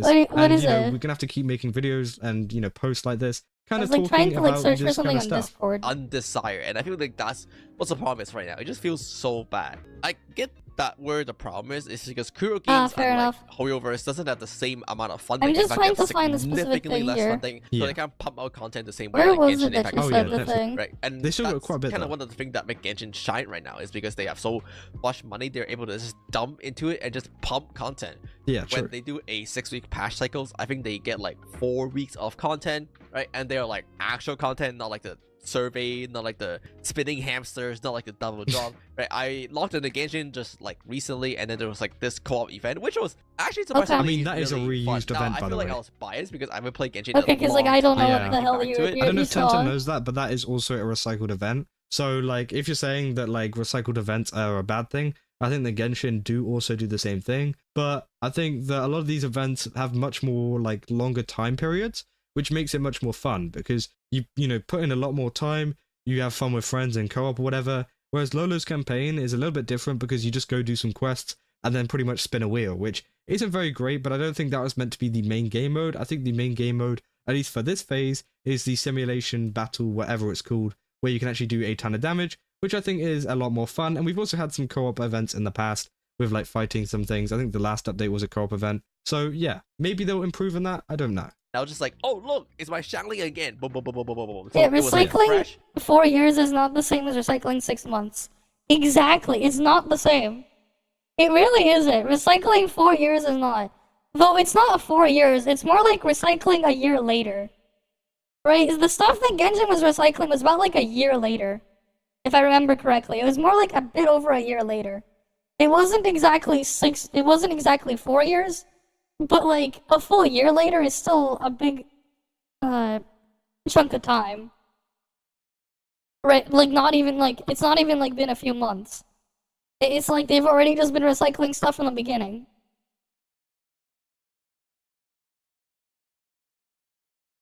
Oh, okay. Yeah, I had no idea. I had no idea. But I see what you said. Yeah, good thing you sent it there. Because obviously that would have been great to say in chat. It was like nostalgia feeling, so it was fun. But also I was like with my the Genshin nostalgia friends, is so it was probably like that. part of Speaking it. of Genshin friends, I feel like that's another big one. There is no community content for Wedding Wave. Because the community is a lot. The event isn't a reuse, by the way. This one specifically is new. The only similarity it has to previous events is that it's co-op. I mean, a lot of the coin-based and kind of jumping around things is very similar to an event that I've played in the past, though. Like, obviously, it might not be like a rip and like they've just like redone the same event, but I feel like they've used a lot of the same mechanics and stuff. I don't know. Smaller, where for Genshin Impact, the community is significantly bigger. So like even when you're not playing the games, it feels like you can still interact with the Genshin Impact. Also, again, Hoyoverses have way more funding to host these like offline event. Yeah, the coin part. Yeah, so yeah, exactly. It's like this Arvin that it's like an hour drive from me, and they host like a bunch of Hoyoverse event. I think for That's Halloween cool. they have like a Hoyoween event. There's like a Madonna land event for Genshin Impact, and these are cool to see. These are like, oh, I can still enjoy the game in ways that I didn't expect outside of the game physically with other people. I think that's super cool to see. Something Wedding Wave probably won't see for a long time. Yeah, I think that's just down to I don't think it'll Genshin ever and see it. Conquer and Hoyoverse just being a very established game, established company, and obviously people have been playing it for ages, so people are going to set up new events. Obviously, it's a bigger game than Wuthering Waves in the first place, so they're going to hold more of these kind of LAN events. Now, maybe Wuthering Waves, I think they are planning on doing a concert soon, or at least I saw something like that. But again, maybe Who the they'll fuck plan like wants a to go concert or listen something to like a that where Woowa people can actually concert? show up. And that's just something they need to get onto The fuck? after, you know, they've gotten through a lot of the basics. Obviously, you've been talking about, you know, Imagine. the Tower of Diversity and stuff like that, which needs to be improved. So they need to get through that first, make the game pretty decent, and then players will start to come in. And then after that, you can start releasing these events and LAN events. Obviously, I don't think that event he's talking about was like an official event or anything. But again, it'll bring in more players, which will, you know, lead a lot of non-official events to actually like pop up. But that's also one of the 7 of 8 different stages. Oh, okay. Unfortunately, they don't even have the funding to come to like Anime Expo in America, so it's only like limited to China right now, and I feel like that's kind of sucks. Like an anime convention deal. But again, that could be a lot improved in more the future. Genshin Impact cosplayers, well, just because the game is bigger, but that also means that you get to have more fun as a Genshin Impact player, going around taking photo of your favorite cosplayer and stuff like that. Or even recently, I do think that like Wuthering Waves have done a good job at actually turning up to events though. Maybe not so much in North America and places like that, and like the UK, but over at like Tokyo Game Show, places like that, they have shown up, and they're even the main sponsors of one of Korea's biggest kind of gaming thing. I think it was. They're the main sponsors of it. So they do have a lot of money that they can work with. It just means that they're not really coming over to the West at the moment. They've done a couple things, but again, it's something that they do need to work on a little bit. That's a but stupid hopefully thing we can there. see that coming in the future. But so far, I don't think they're doing too badly whenever it comes to events. Obviously, yeah, I spoke to Alright, well, Ryuku, look at the who went next to video the we Wuthering have Waves booth. after, He said it was pretty good. where they And keep their the same thing promises. can be said for some of the other events too. I think like the stuff in Korea, them being a main sponsor does prove how much money they have to kind of work on this kind of stuff. to a shop in Los Angeles with one of my friends, and I was surrounded by Genshin Impact merch. Now there was like a small section of official Wedding Wave merch, and we did buy some. I bought like a So I think it is cool they do have that. Ling Yang like standee, right? And my friend got like a little scar keychain. Yeah. But the point is still like when we're walking through the stores, there's like so little Wedding Wave things that I'm like, oh look, this is Ling Yang. Again, I do think this is partially because it is a new game, new company, and everything like that. This Oh, is Not new yeah, company. so They're not a surrounded new by company. So many like Genshin Impact, Honkai Star Rails. They're merch, and not stuff a like new that, and you company, can, the fuck? Hachin. Oh, sorry, Venti, and that's like just different, you know. Yeah, that's true. Speaking of Venti, if you're wondering what this thing is, this is the Vtuber that I'm currently working on. A lot of it's yeah. inspired by Doing the Venti. You VTuber can again. kind of see the reassemblance kind of why it's green. You can check out 210VT on Twitter for more detail as well as just follow it. But to basically summarize all my yapping, I feel like the game is just really dry, and that's really it. I'm just gonna I understand that it's not really Kuro Games join fault up. for like, you know, not having the same amount of money Well, they're and community yapping. as Hoyoverse, because that like just is so big in comparison. Yeah, right? But they've been as a around for a player, long it ass just left time, me, constantly like, copying undecided Hoyo. when I get like a taste of the game that I want to play, and then there's like nothing left. Because again, I do think the core game is great, right? Like the characters are so fun. Maybe something like a boss rush hologram challenge would be cool, where you like fight one hologram after the other. That would be like super would be difficult, cool. but that give like a big reason for them like maximize their characters. Maybe you can even like switch in the characters between each hologram and stuff like that. Wait, that actually sounds kind of cool. Oh, do that. Start submitting that as Anyway, feedback. I guess I'm back to Genshin again. Huh. I mean, everyone say 5.0 is really good, and everyone keep asking me to check it out, so welcome home, cheater. Okay, bye. But I mean, that's a pretty cool video. He did talk about a lot of the issues that are going on with stuff that's going on in Wuthering Waves. Some of them I think isn't like the biggest deal in the world. I think that overall, I don't think the state of Wuthering Waves is bad. I think that it's fine. I think they are doing fine. Obviously, there are let me aspects just that they quickly can do work this on, while like you he's said, talking. the Tower of Adversity, stuff like that, which I do think is a very, very valid thing to talk about. And hopefully Wuthering Waves do listen and kind of, you know, bring us some more stuff that can improve that. And obviously, you know, 1010 has gone back to Genshin Impact and stuff, and there are some positive things in Genshin Impact that, you know, Wuthering Waves could learn from, and maybe they'll take some from that as well. I don't know. Yeah, I we'll have doubt to it. see in the future. But again, a very good video. If you guys want to go give that a like, I definitely recommend you do. There's I'll way put it too in much chat, and hope also to be down in give the 'em. video. If you guys want to come join us live on Twitch, this is where I'll be streaming this kind of content. Again, we'll be doing reaction videos and just Alright, we'll go to the next video. One sec. There's one called Kuro Deserves Our Trust. But one sec. One sec.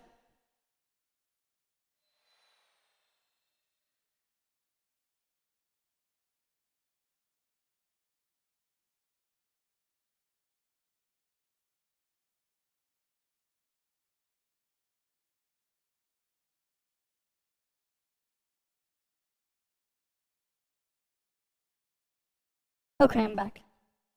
I just wanted to close a window. Alright, here we go.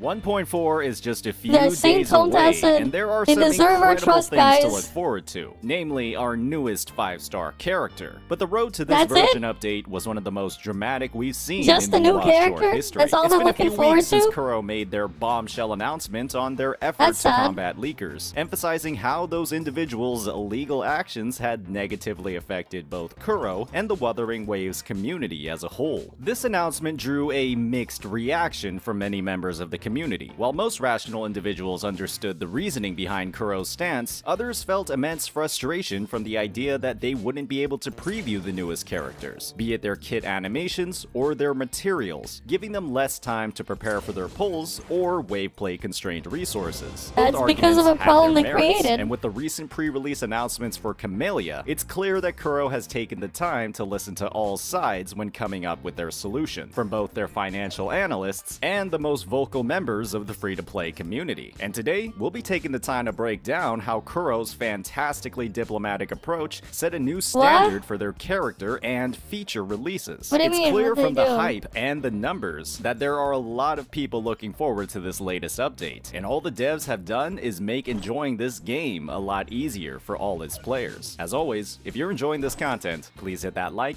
and subscribe button. One of the biggest issues players cited when it came to the plugging of leaks was the lack of information on a character's visuals, kit mechanics, and perhaps most important of all, knowing the nature of time-gated resources in gacha games, their upgrade materials. One of the biggest showstoppers Hey, that's just a problem that they created artificially. That's just an especially for artificial free-to-play problem. players, was running out of wave plates when grinding for a new unit. This feeling was made worse if you knew that you could have pre-farmed those materials before the character released. What this meant was that leaks, despite their cons, were helpful for those who wanted to get the most out of a new release on day one. Understanding this, Kuro dramatically shifted their release schedule when it came to Camellia. They heard these players' complaints and provided the most pre-release information we've ever seen on a unit. Nobody nobody else, not even Shorekeeper, comes close. With almost a week until launch, Kuro unleashed a barrage of promotional materials, including a combat showcase, her signature weapon's stats and effects, and a fully detailed breakdown of the entirety of Camelia's kit, from its intricate and complex combat mechanics all the way to the exact upgrade materials she'd need to max out her ascension. If this is the approach that Kuro's taking when it comes to new characters, giving them close to an entire week to get oriented with their kit, pre-farm That's not even enough time to farm all the materials. The fuck? their materials, and learn about their playstyle from their It's combat. like not even enough time. It takes them days to farm the materials. Days. Ascension material alone, on the, like if you're talking about like regular region, that's 4 days. But that's not even including the other materials you have to farm to upgrade skills. Let alone the weapon. That's not even close. The fuck? That's like nothing. Showcase? Tell me, is there really any Like, you would need to have that information known, like, several weeks in advance, not just 1 week. Like, 2 or 3.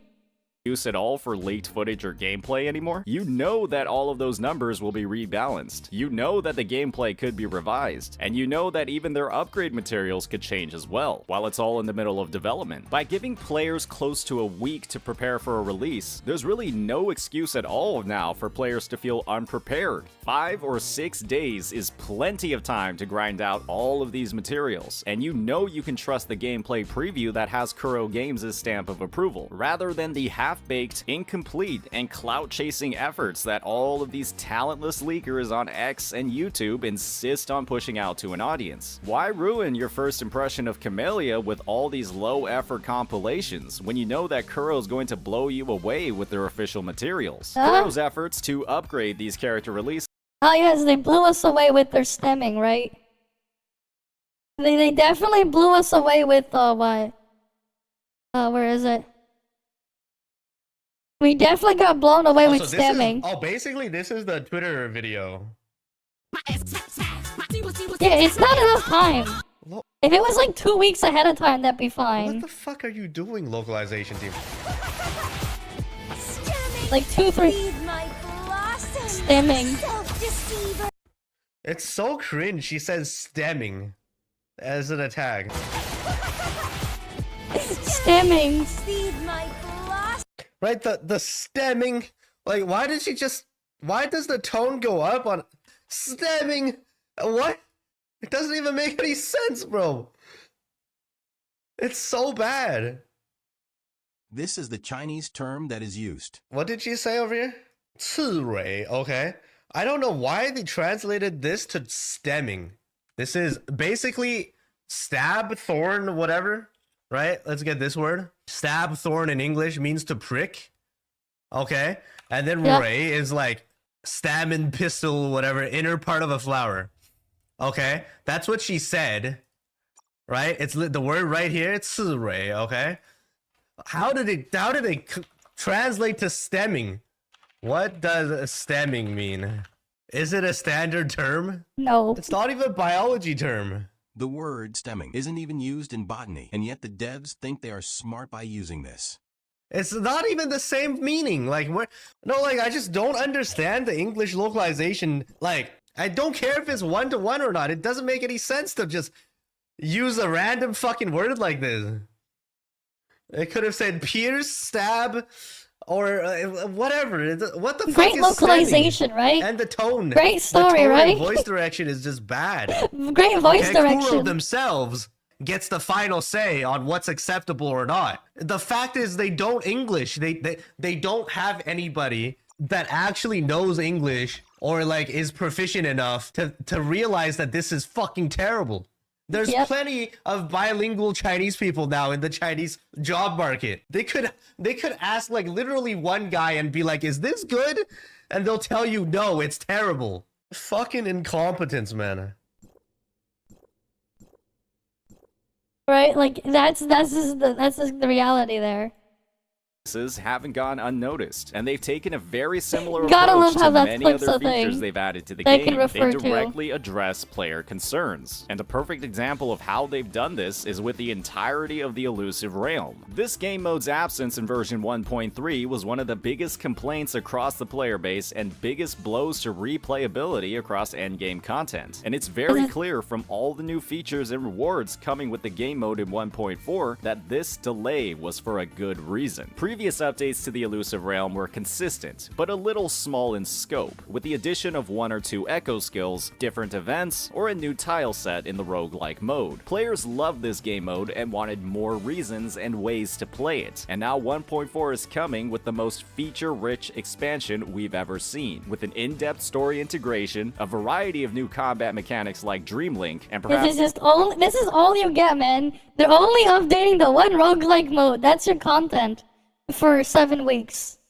most importantly of all, complete permanency. This version of the Elusive Realm, as a main event, won't expire. And the traditional version of the Elusive Realm that requires the main event's completion to start, that one won't expire either. It'll last until the end of the 1.4 patch on January 1st. With these upgrades, Kuro has addressed pretty much every single concern that a player could have had with the Elusive Realm. A player forgot that the Elusive Realm event ended 4 days before the version and missed out on all the rewards? That can't be a problem anymore. Players upset that the Elusive Realm itself is gone for a patch? That can't happen when the main event is permanent. And people are concerned that the game mode or combat is getting stale? Kuro's already proven they're constantly adding new features to spice up gameplay. They don't waste their development time, and it's clear that they have some of the fastest and hardest working devs in the industry. Yeah, However, I don't know about that's that. not everything when it came to the big upgrades they've been making to the game's systems. They've also been making massive strides in improving 4-star weapons, which have had a terrible reputation since the start of the game. With limited weapon banners completely guaranteed and great standard 5 stars easily accessible, many understood why a lot of the 4-star weapons were, well, complete trash. Options like Lunar Cutter, Helios Cleaver, and Nova Burst were horrible choices if you had any other weapon, primarily due to their awful stats. And with weapons shareable across teams and endgame content, many believed 4-star weapons were just never meant to be used. I made a video on it myself, but then Kuro changed their game. Literally. They added the new Black Shores weapon series, fully equipped with best-in-class base attacks across their classes, very general and effective weapon skills, and easy access to one copy through a weapon box. This series was great for closing the gap between 4 and 5 stars, but Kuro went above and beyond in this new version by releasing a new 4-star sword in 1.4, the Somme Noir Anchor. And let me just say, this thing That's just a limited event. So if you don't play the thing for the limited event, you'll never be able to get it. It's just a limited event weapon, and it's just another stupid sword.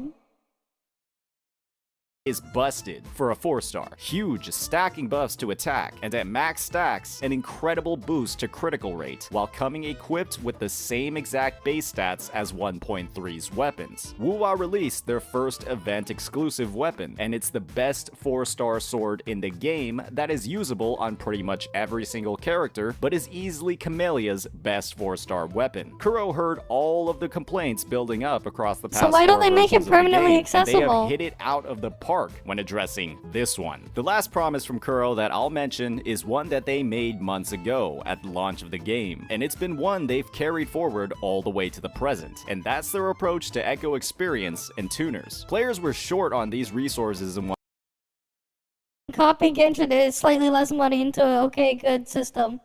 Yeah, like, that's just the reality. It's just, the fuck? 1.0. There's no denying that. But there were still many who spent all of their crystal solvents on tacit fields to grind out endgame gear for their characters. Kuro, instead of punishing these players retroactively by increasing tacit field rewards, instead rewarded players unilaterally by pushing out a massive number of these resources through events, something that they're still doing to this day. This approach, in my opinion, is what set the tone for Kuro as developers. They're constantly trying to address player complaints. That's because they have nothing. Look for ways to implement them in the most player-friendly way possible. And the result, If you want to implement them in a player-friendly way possible, don't create all these problems. results, after Don't nearly create the 6 months, problem, they've then. been nothing short of amazing. 1.4 is going to be a masterpiece. As always, if you enjoyed this content, Masterpiece, they only get one, they get the game mode they removed back. That's it. That's all they get, man.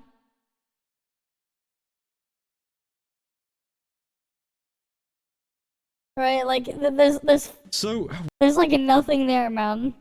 And they're going crazy over nothing.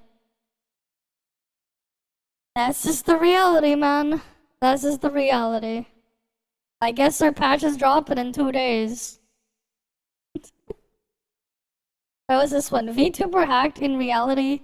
Hacked in really unfortunate scheme. What is this? I was sent this from Mimigumi. Oh, you want the... Oh, wait. Do I have that picture? Wait.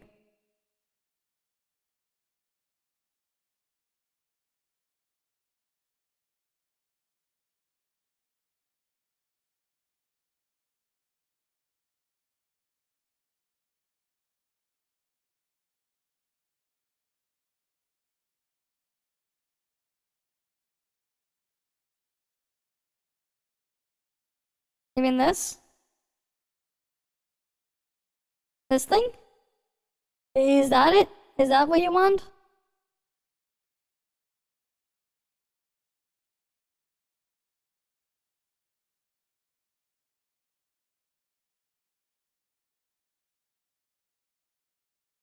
Like, is that what you want?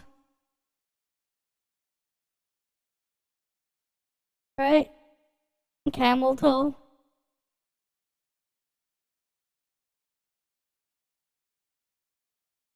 Oh, we'll look at that one after. Where was it again?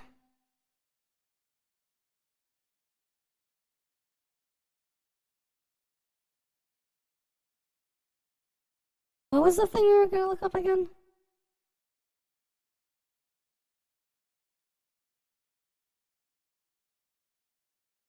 Let me just double check.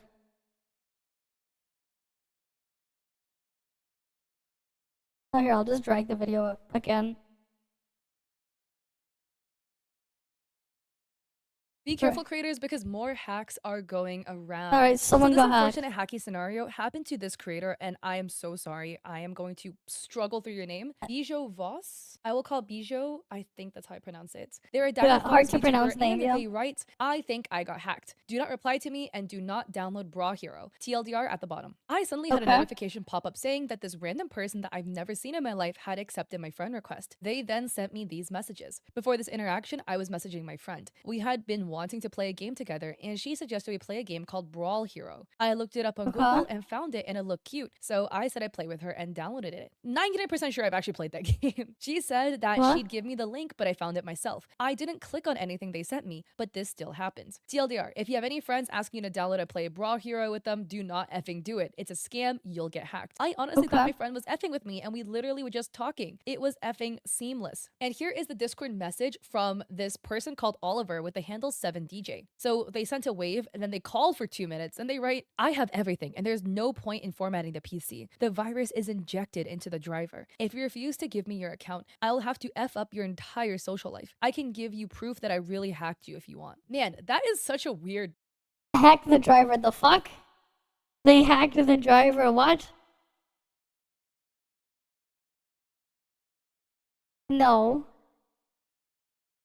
If you just reformat, then you reformat.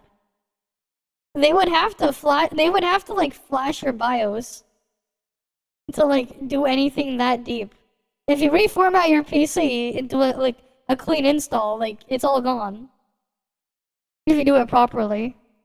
DM to get to. As an edit, Bijo added postscript. Anyways, VPNs are on all my devices, logged out of Discord on streaming PC and phone. I have different passwords for every account I own. Overall, I think I'm okay. It was my gaming PC that got hit. Still a huge inconvenience, and I'm not sure I'll be able to play Alien Isolation tomorrow, lol. We have a lot of people in the comments showing sympathy and clarifying potentially some things. Banffy Jifu writes, quote, the virus is injected into the driver, end quote. That's not how that works, lol. Don't worry too much, sounds more like a scare tactic than anything else. And Bijo writes, OMG, really? I did have someone trying to log into my cat's email account shortly after, ... So I thought it might have been legit. I logged out of everything and disconnected everything I could think of just in case. And Banffy adds, if they had access some to sort your of computer, doxing why would they maybe need or access to your whatever. account? They would already have that. It doesn't add up. And Bijo adds, yeah, I was wondering that too. I was gonna say, quote, if you have everything, then why would you need me to give you my account, end quote. But I didn't want to message back just in case. I opened the message to take the screenshot and left to share this with my mods and logged out of Discord just in case. And Banffy asks, where do you download Bra Hero from? And Bijo says from here. And the website is braheroadventure.com. By the way, please don't go there. Bijo has already been hacked. Please do not go there and get hacked yourself. And Banffy adds, yep, looks like that's a fake website based on the actual game portalfantasy.io. The real one links to Twitter and Discord, YouTube, etc. And Bijo says, oh, okay, yeah, I did not know. Luna Mayhem adds, hey, FYI, the software is a data scraper. It crashes all of your software and scoops up any data it can. Cookies, passwords, etc. If you get hit by it, power off your PC, change passwords on anything from your phone or another computer if you live with somebody else. And Bijo says, thank you. I turned off my PC as soon as it happened, logged out of Discord on other devices, and changed my password and disconnected their device from the Discord. Gonna change all my passwords now. And Luna says, fingers crossed everything goes well. Should definitely scan your computer for the folders and remove whatever you can find. I kept my computer offline while doing it, so it can't affect anything. So Lemonade says, while there is a way for people to randomly add you as a friend on Discord, I forgot how, that's all they're able to do. And you can simply block them. You didn't get hacked, there's nothing to worry about. Have a lovely day. And Bijo adds, thank you for trying to make me feel better. However, I had security alerts on some of my emails, and upon further inspection of one of my Microsoft ones, I have found the person's IP address and have seen that they are from Brazil, which is consistent with the other security alerts and login attempts. Nothing is hacked currently, but they did get access to some passwords I might have saved on Chrome using data scraping software. I'm still changing all my passwords just to be safe. Apocalyptic Empress says, essentially it sounds like you've downloaded a keylogger. You'll need to reformat the PC entirely and change your passwords to everything off your computer. And Bijo says, I'm changing everything right now. I deleted all password history and saves on my Chrome accounts and disconnected everything that was connected to something to be safe. And, oh no, we have Snow writing, I'm so sorry Bijo, I was worried when I saw you left all those group chats we are in together. And Bijo says, what? I was using all of those, this bitch. And Blue Spartan says, wait, I was just talking to you on Discord 20 minutes ago. That was you, right? And Bijo writes, I don't think so, Blue. ... And we have other VTubers that are getting scammed as well. We have Airhead Lumi, who goes with the Twitter handle LumiBaka, writing, I think my Discord has been hacked. If we're friends on there, just ignore any messages from me. And Vaz the Dark Falls writes, can't confirm, though they haven't tried to scam me yet. Just ask me to play games that aren't released yet. I will DM screenshot. And Lumi says they're trying to get you to download the fake launcher I downloaded. And I guess this is potentially referring to Brawl Stars. And Lumi adds, so my Discord logged me out very randomly and I can't log in because two-factor authentication got turned on and I don't have a backup code or connection to Authy. Chat, am I fucked? And Airhead Lumi quote retweeted that again, writing, if we're friends on Discord, don't click any links, quote, I, end quote, send, because I've officially been hacked. They wanted $100 to give my account back. And that absolutely sucks. I am so sorry to Biju, Lumi, and any other creator that is currently getting targeted by these stupid hackers. So Biju added some clarification. For clarification and some advice, it seems there are a lot of people confused as to how I got the software on my device. I did not click on any link sent to me by the hacker. They didn't have the chance to send me anything since I searched it up myself. Because remember, first post, Biju said they literally Googled it on their own. The hacker, pretending to be my friend, suggested we play a game with a misspelt name. I thought it was weird, so I Googled the game and found the website independently and downloaded the file from the fake website that I found on Google. Unfortunately, it was more than a scare tactic because I had security alerts popping up on my phone of somebody trying to access my emails. They tried to sign into my cat's email first, and I declined their request to sign in. I also discovered sign-in activity on my other emails and found his IP address and location on my Microsoft email sign-in activity log. I am changing all my passwords, downloading Malwarebytes on a secondary PC onto a USB to hopefully remove the software, booting my PC in safe mode and offline, running Malwarebytes and Windows Defender, and then reformatting my PC once it's done just to be sure. For anyone else looking to protect themselves from something like this, I'd say having all my passwords be different and random really saved me. If I had used the same password for everything like I used to in my past, they definitely would have gotten into everything. I can't remember all of them, so I write them all down. It's definitely worth doing in the event something like this happens. Have 2FA on all your important accounts. I have 2FA for some of my accounts, but not all. After this experience, I'll be using the Google Authenticator app for every account that I can for an extra layer of protection. This is I crazy also that have this my phone set happened. for 2FA as well. That's how I got the notification that someone was trying to sign into my emails.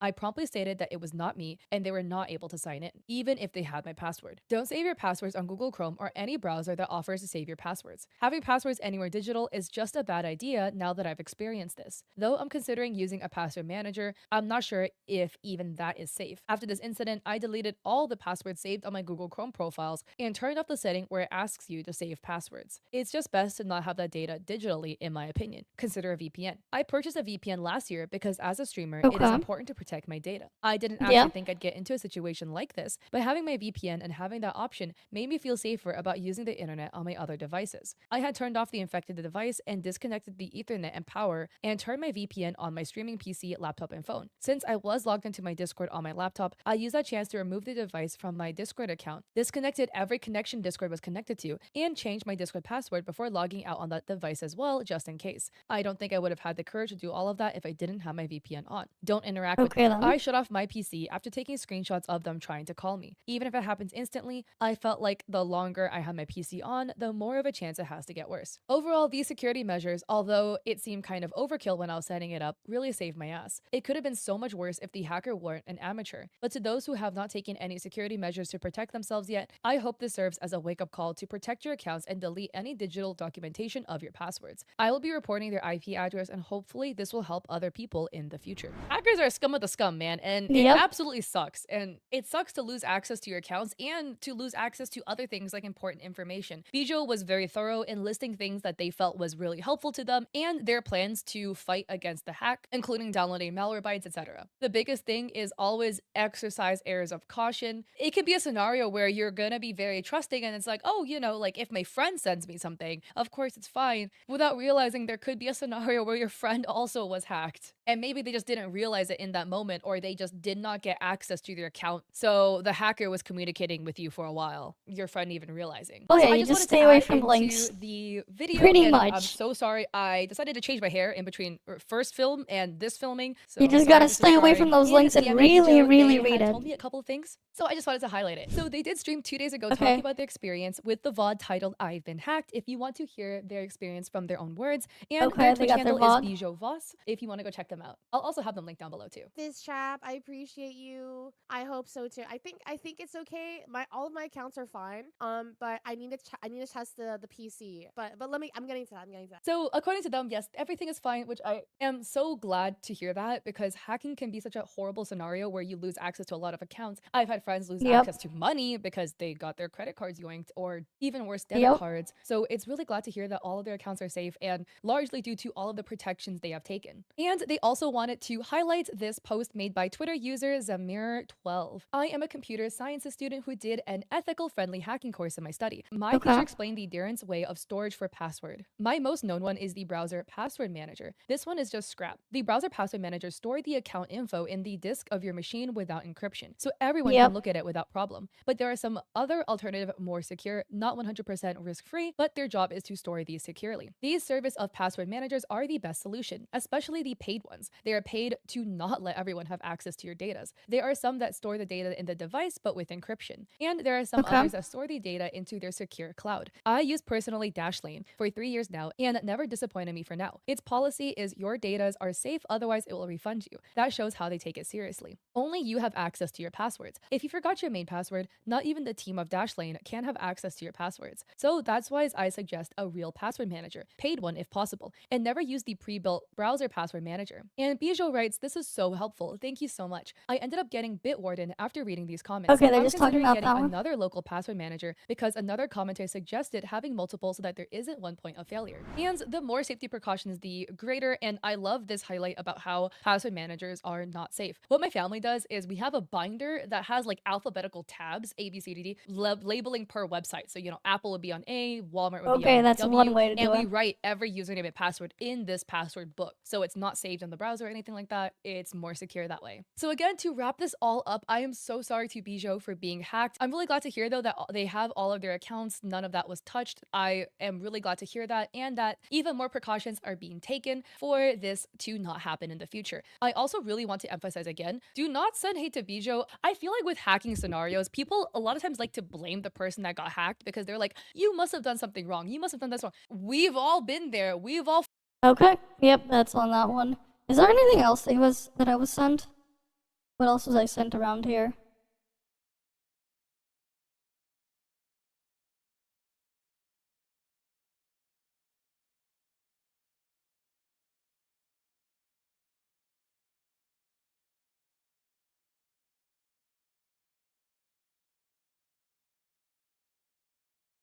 Alright, well, let me go see.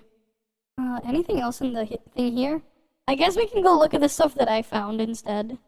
There was a bunch. I saw this one here. This dumbass said here, apparently, this guy was reading something from a dumbass who said, console is better than PC for competitive FPS games, according to the worst FPS player ever. Now that's gotta be funny. How is a console better for competitive FPS games if every single console FPS game has like aim assist? Right? They have to give people aim assist as soon as they play with a controller because of just how bad it is. Unless you're like they make the entire thing just gyro, which is what Nintendo does for Splatoon. They want you to use gyro because they're like they can't be bothered to code aim assist. Yo guys, what is happening? So Rainbow Six Siege console gameplay in the background. You haven't heard me say that word a lot recently. Yeah, thanks for specifying that it was console gameplay. I never would have been able to figure that out given how slow and clunky the movement was. Yep. Gosh, gee willikers, I never would have been able to put that one together. Hence the title of this video. The title of the video is Console Gaming is Better Than PC Gaming. Video description is console gaming on the Xbox Series XS and PS5-4 is superior to PC gaming, and in today's video I explain why. So that's his thesis. Console gaming, across the board, it seems, is better than PC. So let's give this a shot, Mr. Simon B. 1471 with 37,000 subs and 1K views. With starting points like this, I can't imagine why your viewer base left you. Console gaming is just, as a generalization, way better than you're PC running in gaming between when it comes to 150 and 200, of course. Tryhard shooters. So yeah, you're not gonna do that on console. The console is much better than the PC. You're not even getting at for 60 on them, maybe. Shooters. On some of them. Tryhard shooters. So the platform where we all acknowledge that mouse and keyboard aim is better than controller aim, because in a tryhard game, a skill-based shooting game, you want the input device that gives you the most precision possible, or at least gives you the option to use a controller if you want to use a controller on a PC. The console is the better platform for try-hard shooters, even though the majority of the player base are not using the input device that everyone unanimously agrees gives you more control and is a better representation of skill. Some console games will support keyboard and mouse, actually. In my boots with how there are some console games that do. My platform. Any kind of like game with any kind of like skill-based matchmaking, or you know, an FPS game. Okay, I can't tell if this is your capture device or what, but the screen tearing in this gameplay, oh my lord. I mean, even just in this moment that I pause, I watch these videos and I pause and I play and I pause. Just in this pause, look at this screen tear. It is so hard to watch this. Is it's really bad. Just like this on console, or is this your capture card? No, it has to be capture card. I think it has a 30 FPS capture card or something. Or like a really scuffed capture card. Cats, either way, you are not doing a good job representing your platform. Yeah, no, like that's what happens when you have like a 30 FPS capture card, but you input a 60 hertz signal, or like any frame rate that does not match the actual refresh rate of the capture card. You're going to get tearing. That is just a normal thing that happens. Platform, sir. Anything where it's competitive. Anything where it's competitive, by the way. Anything where it's apparently. competitive, the console is better. Never mind that a truly competitive environment would be something with very high frame rates to allow extremely fast reaction times and more properly put the skill of the player on the screen in real time. Yep. No, console's better. And don't worry, he's gonna explain why. Get ready for this. Yeah, like why do official tournaments have just a bunch of PCs I've played there? on PC for the last 4 years. I'm kind of transitioning back now onto console gaming, and that's just because... Okay, I have to play that clip full screen here. I know a lot of you guys listen to my videos on the audio, and I appreciate you guys. Big shout out for the audio listeners out there. But I want you to look at the screen for this point, because I'm going to play that last little clip in full screen. I want you to really think about what he's saying here about how console is better for competitive games. Just watch this full screen. I just genuinely think, and you know, I've played on PC for the last 4 years. I'm kind of transitioning back now onto console gaming, and that's just because... Yes, tell me more about how console gaming is better for competitive first-person shooters, as it takes you a year and a half to shoot the completely stationary item that is 5 feet in front of you. Yeah, it took him a while to shoot it. I'm absolutely dying to hear your opinion on this. You are such an informed source here. The general player base on console is a lot more chilled out, just wanting to play a video game, have fun. So it's not competitive. Yep. By your definition, it's better for competitive try-hard shooters because people are not competitive. And when you compare that to PC players want to sweat. They want to be the best of the best. They want to be the next Twitch streamer extraordinaire, the next esport champion. Generally speaking, there are more try-hard players on the PC. Yes. Yeah.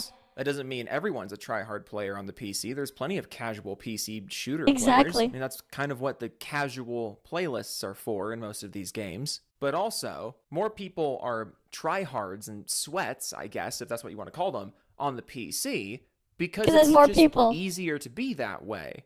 There's also just more people playing them on the PC. Mouse and keyboard, So you're gonna have or even more when you're playing with people. a controller with a higher field of view, with higher refresh rates, higher frame rates, better reaction times. When you're playing a competitive first-person shooter in that environment, naturally, you're just going to get more into it. You're taking the training wheels off a bit, so naturally more people lean into that on the PC. That's not weird, and it's also not a negative of the platform, because again, it's perfectly possible to have a casual gaming experience on the PC with a multiplayer shooter. Yep. But also, you started this video talking about competitive first-person shooters. You deliberately said, try hard, competitive first-person shooters.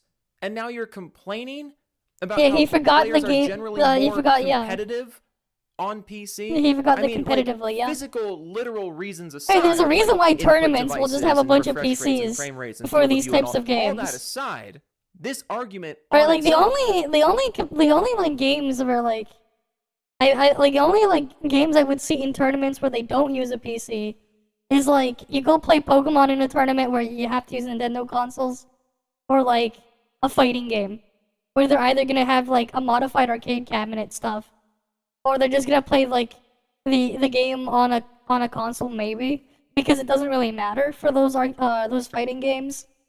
And then people will have like their custom. Will sometimes have like their fight sticks and stuff with them, right?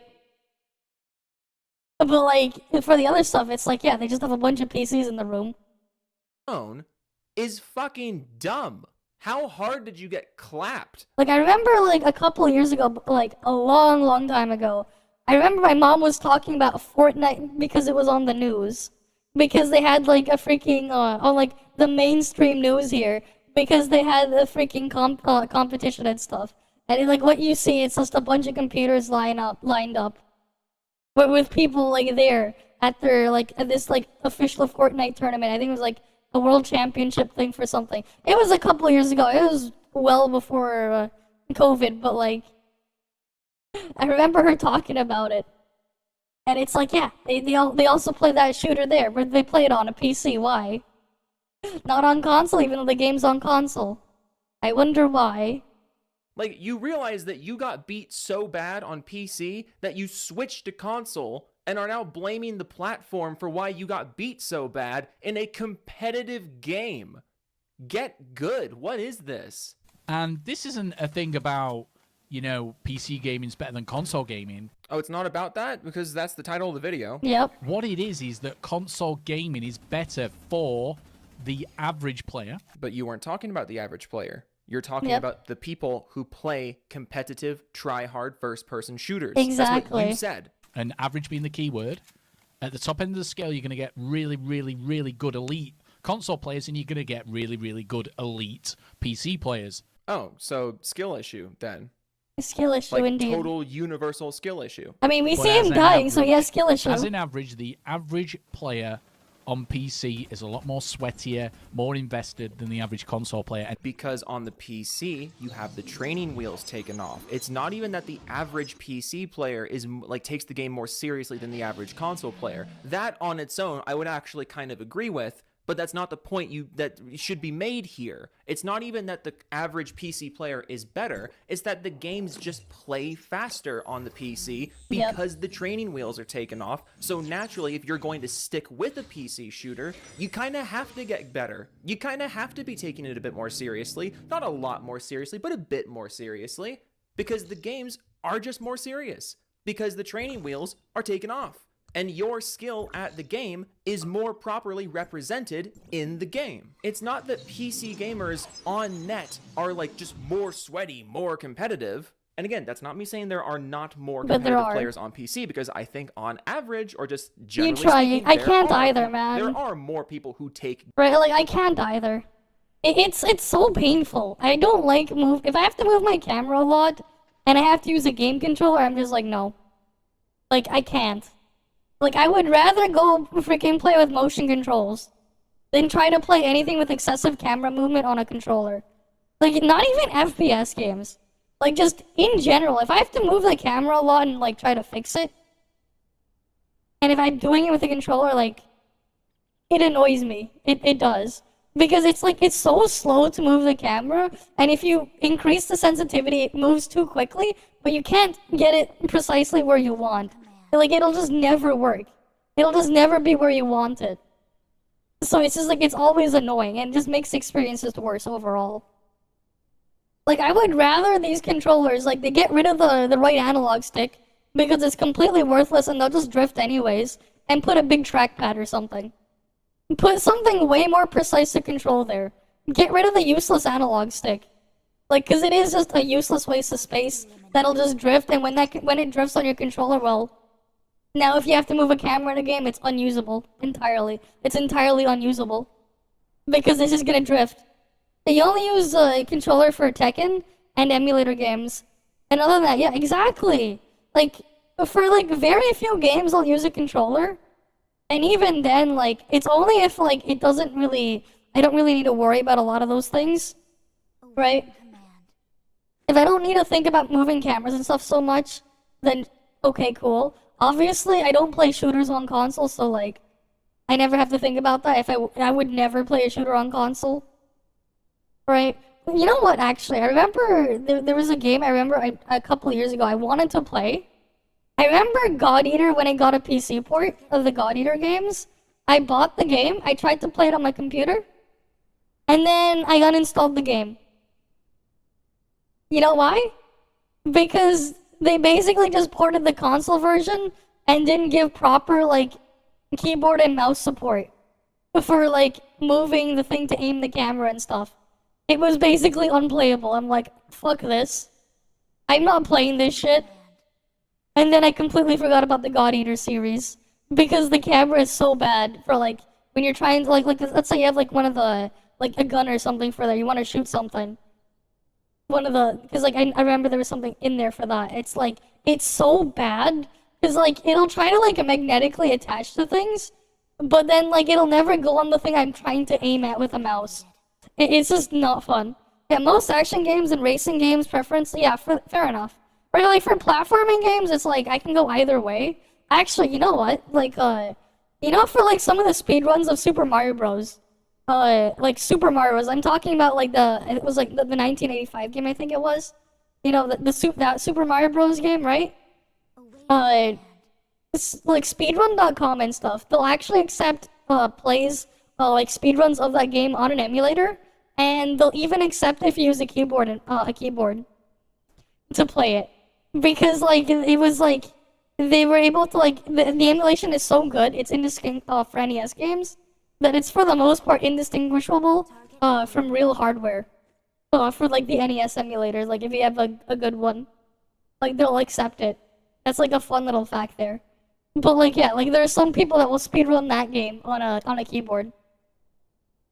Which makes sense, like you only need like your directional inputs and then a button for jumping and then a button to run, right? The jump and run button. But like, yeah, actually, no, a keyboard is technically faster. Like, it's slightly better than a controller for that, because the D-pad, you have to like rock it back and forth. But like, you can slightly more quickly just tap the button in the opposite direction instead of like having to like move your entire thumb to hit the other side of the D-pad. Technically speaking, having it as like individual separate buttons like that is technically slightly faster. And there are like there have been like cases I remember hearing like drama in the past where for like some games on like retro games, they have people that have modded and like modded the D-pads on their SNES and NES controllers. There's been drama on that stuff in the past I remember hearing about when speedrunning those old games. Just because it gave you a slight advantage being able to alternate your input a little bit faster between, let's say, left and right and up and down on the D-pad. Just by having it as 4 separate buttons instead of like the D-pad thing. And it was also like useful for certain combos, but that's its own other thing. Games seriously than there are on console. But the point I'm making is that when the game is not fighting with you, you can naturally play it at a higher speed, at a higher average skill level. So if you're garbage at first-person shooters, I can understand this would bother you. But that's not the platform's fault. Now I'm coming back on console. Slow transition across back to console. You know, at the moment I'm absolutely dreadful on console because I've got to get used to using a controller. I mean, not to be that guy, but your skill at a first-person shooter is not just literally the inputs. It's also awareness. It's also map knowledge. It's also just being aware of your surroundings, being able to work with your teammates. You're garbage at all these things. It shows in the gameplay. It's not just the input. I'm sorry. I haven't played Siege in years, and even I can tell this. Like, what are you doing? What routes are you taking? What angles are you trying to hold here? The footage has been going for like 2 minutes, and you've shot, what, one person who is just standing in the middle of a doorway without moving because he just decided to answer the phone in the middle of the game? And you're here running laps around the map, clomping around, as if sound doesn't matter in Siege. It's almost like the general Siege player on console won't punish you for doing this. When I've been using mouse and keyboard for what, 5 years. Holy shit, you shot somebody. Nice. And this, he was standing in the exact same doorway where you shot the first guy, but you know what? We take him. It's going to be a long and tricky road to get back to be a decent console player, because at the moment I'm garbage. But the players I'm playing against... Oh my god, they're also garbage. Tearing in this footage. Oh my lord. Again, I pray that sure, we'll go through isn't some just up. like this on console. What do they have now? I'm really hoping this is a capture issue. But we'll see that after this one. My goodness, the screen tearing. It is all like we'll look I have them up to look after away this. From the screen and just but like, it's just funny. now because it's giving me a headache watching this footage, the amount of screen tearing. Like, call me a jaded PC. We just saw a Kazahana video earlier and Saint Tontas. We saw the Saint properly. Tontas one about the promises. We saw the Saint Tontas one on promises. That one's so papeg already. But yeah, sure, we'll look up the other ones. Friendly on console? Ironically, I've had the opposite experience. I actually don't think the PC player base is that toxic. If you have, you know, average level of skin thickness. Like I had like 2,000 hours on Apex on PC before I uninstalled. I have a few hundred hours on Valorant. I'm coming up on 200 hours in Counter-Strike. I have a few thousand hours on Overwatch. I just don't think the general PC player base is toxic. I think they expect you to know what you're doing because of the whole training wheels thing. And if you act like a complete goof in ranked play, yeah, they're going to tell you to get your fucking shit together because it's a competitive game. Console players in general take the game less seriously and are more casual about things. So naturally, people aren't going to yell at you for having dog shit positioning. No, but they'll call you slurs instead. That's like that's your average console gaming lobby in a nutshell, right? Like, if for some of those types of games, you'll have like 5-year-olds calling you slurs. If I'm not mistaken, you'll have like 5-year-olds calling you slurs instead. That's how they do stuff instead on console. Thanks for the follow as well, Kuro Alter. Or losing an easy 1v1. But does that mean they're friendlier, or does that just mean your mistakes aren't being called out the way they would be by players who take the competitive game more seriously than you? Also, just little anecdote here, whenever I'm playing crossplay games, like I've been playing a decent amount of Black Ops 6, I'm surprisingly enjoying the game quite a bit, which I don't know how that happened between beta and full release, but I'm generally enjoying the game right now. But whenever I play games like Black Ops 6, Whenever I play cross-play pubs and Overwatch with my friends who are on console still, whenever I do run into people who are just like blindly toxic, people who are just like yelling slurs and shouting things to get a reaction out of people, 9 times out of 10, it's the console dudes with open mics. Yeah. Just an observation. They're a It lot definitely more is. relaxed and laid back. I've got nobody shouting in the comms, and Yeah, guys, console gaming is so much better for competitive first-person shooters because people don't shout in the comms. You know, communication, a giant aspect of competitive games, it just doesn't exist on consoles. That makes it better. Yep. you know, being toxic compared to what I used to get on PC. Imagine communication in a team game. Love it if you defined toxicity, really. I think that's really what's bugging me so much about this section. You need to define what makes this toxic, because the only example you've given is someone yelling in comms, which, yeah, that happens in competitive games. Yeah, it happens a lot. That's not inherently toxic. That's just people talking loudly. What are they saying loudly to you? That kind of matters here. And the biggest thing out of all this, guys, is... Oh, you're not going to tell us. Okay, cool. I guess we're moving on. On games where you can turn crossplay off, or games where it's only crossplay between consoles, you don't have to worry about cheaters and hackers, because Warzone... Don't people just cheat on the PS4 version? Because, like, these things are, like, multi-plat with the older consoles. Don't they just, like, cheat using the older console? Because, like, it's not that hard to hack a PS4. So you have a lot of people out there who have hacked PS4s. Don't they just use that to cheat instead? Because, like, there's going to be people doing that. Right? Like, you can, like... People have figured out how to do all sorts of things to PS4s. Heck, even then, there are people who found ways to hack a keyboard, like, have made hardware modifications to a controller so they can send keyboard and mouse inputs to the console. There are also third-party controllers that are way better than the regular console controller that you can buy. Because guess what? Guess what? Your regular game controller on consoles, the latency on them are so bad even when wired. You know, a fun fact, there's a lot of wireless game controllers that are on PC that have less latency than a wired PS5 controller, than a wired Xbox Series controller. There are wireless controllers that are more responsive and have lower latency than a wired official first-party controller for these consoles. They exist. Like, there are some crazy controllers that you could buy that are way better than the regular things that people will think of, that will give you an advantage too. There are freaking mod kits that you can get to get a fucking keyboard and mouse working on console. There are ways people will cheat.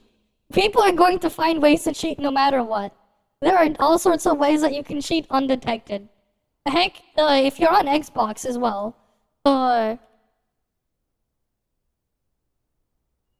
alright, this thing exists.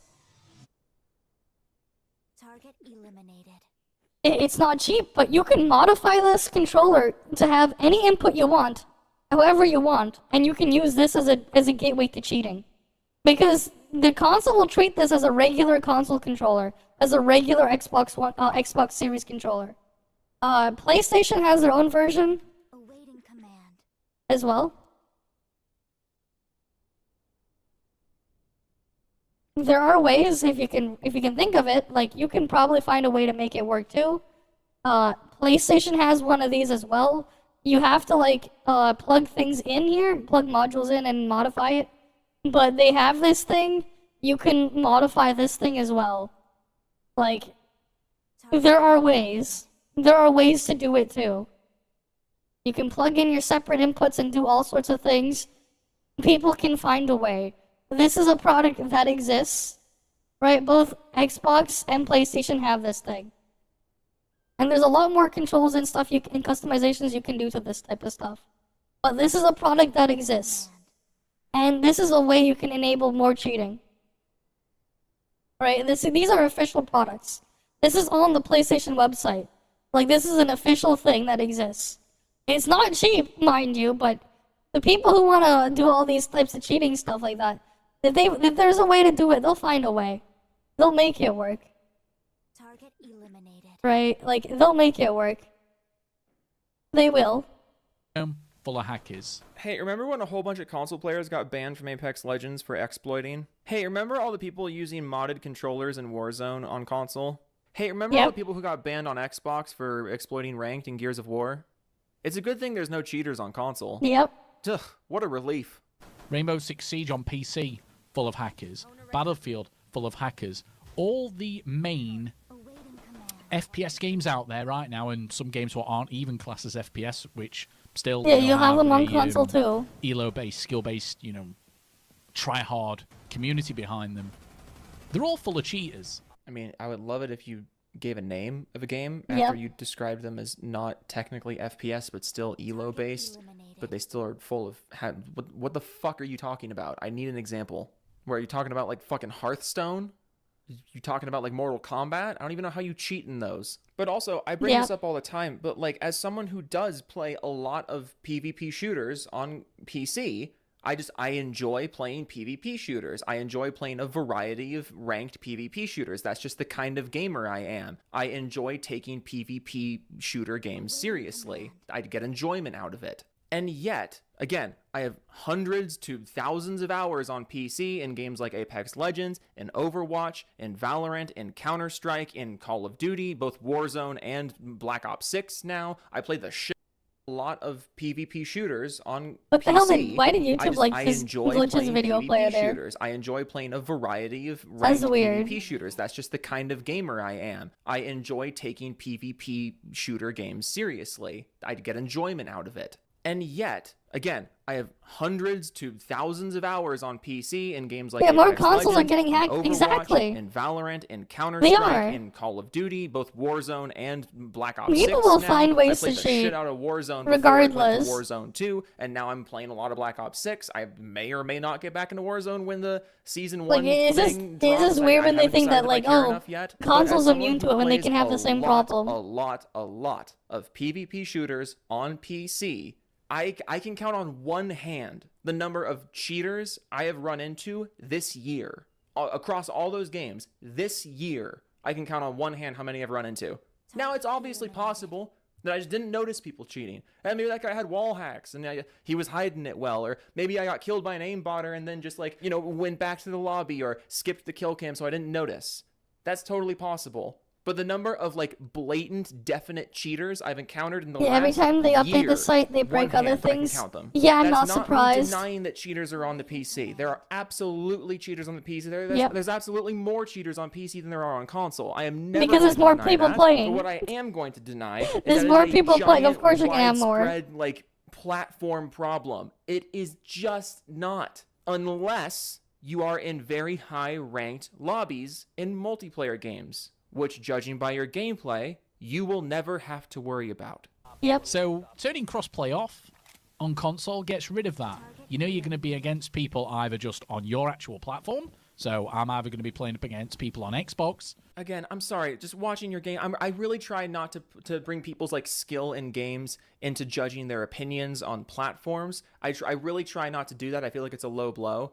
But just watching your gameplay, dude, these are the dumbest... Yep. What are you leaning for? Who are you leaning against? What is the point of this? Why why are is you he playing leaning? like this? It's so weird. Like, it's totally possible I've just been out of Siege for too long, and I guess, like, maybe I'm just getting this wrong. But Wait, why it's really lean? stupid.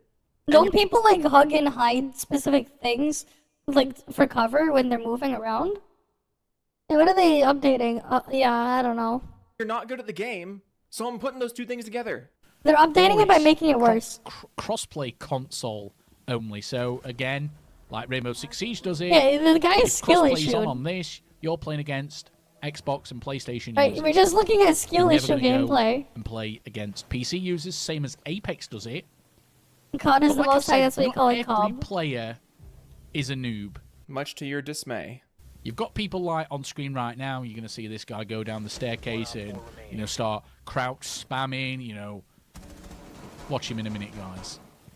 Not everybody is a bot, and that's not what this video is about. Okay, then what is this video about? What is this video about? You just spent like 3.5 minutes explaining a certain thing, and now you're like, but that's not what this video is about. Then what is it We're almost about? at the halfway point, so you better bring this home. Because I'm about to tap out of this one. You have no clue what you're talking about. It really sounds to me like you just got clapped so hard that you had to switch platforms. It's just that the average player...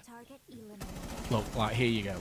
The average player does not do that on console. Yeah, the average player doesn't do that on PC either. But I can guarantee the average player on PC tries doing that. Wait, so What? actual literal skill issue? Yeah, skill issue. Are you serious? People on console don't try to be good players, and that's a better thing in competitive games? No, he wants to Console is just play better for against people with skill competitive issue. That's games why. Because the average player doesn't try to be as good as they can be. No, wait, I think I know why now. He's so skill issued, he wants to think he has skills. So he tries to take playing it on a console better where everyone else skill issue. I mean, yeah, we talked about the announcement being on the 28th already. Right? We did talk about that earlier on in the stream. It's on the 28th. We read through their Billy post thing. But yes, it's on the 28th is when it starts. That's when we're probably gonna get more information on the game. Yeah, they're adding a sleep mode, 3-minute shorts. The fuck? Why are they're adding 3-minute shorts now? Damn. Okay. Is that actually your big statement? That's actually what you thought would make you look like a really great authority on the matter? Dude, multiplayer games just might not be your thing. Guaranteed. Like I say, you know, the best way to experience games in an ideal setting is definitely on PC. You know, you get better frame rates, better graphics. On PC, you do. The games, generally speaking, are better from an objective point of view. Then what the hell's the point of talking about console? You're so bad. You're so bad. They give him banana for measurement, exactly. Right there. But from a realistic point of view, from an enjoyment point of view, unless you are a sweaty tryhard, and there's nothing wrong with being a sweaty tryhard. I mean, it really sounds like you think there is. Unless you're that person, you don't It sounds really like want is to be there playing something on wrong? PC. Oh my god, you just got flashbanged from the same angle 3 times, and you didn't even try to get out of the radius. You didn't even attempt to get out of the way. They just came in. There's one. It wears off. There's another. There's another. You didn't even try to move. What was to be They're calling gained them by just short taking trousers. 3 flashbangs? I don't want to hear it from you. Just because the average player is more invested, so therefore better than the average console gamer. Again, at the elite level. Oh my god, and then even after the 3 flashbangs, dude doesn't even entry. Dude just like crouch walks in front of the doorway and obviously gets blasted in the side of the head. If this is the kind of if this is the kind of player base you want to play Siege with, that's fine. This is not a competitive environment. What is this? No one knows what It's they're a skill doing. issue And then you just get environment. shot in the back He of the wants to head play with everyone immediately that's skill after that issued. because you have 0 game sense. There's a door wide open right next to you, and you know there's people in that area because you were watching the door next to that door. But you don't even try to check your surroundings after firing off 20 rounds at someone? Dude, you're ass. I don't want to hear it. There's not any much difference. You look at the elite Rainbow Six Siege players on console, compare those to PC, there's not really much difference. I want to put What? the last like 10, 15 seconds. I don't think This is he's just gonna seen an wrap it up elite 'cause I just player. can't anymore. The last like 15, 20 seconds, I'm going to put full screen. Just watch the gameplay here. This is the dude complaining that people take the game too seriously on PC. This is the dude complaining about it. The dude who's sitting in an open hallway, tanks 3 flashbangs, blows Yeah, he's just getting 20 rounds flashbanged. out into a different room, and then doesn't even attempt to make sure he's not getting flanked by the dude clomping around at full speed, who then lines up a shot, goes and microwaves his lunch, and then comes back to shoot you in the side of the head. Dude, Why did he even I just take? can't- Why it took him too long for him to get killed too? That's how Pepega these guys are. I just can't. 20s are Oh, video, boy. 20-minute videos are This one was pants a down. trip. Yeah, console Yep. gaming is better than PC gaming because I'm fucking ass at multiplayer games, basically. Toodles. Okay, alright. So what you want me to search up? Like on, who was it? Who did you want me to search up? VXV? Alright, we'll start with VXV. What did they post?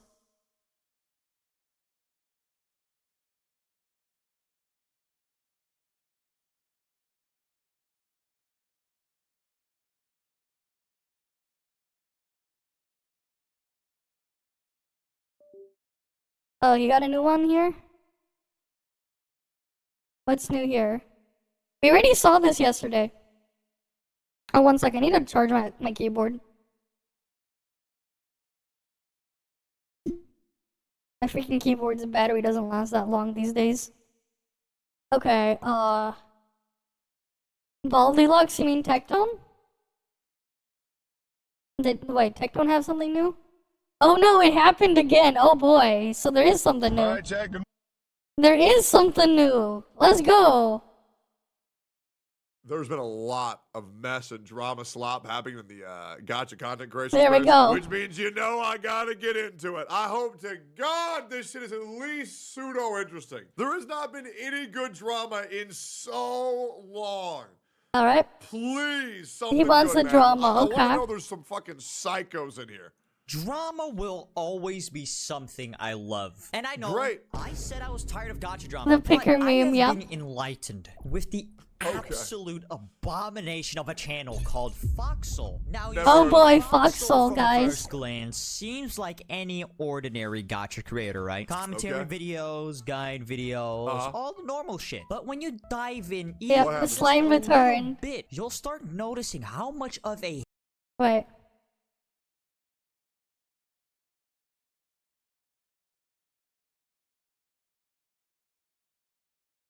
Here you guys go. Is the one you want? You guys like this one?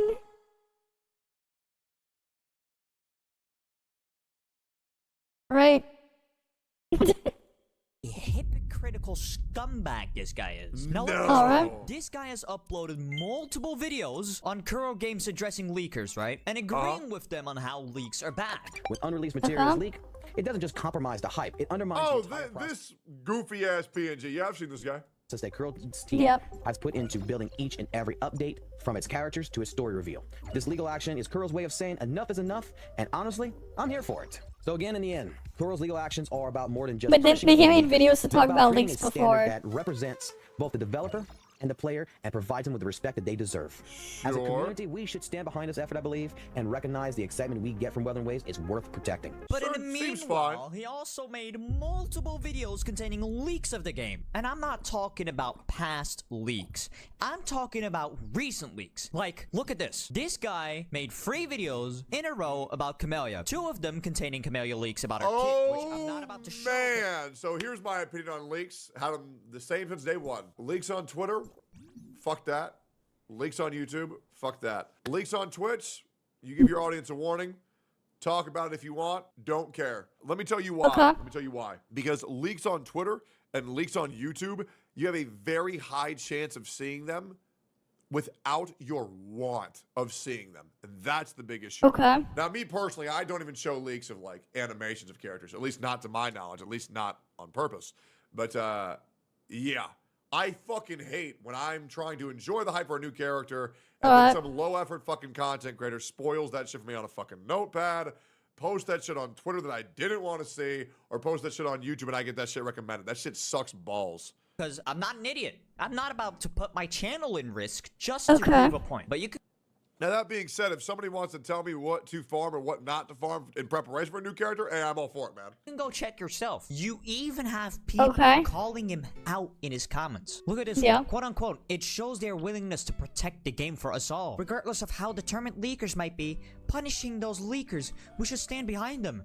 Right. I just screen grabbed 4 of your videos spanning from 12th and 14th of October, 2 weeks ago, where you specifically have leaked us more kit details than any YouTubers has before and ever. Now, if you ask me... Because Gacha content creators take every opportunity to virtue signal whenever they can. Oh, trust me, guys, everybody else is bad. I'm the good one. It sounds like Tectone, only when I say it, it's actually real. That's why I 1v9 these fucking fake. Okay. Imagine being 9 versus 1 and still losing as a group. You want to know why? Because you don't have the side of God and justice and the truth on your side. Embarrassing. Pathetic. Okay. Making videos on how Kuro is combating leaks and pretty much being on their side, and then at the same time use leaks to make videos about a character that's not even out yet? I'd consider that very fucking hypocritical, if you ask me. Sure, now, I look agree. at this, right? He made a video called Woo-Wah creators keep comparing Genshin to Woo-Wah. Very much so implying that he dislikes people comparing the two. Now, this was uploaded 3 days ago. If you go back literally only 10 days, you'll see he has a video called Genshin should be worried. Woo-Wah has the advantage. What? And then if you go back a month, he has a video called Why I Prefer Woo-Wah over Genshin. So which one is it? Which one is it? Do you dislike? So it's whichever one. Like, which is it? Public opinion. And that's it. Hey, I'll be real. I'm Which is it? advocacy that you are absolutely more than welcome to compare Wuthering Waves and Genshin. I don't care. I think it's actually great for the game, personally. However, you got to practice what you preach.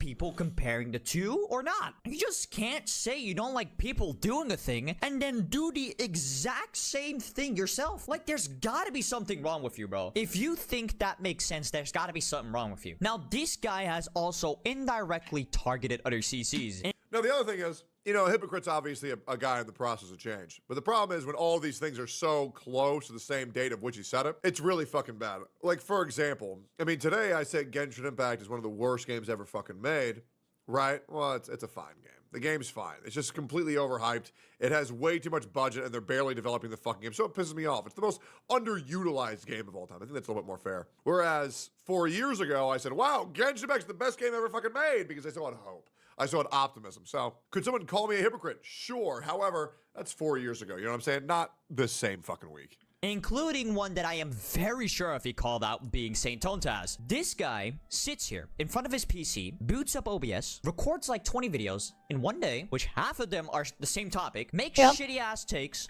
Y'all remember when a bunch of CCs were ganging up on Saint Tontas because he was theorizing on what could be going on behind the scenes of Hoyoverse when he was a smaller channel, and then I had his back, and then all these creators fucked off, and now everybody leaves him alone because now Saint Tontas gets viewers? I remember. Okay. I remember, but hey, that's just my perspective, man. That's just my perspective. And then proceeds to blame other CCs for people not agreeing. Like, what's going on here, man? This guy's fucking insane. Let me show you, right? Look at this. It's safe to say that we as players have more questions now than we did before. And unfortunately, there are many in the player base who weren't able to keep up. Much. Yeah, it was completely overblown. Misunderstanding of vocabulary, a personal lack of attention span, or what I think is actually the biggest reason of all, their rushing of the story. Saint Tontas made a video about the 1.3 story quest, right? And he made a funny haha ADHD joke in that video, as you saw. And I think we can all agree that this joke isn't harmful, right? Sure.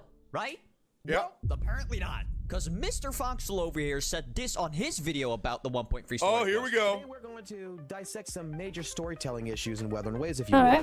Now, I'm not here to go ahead and try to question your intelligence, your vocabulary, or whether you have a mental issue or not like some content creators. You're struggling to connect with the story. Like, what the fuck is going on here? Like, why are we shitting on other creators indirectly for no reason? You don't see me sitting here throwing indirect jabs at people for no reason. I'm going to go ahead and I'm going to pinpoint this next one. And this next one, it's funny. I think absolutely, out of them all, it's probably going to be the channels that I really want to say grind my gears. These are the ones that grind my gears. Grinding gears, guys. Ironically, holy fuck, bro thinks he's Peter Griffin. There's no way. Me by far the most. And these are the channels that have an ego issue. An example for this would be like someone going ahead and, you know, having a bad day or something, right? And talking about this, that, and the other thing, and doing it straight up like, you know, kind of like a hate video in a sense. Like they're mad. And before they even start, they say, you know what? If you have a different opinion of mine, don't even bother to talk or whatever. You know, I will ban you for trying to defend and be on my channel. You know, this is not your platform. Get the F out. Now, this is the thing. I'll let you know, right? I'm irritated. All right. It's asshole smacks coming out. So any kudo bots coming in my comment section, I'm banning the fuck out you if you take your little dick riding ass in the comment section and try to defend this because it's stupidity. So here's the thing that people need to understand, because a lot of people are saying this, oh, gotcha content creators, they have such big egos. Oh, they're such assholes. Okay, I want you to think about this. for a couple of seconds. Just ponder it. Imagine it's your job, right, to make videos on the internet. Great job. Okay. Easy job. But the problem is, every time you make a video, the most sensitive, the most retarded group of children come to your video, intentionally misunderstand it, and then argue against points that you never made, and then they get their friends to upvote those comments to make other people think who are of sound mind. Yeah, that happens. This guy must have said that. And leads other people to discredit you for things you never argued, for points you never made. These that stuff content creators happens. don't have ego issues. It's that they're pissed off of having to deal with retarded children full time. Imagine if it was your job to talk to the Genshin community every day. You know, the people who think they're having sex with anime characters. The people who actually care over the canonical sexuality of a PNG.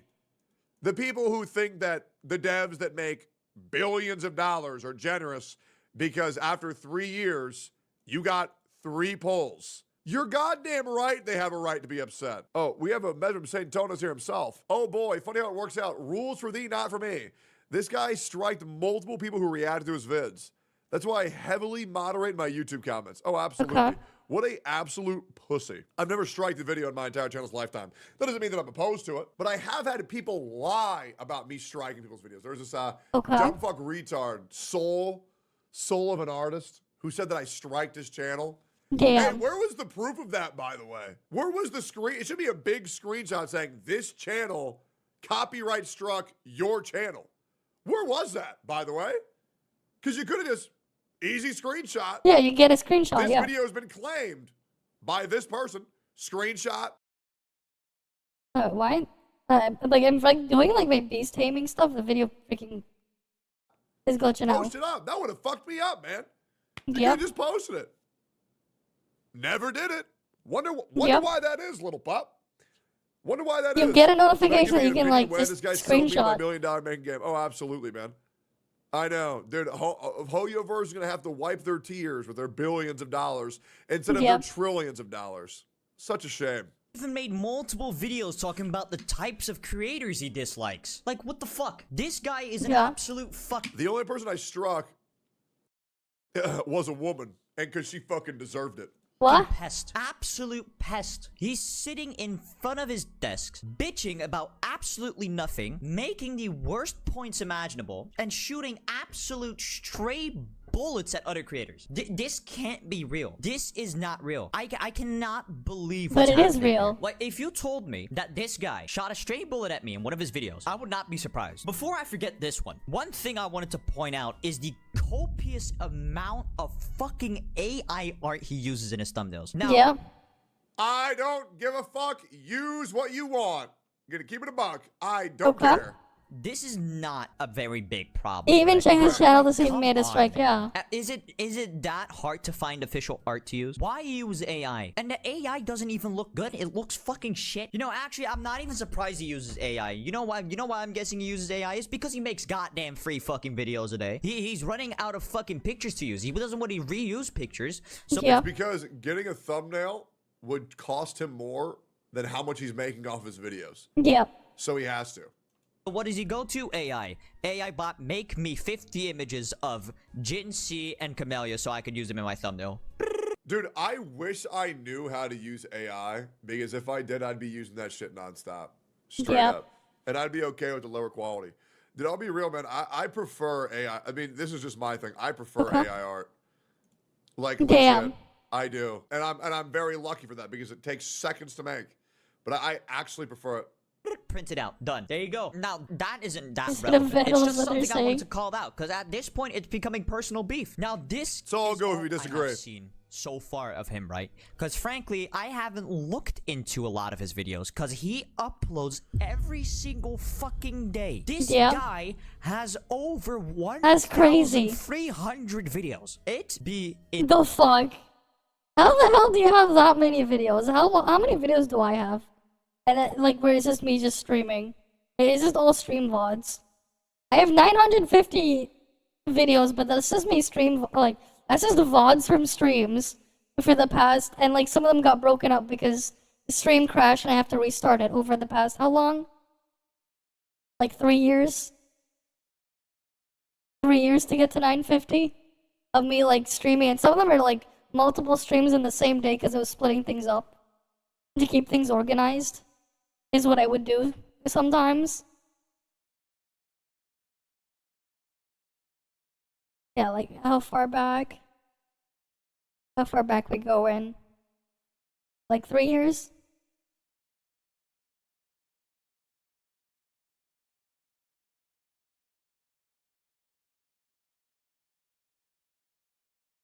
Should be like 3 years. Yeah, there's stream VODs, but like how many do you do a day when like things crash and get borked? Yeah, this is like we're almost at the 3-year mark. Yeah, like the first one, like when I started, it should be 3 years ago. Yeah, 3 years. Yeah, over 3 years. I don't even know how I got 100 views on that one.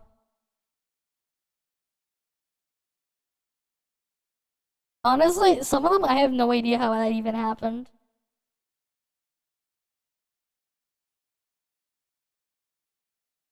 But like, yeah, that's like at the very beginning. I went to the very, very beginning. But that was like over 3 years. Actually, what exactly was the first date?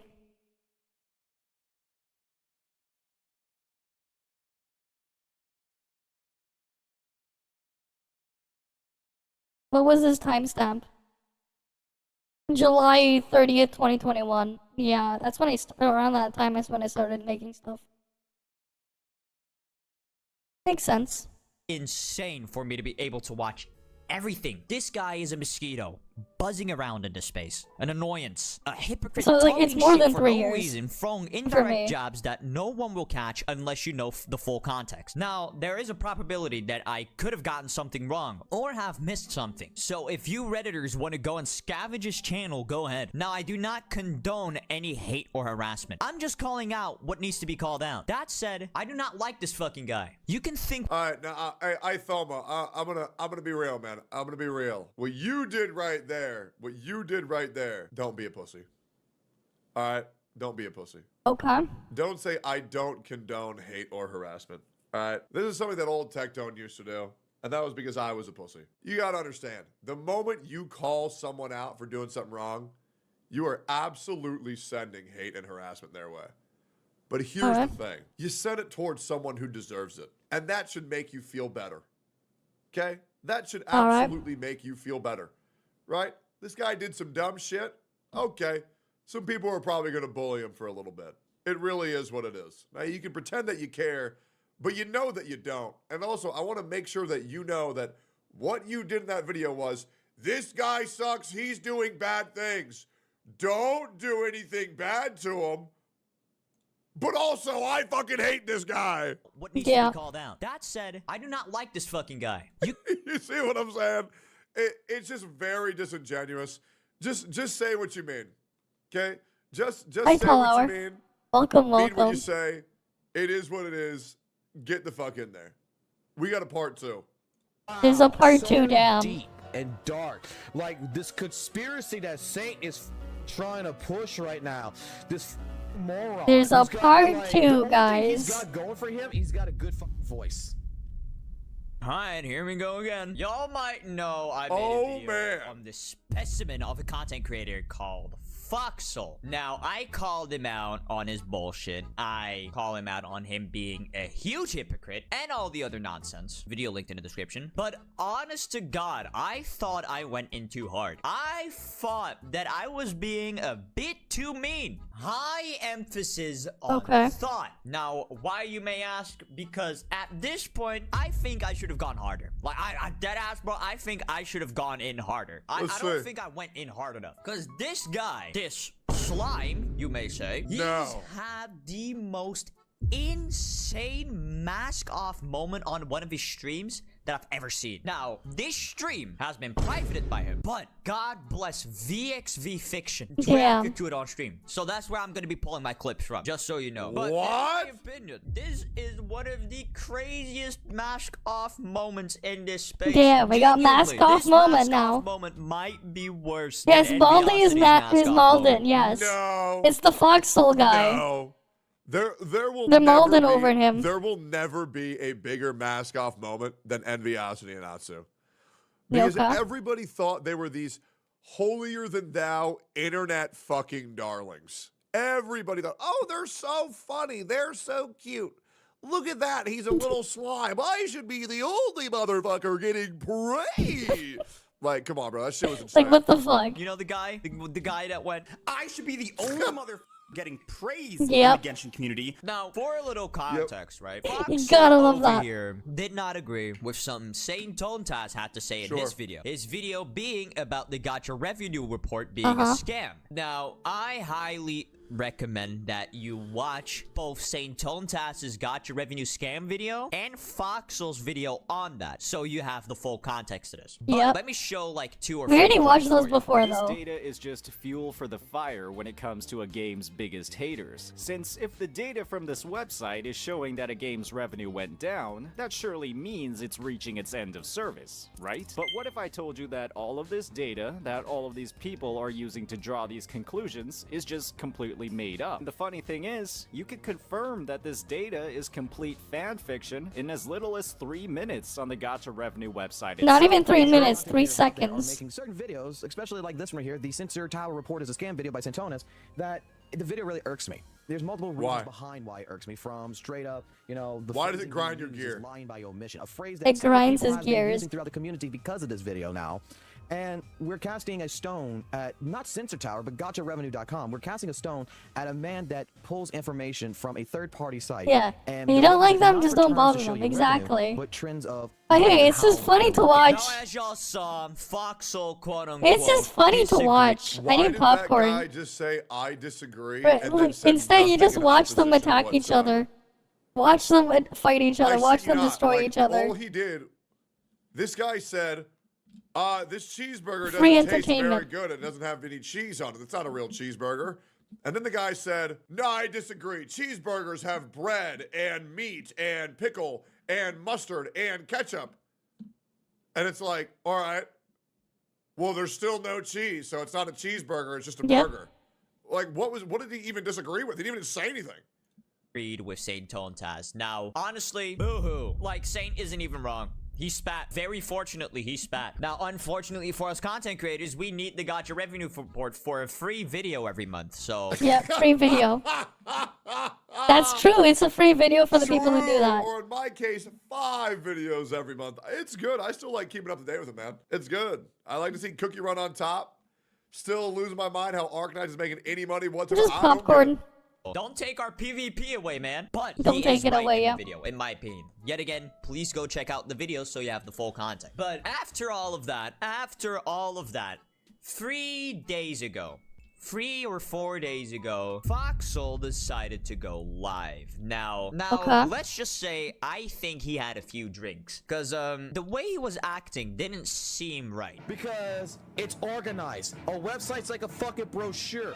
Website developers, I fucking done it. I have developed over fucking 100 fucking websites for fucking several different companies. Okay. That was my original fucking job as a fucking teenager for a lot of different companies. I believe if someone is using the term fucking multiple times over 10 seconds, they're pissed. Now, I don't know if he in fact was drunk, but I am guessing so by the way he was acting. Yeah, now, they might be slightly upset. Went fucking off on Saint. He went off on Saint Tontas. He he went off. Went on for like 20 minutes plus trying to shitting on Saint Tontas for no reason. Just because people weren't agreeing with him about his Gacha revenue take. Now, let me just shut up, right? Let me just shut up. Let me show y'all. He'll shut up and show us. Okay. Dig for this information to find out.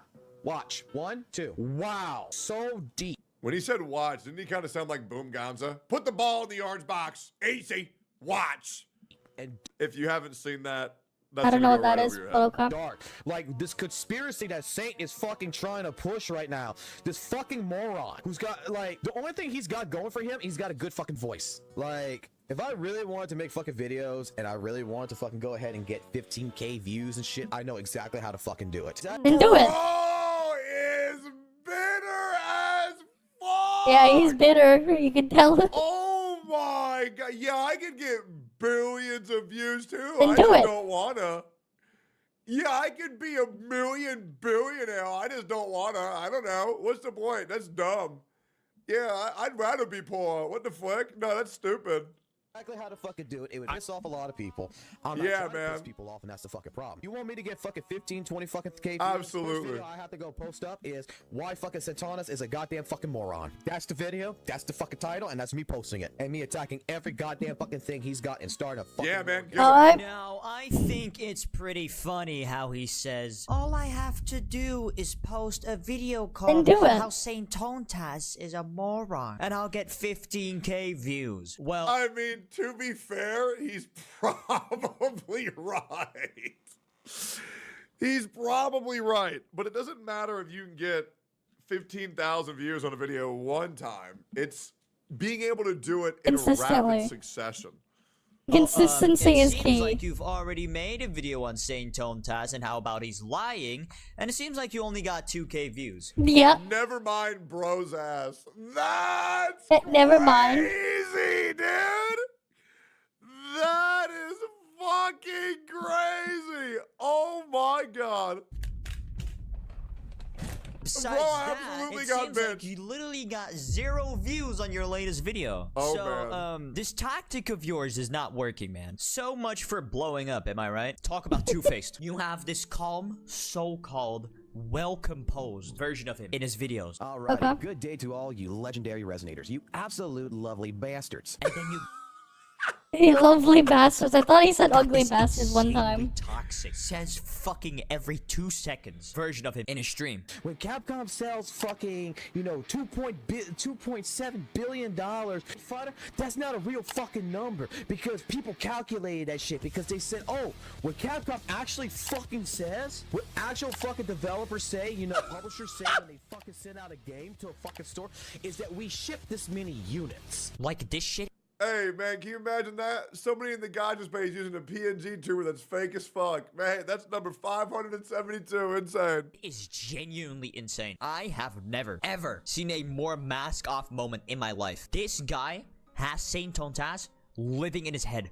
Rent-free. Rent-free. Yeah, no rent-free. rent, no bills, nothing. Saint Tontas has a second house. No bills to pay. He had no mortgage to pay. He just living in this guy's head. Never mind that. Who the fuck expected any soul on this earth to be white knighting Gacha revenue out of all things? Gacha revenue. He's white knighting Gacha revenue. Yep. Like, this shit is diabolical. That's my word, you bitch. Diabolical. Now, I'm honestly Okay. surprised this guy has as many subscribers as he does. For someone who seems to be as much as an asshole as he is, based on what people have experienced in my comments. I've heard a lot of bad. You can go check the comments in my other video. There's multiple of them, like, talking shit about you, man. I don't think people think you're a good person. Like, bro, this guy is the new soul of an artist. This... Oh, okay. Damn. I don't know who Soul of an Artist Bro is, but damn. Bro knows. Bro knows. You earned a sub from me, brother. You earned a sub from me. Who is this guy, man? Who is this guy? God damn. guy is the new Plazookas. This He knows! Wait, Plazookas, is he okay? What happened to him? Oh no, he's still dead. Who's that? Oh no. Okay. Plazookas, come back, man. Save us, bro. Save us. is the new Enviosity. He should be the only motherfucker getting praised in this community. This guy seems to have a personal vendetta against Saint Tontas, which I still don't understand. I don't know, man. Like, brother, there is no saving you. Like, I'm not even sorry anymore. You're a lost cause, man. You're a lost cause. You let the mask slip, and now everyone will know. And I said this in my last video, but if I missed anything, let me know. Let me know if I missed anything. What are y'all's experience with this guy? Comment down below what you think. Subscribe to the YouTube channel. Follow me on... Dude, Dude, I fucking love this guy, man. He's a little shit disturber, bro. 1,000 subs in a dream. He's a little shit disturber. I love it, man. I love it. I hate the Gacha space. I'll have to watch this too. I need to watch this, bro. Man. All right. Well, I don't think he's nearly as bad as Soul or Envy. But man, another mask off moment. Are we surprised? Not really. Dude, and somebody else made a video on this. I'm not sure who it was. I think it was VXV. Let me check VXV. If this video is called "Oh No, It Happened Again" with this exact same thumbnail, that would be hilarious. That would be hilarious. Dude, this thumbnail is such clickbait. It's insane. So funny. Actually, so funny. He's in chat. Who's Ithoma? Oh, wait, that's the guy who I reacted to. I forgot your name. My bad. Okay. My bad. There they go. Hey, it is what it is. It is what it is. Hey, I'm not good with names. Yo, Ithoma, let's talk sometime, man. That was hilarious. Hey, good on you, bro. We need more people like you. Hey, get in there, brother. You on the front lines. All right, like, comment, subscribe. Go check out this video, boys. That shit was hype. Well, that was something. That was definitely something. Okay, was there anything else? You said Baldy Lux for Kektone before. I guess we go to the other guys. We'll go look them up. Do they actually have anything new, or what?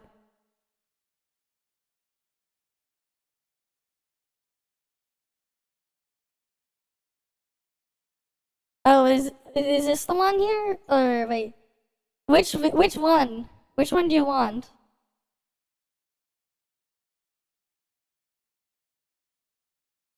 Which video was it? If you're still here. Misinformation has gone beyond dumb. The fuck? Which one is it? Which one is it that you want? If you're still here, because we're finally looking at these. You mentioned to check this thing out too, Megatronus Prime. Because like there's these ones here. I don't know which one you want. Oh, what else is there?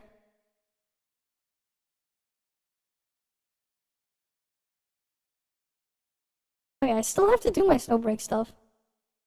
I haven't done Final Trial yet, but I'll just do Final Trial later this week. I believe Origin of War is gonna reset soon as well. But which one?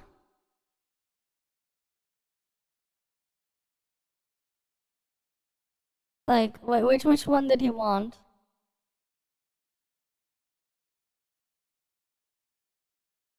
It is the people reacting to the one with the that she showed up in there. Was that the one with the? Is that are they reacting to the trailer where they say stemming? The Pepega stemming? The freaking dumb stemming thing?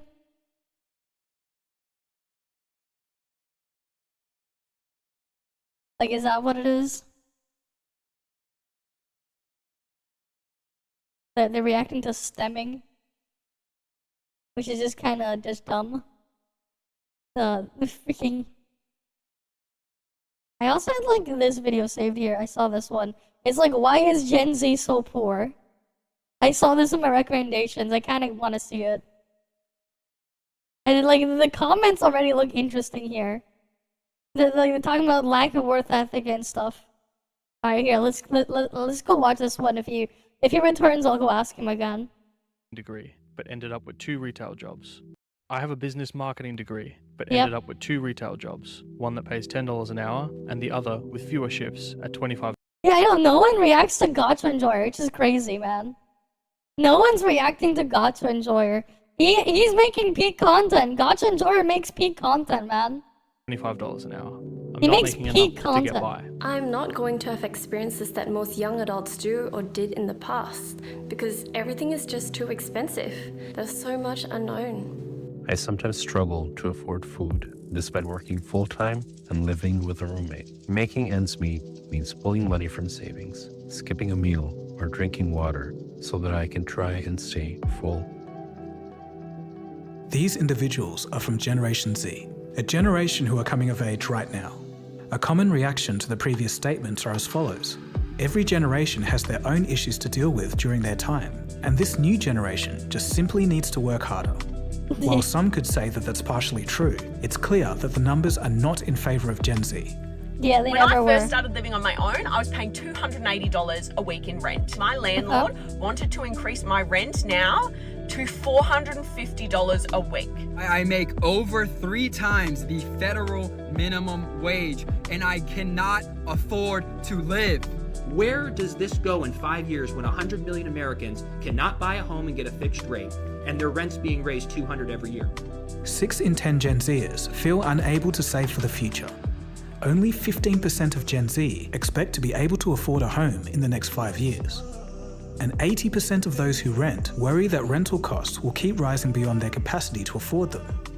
47% of Gen Z report that they or a household member lost a job or took a pay cut due to the COVID-19 pandemic, and this makes them the most affected generation. Around 40% of Gen Z are struggling with mental health, with financial stress being a major factor. So how did a generation that was poised for success end up in such financial distress? Are Gen Z really as lazy as many people claim? Or can we really blame this generation? Just think about it. They had to live through multiple economic crises, geopolitical tensions, a global pandemic, and a new, constant fear of AI threatening to replace them. And how do millennials and boomers play a part in all of this? In this special episode, we go through a journey of generations, and we look at the real reasons why Gen Z is facing the brunt of it all. We'll tackle this topic in 3 broad categories: housing, the economy, and education. A quick note, although this episode is focused on Gen Z, a lot of this applies to younger millennials too. And a lot of these numbers are America focused, but will definitely be including other countries around the world too. Newer generation. So join us as we try to It's answer not just that, man. the most Everything is important fucked. question facing this generation. Is Gen Z truly the poorest generation in modern times? Everything is just fucked, man. You are watching Cold Fusion TV. Before we dive in, let's paint a vivid picture of who we're talking about when we say Gen Z. At the time of writing, the oldest of them would be around 27 years of age. Yeah. In America and Britain, this group is 1/5 of the population, a similar proportion to current baby boomers. The developing world has more of them. In Nigeria, Gen Z makes up 32% of the population and 27% for India. In the West, compared to millennials, Gen Z are more environmentally conscious, drink and smoke less, and are in less relationships. They care more about social issues, although they socialize less, 38 minutes per day versus an hour for the youth of the year 2000. You can watch my loneliness epidemic video for more on that side of things. Celebrities in this generation include the likes of Billie Eilish, Zendaya, Greta Thunberg, Mbappe, Mr. Beast, and Naomi Osaka. While these Gen Z celebrities are obviously doing fine, everyday people in their cohort are coming of age into Everyone tough else times. is fucked. What is really screwed up is the world is massively in debt. The workforce is shrinking. Population growth is slowing down. It's slowing down GDP growth, so there's not enough GDP growth to pay or service the amount of debts out there. And what we found since 2008, that the answer to this debt issue has been printing of more money, debasement of currency. People think of it in terms of, at first they think it's going to be inflation, as in the price of CPI goes up, but it's actually not. It's actually something much worse, is wages don't rise, but assets go up, because optically you're debasing the currency. But what's happening is you can't afford as much of that now. And so your future self is in fact poorer. So a classic example is a 35-year-old now in the United States, getting married, having kids. A house is very expensive now. Compared to when Peter and I were young, it was relatively cheap, 3 times incomes. Now it's like 10 times incomes. So there's no real way of getting up the ladder. So the advantages that your parents had are not available to you. For Gen Z, above all, there's probably one thing that feels more out of reach than anything else: housing.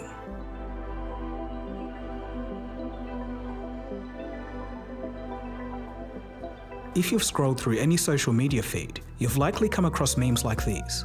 This humour hits close to home for 34% of Gen Zers who see home ownership as an impossible feat in their lifetime. Not in the next 10 to 20 years, but an entire lifetime. Think about that for a second. Additionally, in 2022, the typical age for a first home buyer hit a record high, 36. Gen Zers are staying at home longer to save on rent. Yeah. For example, in the US, young adults living at home have increased 87% over the last 2 decades. And in Australia, it's risen 17% just since 2016. In Sydney, only 0.1% of the properties there are affordable for the average household. For one student in Canada, he found it cheaper to just fly to his classes to avoid higher rent. I need to pay like $2,500 for the rent. I don't feel that is like, viable. The problem really becomes clear when you see the disparity visually. Yeah, that's just how fucked up everything is. In the the fact US, that it gets to home that prices are point. now rising twice as fast as income. Now it takes about 6 years of income to buy the average house. For boomers, this was 2 to 3 years. Generation X, 3 to 4 years. Millennials, 4 to 5 years. And, as just shown, Gen Z, 6 to 7 years. No, that's not even. It's worse than that. Because you still can't. That's just to get the minimum amount. But then that's assuming you give up everything else. But Australia is on another level. The average house price in Sydney, $1.6 million. If you're on that's nothing, man. That's still better than it is here, here in Canada. It's not that bad. It's not as bad as it is here. Single way. That 1.6 mil was the average, like a decade ago almost. Not even close. It takes 14 years of income on average. You see freaking the Canadian housing market? We hit that like 10 years ago in Southern Ontario. We already hit that stuff. Like in a lot of places, we already hit that like 10 years ago. And that was before the rapid hyperinflation we had after the pandemic. That was before all of that. We already hit that mark. To buy a house.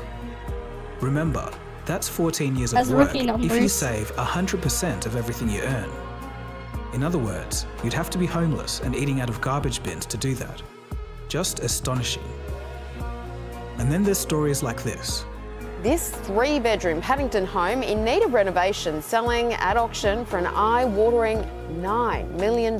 Yeah. That's a whole $1.5 million above the reserve, boasting off-street parking and a converted stable. The terrace last sold in 1981 for $300,000. The new buyers are planning to spend anywhere from $1 million to $5 million to bring it up to scratch. And this split-level 1-bedroom apartment in Bondi Junction, which is listed for $900. To say I was underwhelmed is an understatement. Among the applicants were 2 young mates, both male and wished to stay anonymous. They were prepared to co-live in this one-bedder. These are the kind of sacrifices people are having to make. There's a myriad of reasons of why this is happening in Australia, and I'm going to do an entirely separate video on this topic alone. But the bottom line is prices have surged more than 22% in just 1 year. In the UK, things are bad too. The average house costs 9 times as much as average earnings. In the UK, the last time house prices were this high compared to earnings was almost 150 years ago, back in 1876. But this is where things get a little more complicated. There's actually a twist here with Generation Z. Despite a global shortage in affordable housing and rising property prices, Gen Z seems to be navigating the housing market adequately. Data from Redfin over in the US shows that 30% of 25-year-olds owned homes in 2022, 3% more than their Gen X counterparts at the same age. Well, how is this? Here's what different experts say. Those in Gen Z took advantage of record low mortgage rates in 2020 and 2021. This made servicing a mortgage less of a burden. Gen Z has more remote work opportunities, so they're able to live somewhere remote and more affordable. And lastly, this cohort has more access to technology, information, and platforms, which all help in their home purchases. According to Ben Miller, the CEO of Fundrise, quote, "Every generation is getting more economically screwed in some ways, but they, Gen Z, have way more knowledge and information than previous generations. Way, way, way more. That's got to count for something," end quote. Interestingly, in comparison, millennials aren't doing so great with housing. It seems like the 2008 crisis hit that cohort hard when it came to buying a house. On a societal level, the problem of home ownership is making it harder for both younger millennials and Gen Z to think about marriage and having kids. A solution that's equally as sad as it is dystopian is the tiny home trend. Gen Zers and millennials are buying prefabricated tiny homes on Amazon for under $40,000. Yep. The median price of American homes tops $400,000. Here in Oh, yeah, California, these the things. median house is over $770,000. A silver lining here is that reports suggest that the job market is booming. Or is it? No, it's not. If you're 15 to 24 years old, in some places you'd be lucky to have a job. They'd be like, oh no, you need to have like 69 years of work experience for entry-level job. In Spain, the unemployment rate of this age bracket is Like, good fucking 28%, luck. Sri Lanka 27%, Greece 25%, Italy and Sweden 23%. In China, things also aren't going great for the young. Thanks to economic uncertainty and a large population in higher education, over 1/3 of degree holders there may be unemployed. Let's go back to other parts of the world in the West. The picture looks a lot better, but as you'll soon see, not all is as it seems. Youth unemployment across the richer countries of the world on average is around 13%.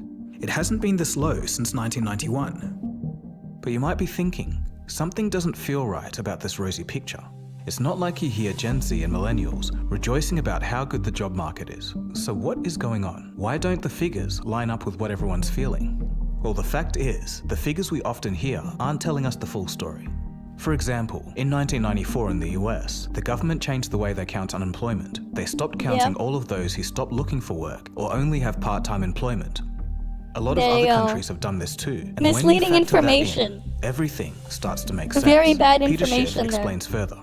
So if you really want to put today's unemployment in context, what you have to compare is the current U6 number to the U3 number that existed prior to 1994. And I happened to do that. And what I found, if you look at the 1950s and 1960s, there wasn't a single year during those 2 decades where unemployment was as high as it is right now. You got to go to the 1970s. That was It's because they're more 1975. stressing. Oh, and 1976. Exactly. So only 2 years. And then everything is just way too fucking expensive, man. Everything is way too fucking expensive. It's ridiculous. It's just unreasonable. So, like, And that's supposed to be a horrible decade, stagflation, Jimmy Carter, all the bad stuff that happened. There were only 3 years during the 1980s when unemployment was higher than it is right now. We were in the worst recession since the Great Depression. The Fed had interest rates up at 20%, right? We were really trying to fight inflation. So only during the latter 1970s and early 1980s did you have unemployment higher than it is right now. Okay. So, how is Gen Z doing today overall? Opinions are divided. On the one hand, Lawrence Kotlikov, an economics professor at Boston University, agrees that, quote, "This is a tougher climate for sure. I've done Parents some of need the to Snowbreak realize stuff. that their kids are in trouble."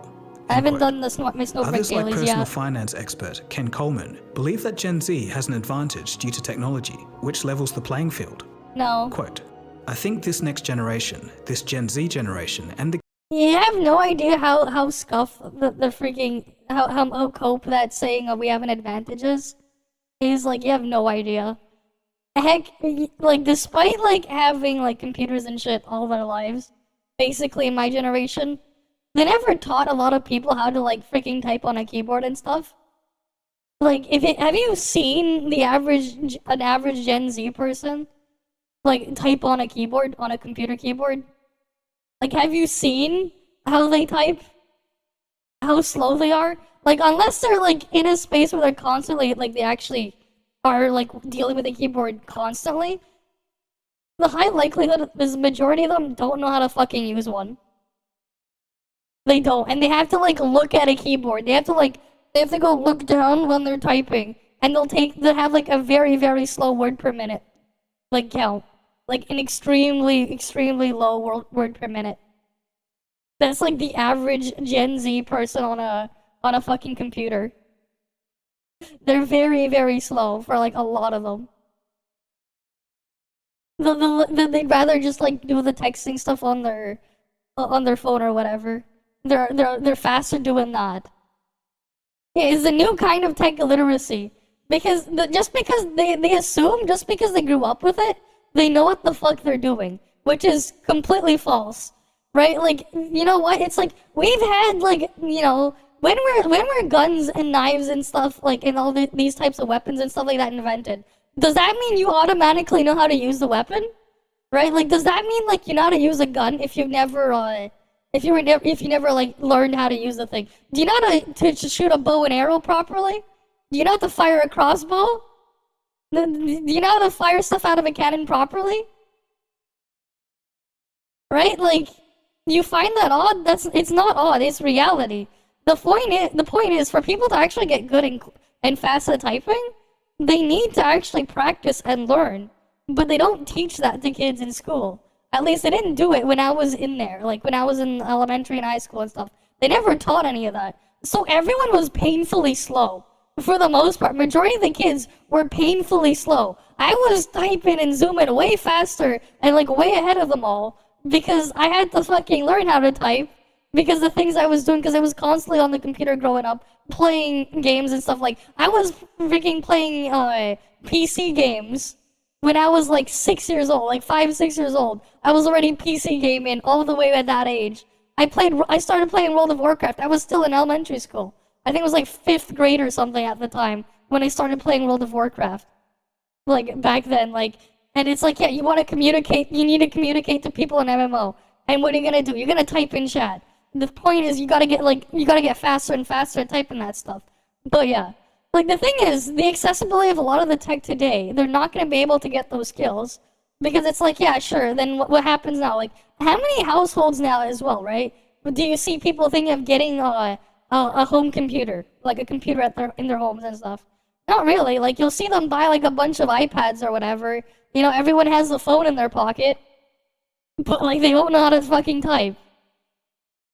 Yeah, easy to access makes the learning process no, exactly. They don't need to.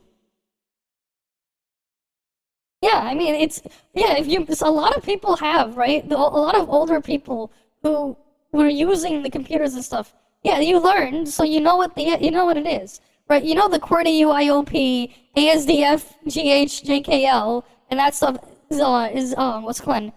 ZX, CVBMN, right? We all know that stuff. I mean, not MN, NM. But like, yeah, like I memorized the keyboard layout. That's fine. That's never been a problem for me.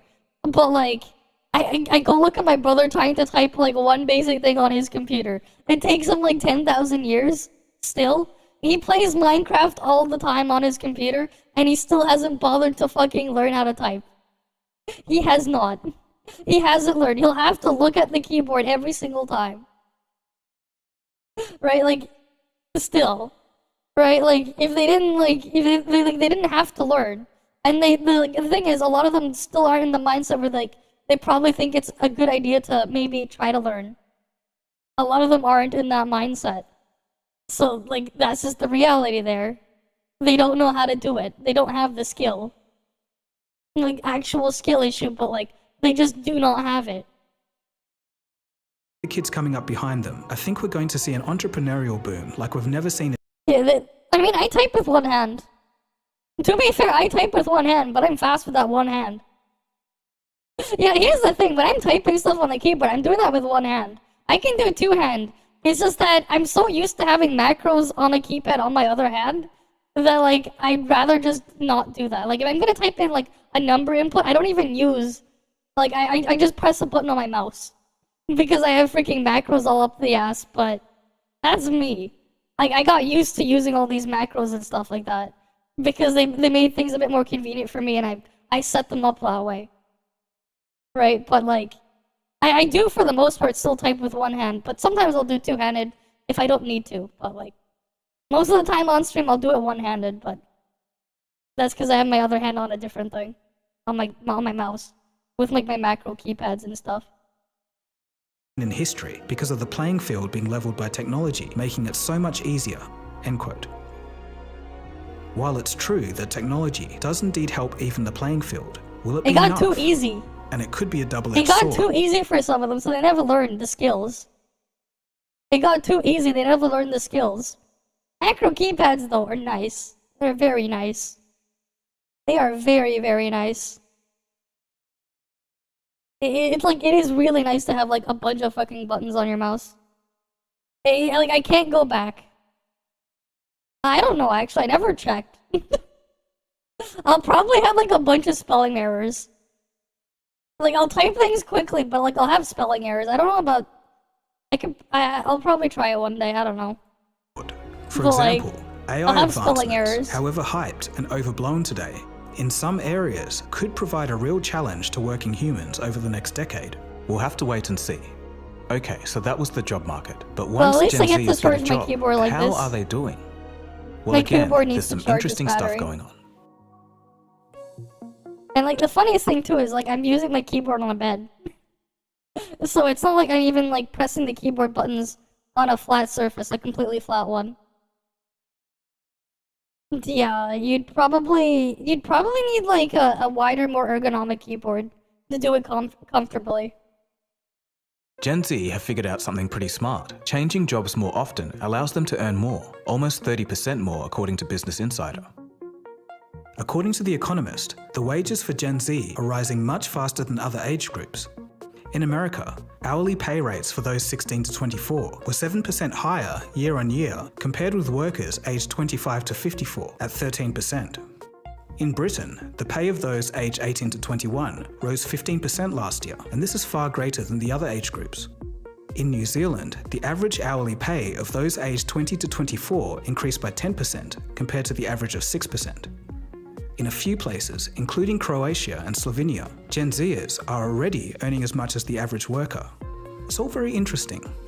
The explanation 40? for this could be simple. After the post-COVID inflation started exploding, To be a lot honest, of people that's would ask for a probably raise, better than your and they got average, it. But the difference that's with Gen Z better is than your this. average Gen Zer, They're man. the youngest cohort, so they had the lowest base wage. Because their wage was lower, companies could afford to pay them more, as it was still cheaper than retraining someone else, for example. So, when you look at the proportions, Gen Z seems to be doing better. But the truth is, even if their pay is increasing at a faster rate, it may still not be enough gross income to live comfortably. Yeah, it's so not. the question must It's be not asked, enough. why is pursuing higher salaries not translating into financial security? One word: inflation. While most of us have felt the pinch of everyday essentials, inflation lies at the heart of Gen Z's financial struggles. They're mostly just starting their careers and probably earning less overall. To enter the workforce during a period of rapid inflation, not seen since the 1970s, would be a real shock for any young adult. In 2022, inflation soared to the highest point in 40 years. During the pandemic, supply chain disruption meant that goods cost more, and to prevent the economy from stalling, governments printed excess amounts of money to revitalize it. It sort of worked, but all of that extra money sloshing around in the economy later showed up as inflation. Suddenly, a trip to the local grocery store was 8% more expensive. And this isn't to mention fuel, airfares, rent, and transportation, and most critical of all, education. But we'll come back to that. Gen Z has never seen prices rise so rapidly in their lifetime, and they're going through a sense of sticker shock. Some reports even go as far as to say that Gen Z is, quote, psychologically scarred by the effects of inflation.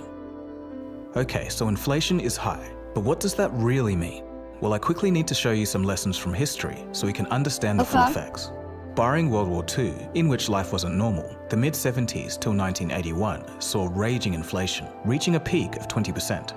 With everything costing so much and wages being stagnant, most households decided that two people needed to work to keep the household afloat. There was no other choice. The natural result was that more women entered the workforce, a trend that remains till this day. But there's a tragic thing about inflation. Even as the inflation rate subsides, prices usually stay elevated. For example, say the inflation figure drops from 8% to 3%. It doesn't mean that prices actually go down. It just means that prices are rising at a slower rate. In other words, if the prices to go down, you need deflation. You need the thing to go in reverse. They were rising at 8%, So that's not gonna and now happen. they're rising at 3%. I say this just to highlight that inflation is nothing to play with. But the good news is that for now, inflation rates across the world have slowed. While that's welcome news, Gen Z would have to accept that higher prices are here to stay. Higher wages do help, but the truth is, for a young person just starting out in their professional career, inflation makes things very hard. How much did you pay for your first house? $18,000 with 17 acres. What year? 1989. When I was a kid, cars were thousands of dollars. a brand new car, like, I don't know, $5,000. I remember seeing ads. Houses were probably, what, 10, 20,000 when I was a kid. A dollar used to actually be worth something. But there's another twist here. If you can believe it, inflation may be worse than what we're being told. There's a reason why a dollar doesn't go as far anymore. According to economist John Williams, founder of Shadow Government Statistics, the US government may be fudging the inflation numbers. So real inflation is worse than what's published. Williams argues that the methods used to calculate the inflation have changed over time. This first occurred in the 1980s, and ever since, the inflation rates have been reported as lower than what they actually are. In blue, you'll find a more honest representation of inflation, whereas in red, these are the official statistics. No, this feels way too low. This feels way too low. The official statistics don't factor in house price growth directly, or they might substitute steak for more affordable meat when determining grocery expenses, and more tactics of that nature. Although, it's not just the US government that manipulates inflation numbers. It's a common tactic used by many governments around the world, mainly to get re-elected. So why say all of this? The bottom line is that living standards are being slashed by even more than we realize. It's getting harder for everyone, especially those who are just starting out in their professional career. So, the part you've all been waiting for. Are Gen Z lazy, entitled brats? Let's take a look.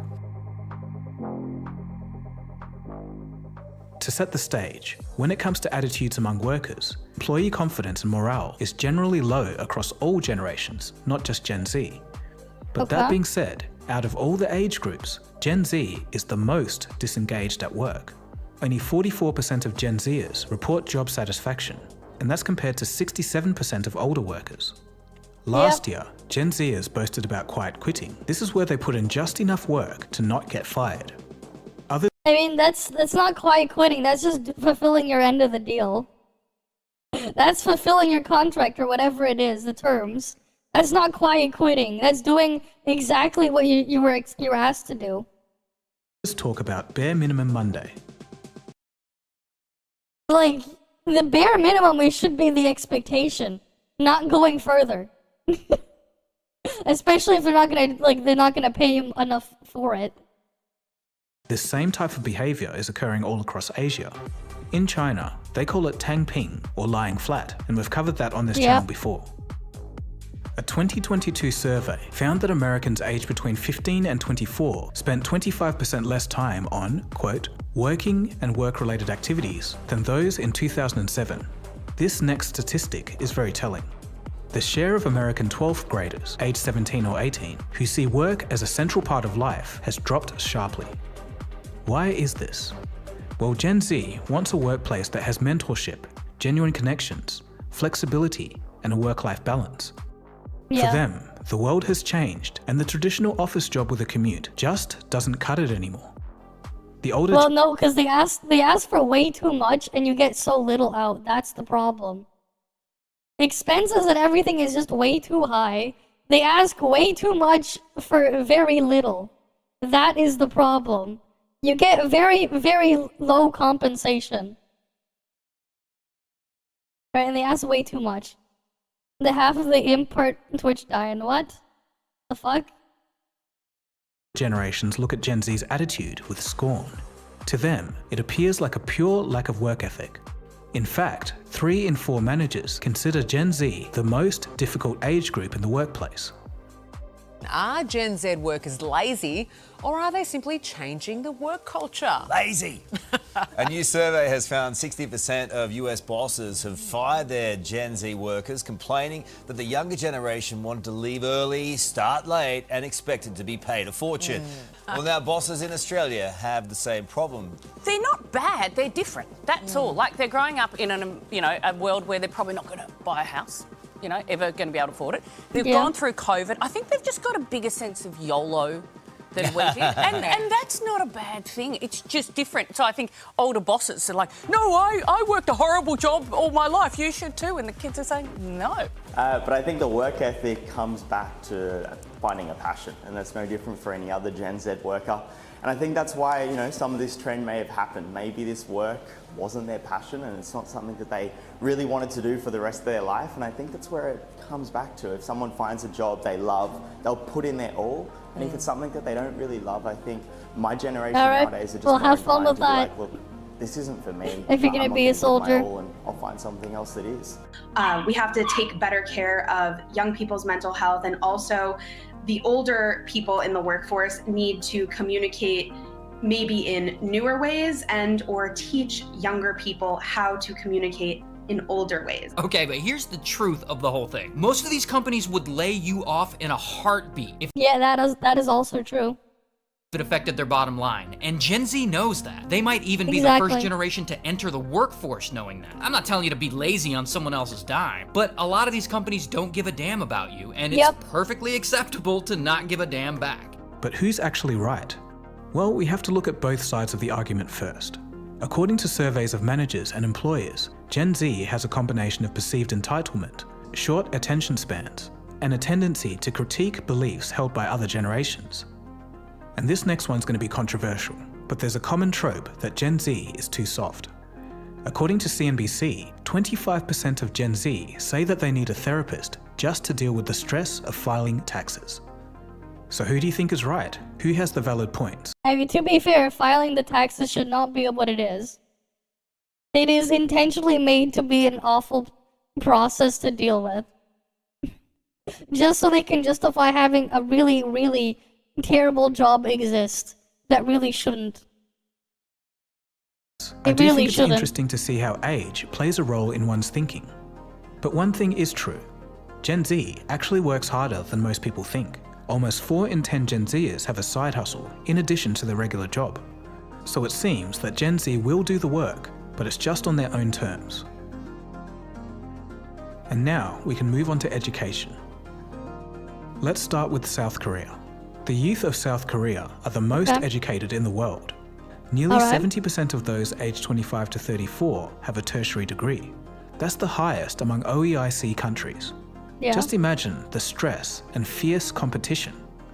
Despite their educational prowess, over half of Seoul's youth face asset poverty.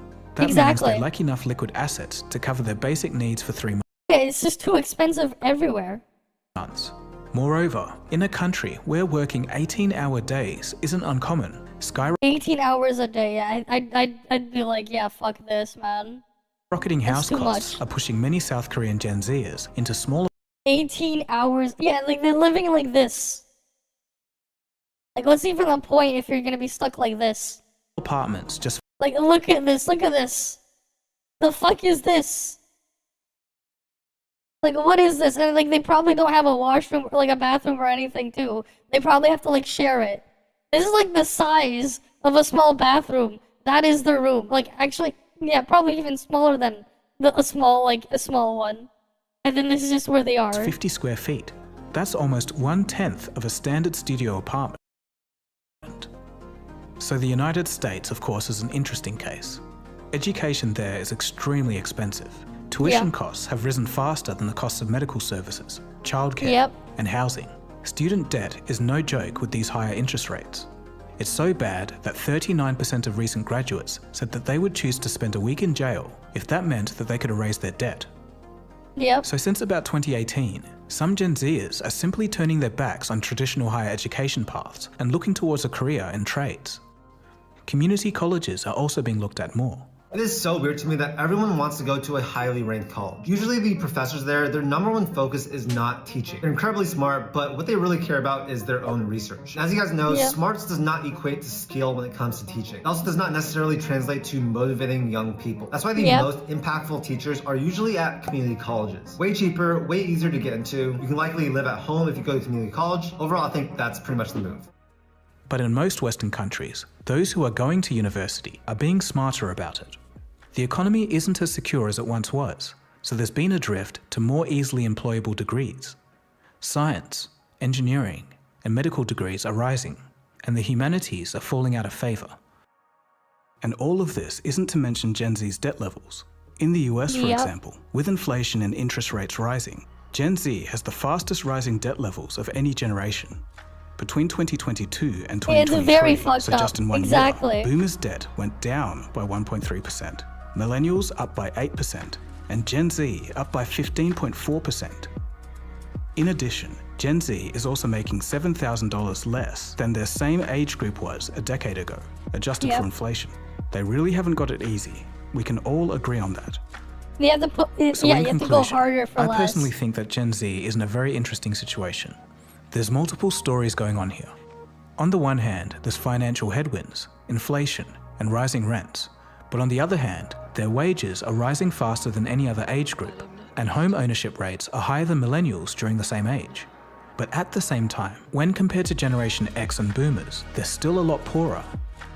And I haven't even touched on those from Gen Z, now living in war-torn countries, countries that were peaceful 10 years ago. But in terms of work, their attitudes towards work are changing. Perhaps in 10 years, instead of going to college, learning a trade will be close to the norm. Who knows? But all of that is the reason why this topic is so important. Gen Z are the near future. Historically, in times of economic downturns, the young become disenfranchised, and they vote against the leadership that put them in their current position. Governments and politicians have to pay attention to them, or they'll be out of a job in no time. Considering that Gen Z is the most politically active age group, the potential outcomes may carry even more weight. Given all we've looked at, Gen Z is treading water right now, but they definitely aren't swimming. But let's think outside the box a little bit here, and let's put this all into perspective. Over the past 100 odd years, which generation do you think had it the worst? Well, here's a clue. They're so old, you probably haven't heard of them. They're called the Lost Generation. Okay. They were born between 1883 to 1900, 3 whole generations before the baby boomers. Many had to go to the First World War. Their soldiers came back traumatized. The world hadn't seen such violence before. They were left to wander the streets, no support, and lost through life. And this is where the generation got their name from, the Lost Generation. I agree. Not Depression. long after the scars of war, they would then lose all of their money in the Great Depression. But life wasn't done dealing with them World yet. War II. During the depths of poverty, they watched helplessly as they had to send their own kids off to the Second World War. And by the time they got to relax in life, they were already in their 50s. This added perspective isn't to say that Gen Z has it easy. They don't, and there's no arguing against that. And my heart does go out to all of those who are suffering financially. But the world isn't in shambles yet, and there's still opportunities. Hopefully, with better policies and innovation, our economies and employment situations can turn around. On the bright side, Gen Z does have something priceless on their side: time. Wise investments with the little money that they do have could be life-changing in the Okay, well that was that video. Was there anything else? He's like, he didn't come back and tell me which one of these to watch, so I'll just save that there. Because he didn't come back. I have to do my snow break dailies.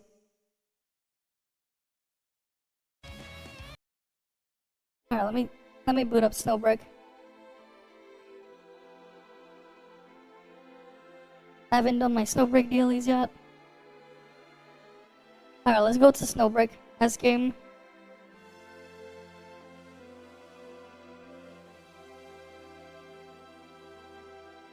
Okay, why isn't the is the launcher being Pepega again? Oh god, Snowbreak's launcher's broken again. Nice. Okay, now it opened. Okay.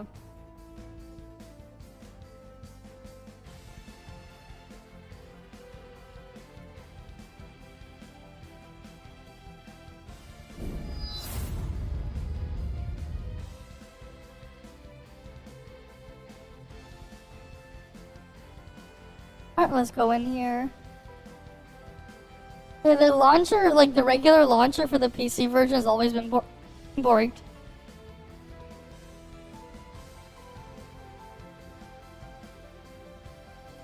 It's always been Pepega.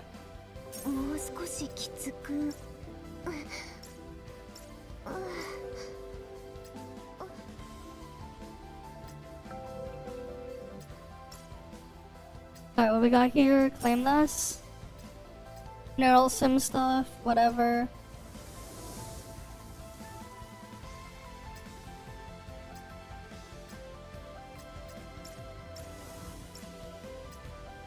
Oh crap, I clicked the wrong button. And is it annoying having that button there? It's annoying. Because I'm always gonna just accidentally click the wrong one. I mean to click this one. Because I got so used to it before, like this menu not being up here, this extra row. I was so used to be like, oh yeah, top button here. Muscle memory, click there. But then they changed that.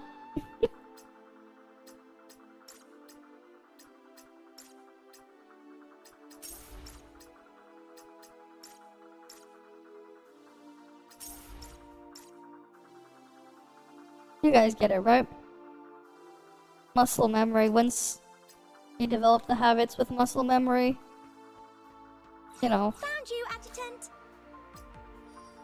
hard to stop them.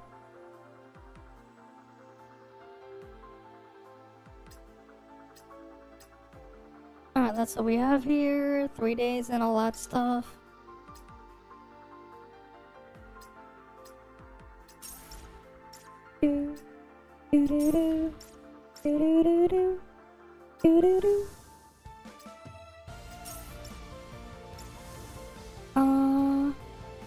Yeah, all those events are not available yet. Torrent of Fire. No, we already hit the thing there, right? But we still need to do the one daily run. Yeah, it's too late once it's already developed. Exactly. It's too late. It's like when you woke up and you boot up your PC immediately. Exactly. You eventually just get used to it and develop a habit. Sorry, I was sent a video to react to after. Oh, different map. It's like they don't even calculate their odds of success. Interesting. We got a double boss.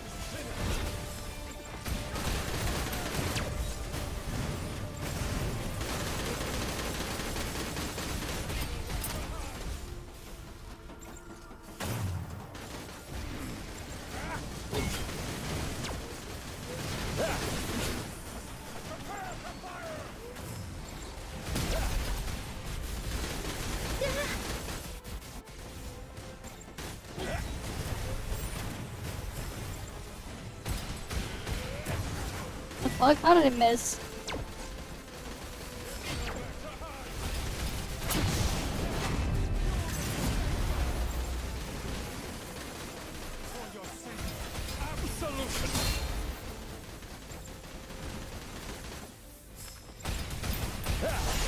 Eagles?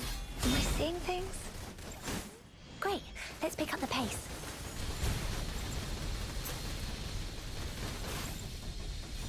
Patience is a virtue.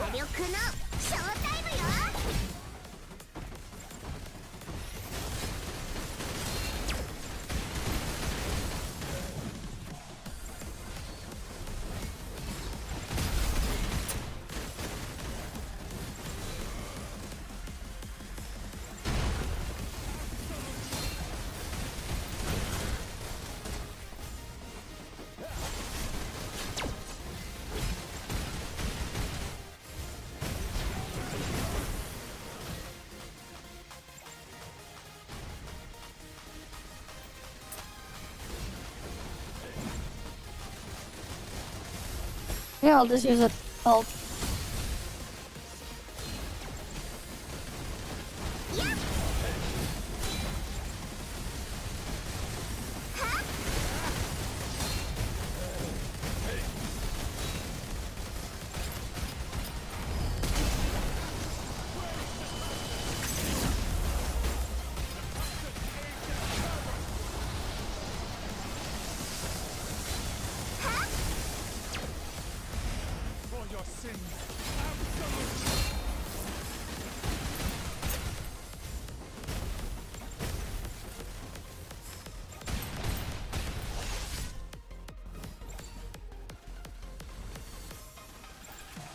Alright, come on. Great, let's pick up the pace. I'm kind of tired. Lucia's effectiveness in combat varies based on height difference with opponent.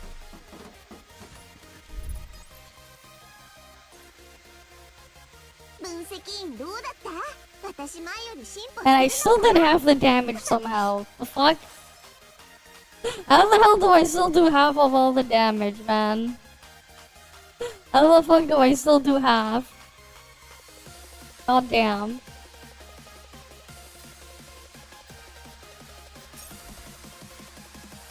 Okay. So then I got that mission done. Missions refresh every hour.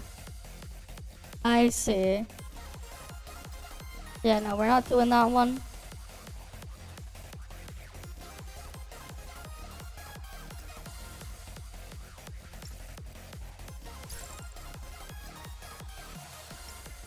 Okay. What's a neural sim? Okay. Joseph and Bovar.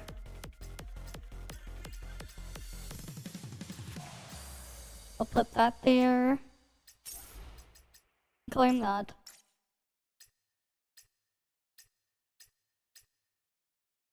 Oh, that's electrical resist. What do I want to use? Yeah, we'll do Cherno.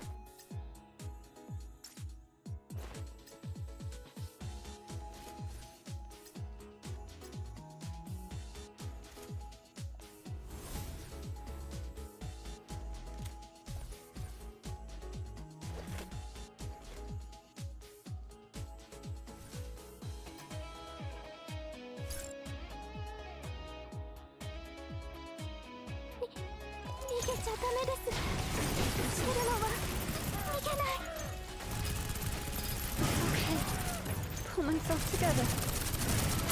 Don't hurt me.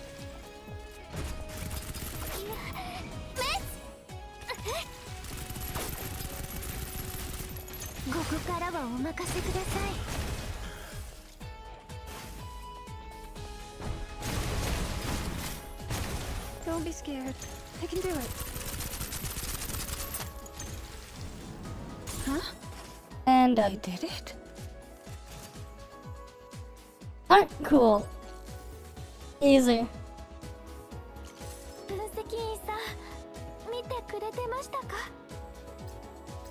Easy. There goes Joseph. Very dead.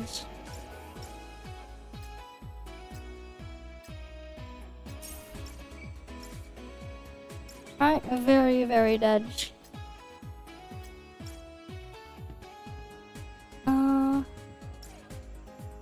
I still need to do the other event thing, right?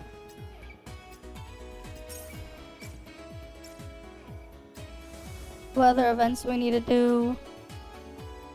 Yeah, this thing, that opens in 2 days. Well, at least it's solo now. Remember when these things used to be group and then like it would take forever to like find a group for it? At least now the boss things are solo. It was annoying when you needed to get a group for them.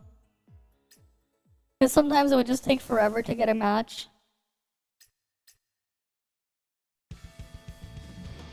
Yeah, I still need to do one. I run through one of these. Right, because I didn't hit the amount I needed for the week.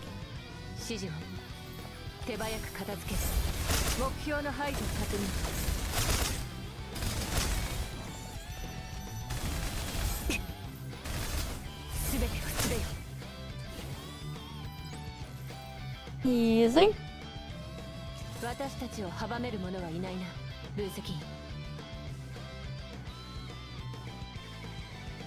Alright, next one.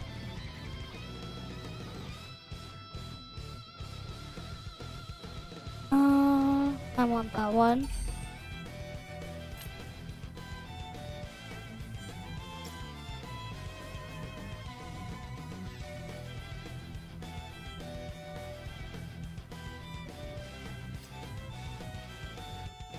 Alright, let's see.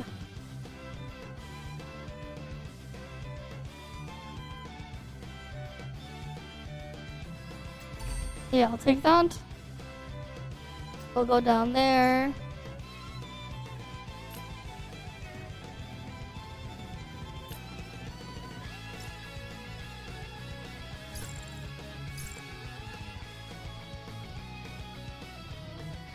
分析員、私から目を離さないでくれ。足手まといなんてごめんよ。目標の排除を確認。Alright, dodge. On to the next one. Alright, we gotta go for the next one. What do we have here?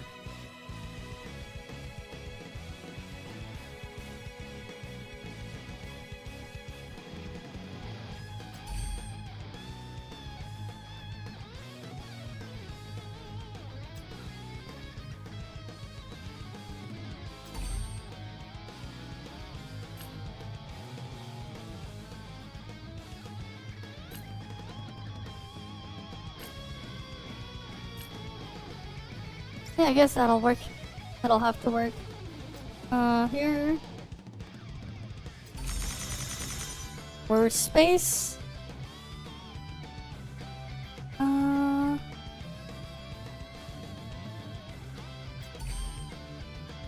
Alright, what can we get?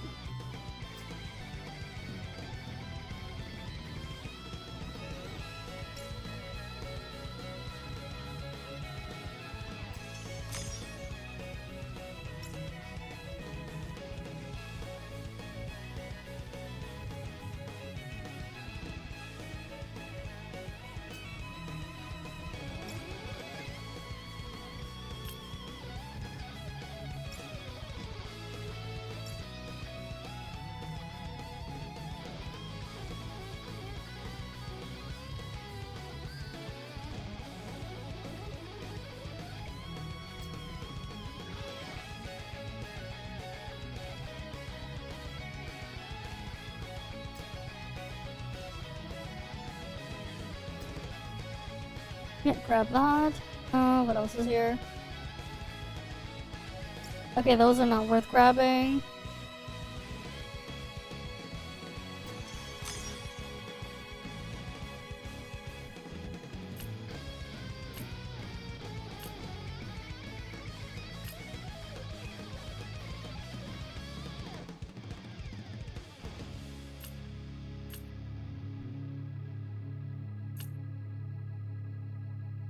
Alright, I just do that. How do they get the experience to level up though? How do they gain the experience? All I see is it just gives them more experience, but like, how do they get the more experience?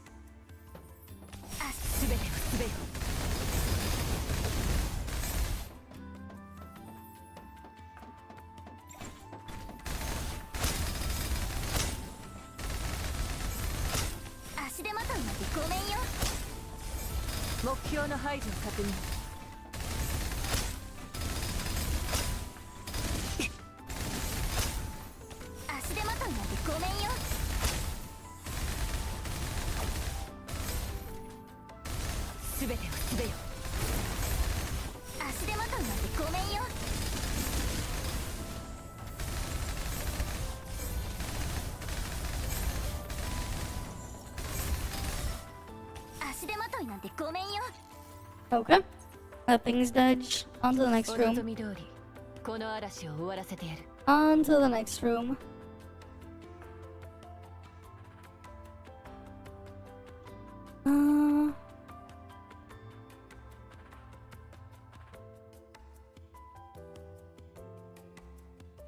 It's just picture taking? You can ignore it too.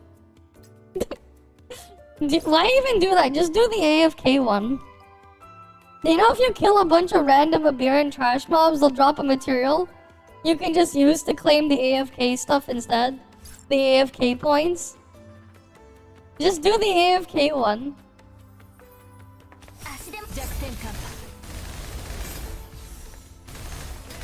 Like, imagine doing that with the picture taking. Like, it's not like it's even needed.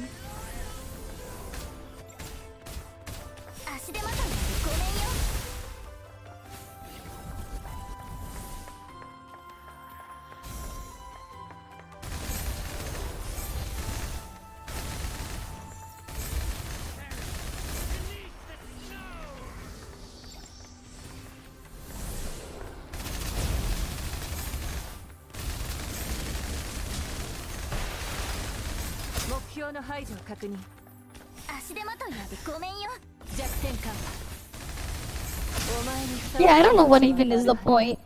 They literally just let us just AFK and get easy currency. What even is the point?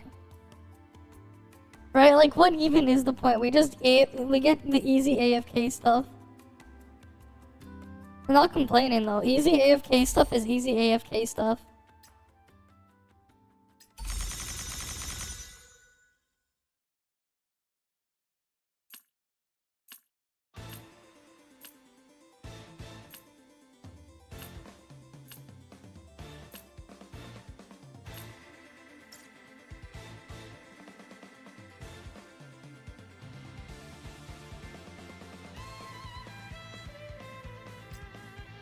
Right, like easy AFK is easy AFK.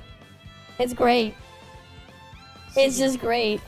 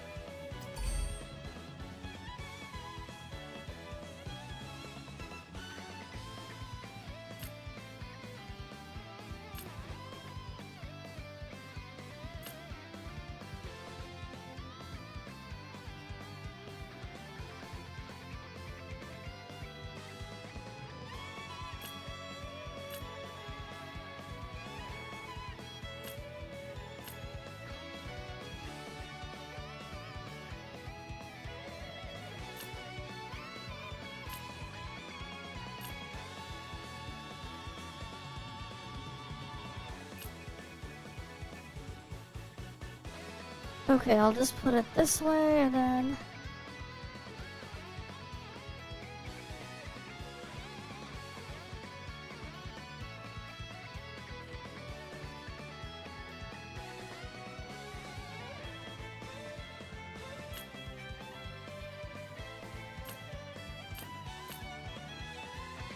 How long will it take for me to get all the experience I want from the thing?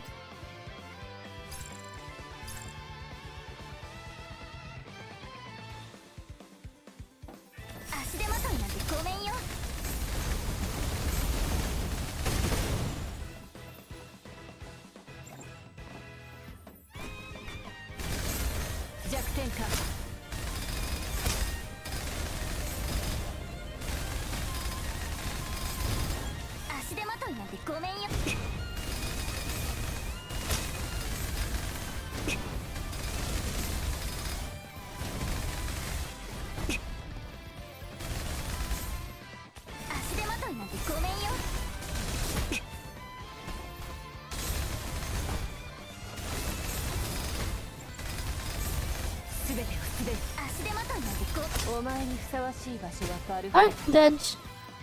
On to the next room. Dedge, Dedge, Dedge.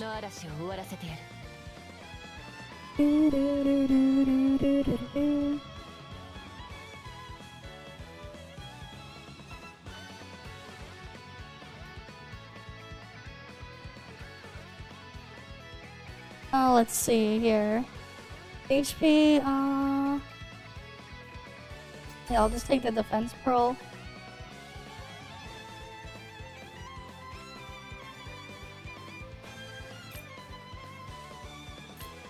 Oh, I guess I can like just have these grind experience and fuse them later.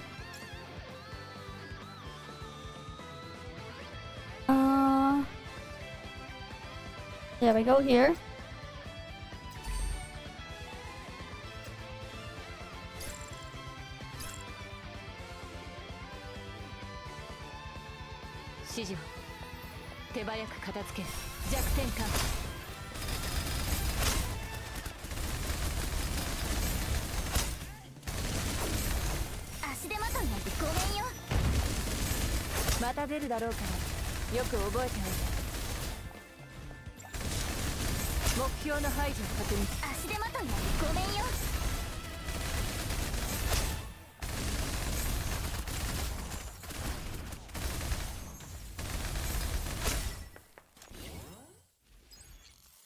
Alright, on to the next thing.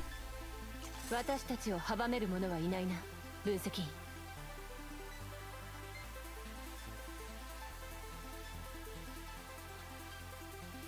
Alright, we got a tag.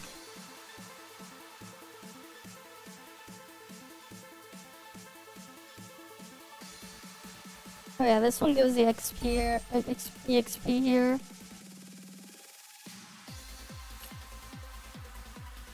But I have nowhere to fit this. Wait.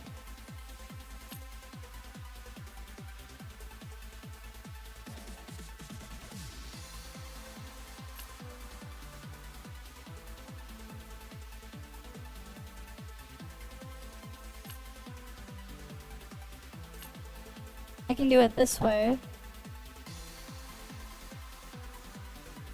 Alright, and then I wonder how long until this thing.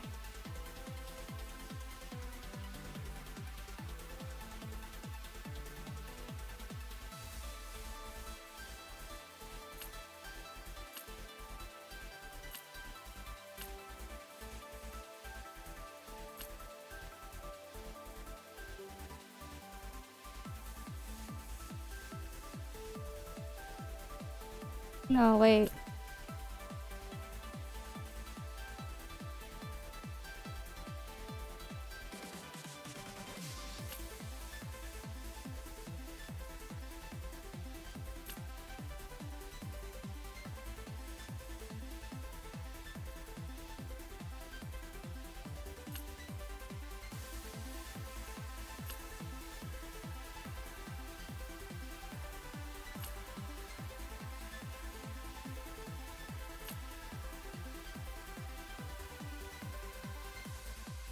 Oh, this thing can't fit. Okay. That's unfortunate. I can't fit that one, the climbing axe.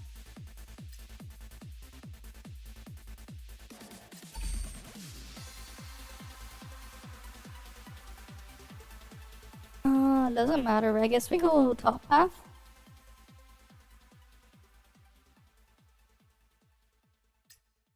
Right, we go top path, I guess.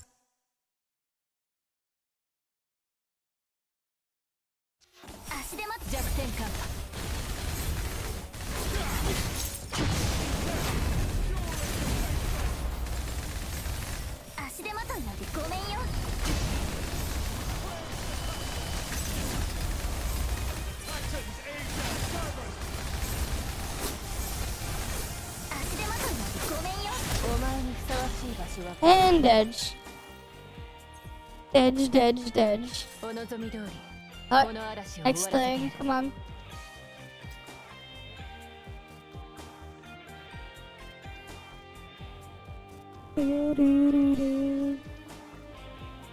Alright, let's see.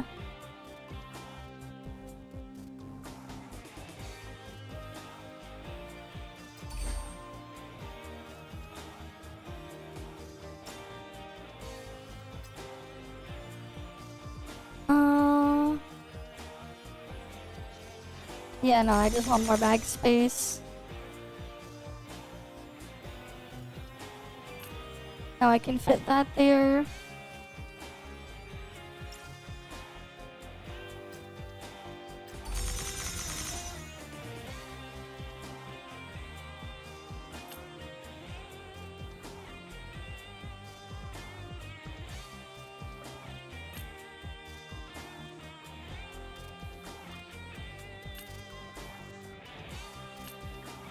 And now that's there.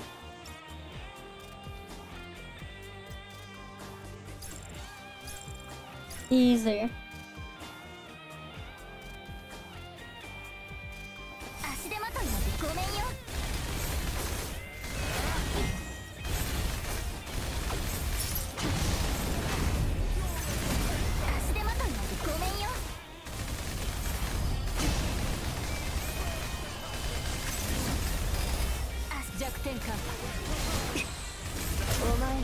And dead. There goes Gavin.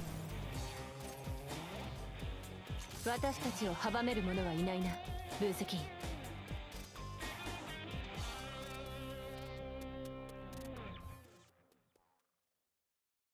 Alright, what do we got here?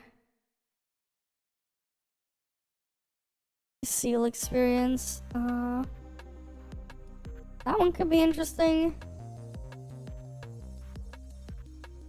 But I don't have anywhere to fit that one. I'll just fuse these two.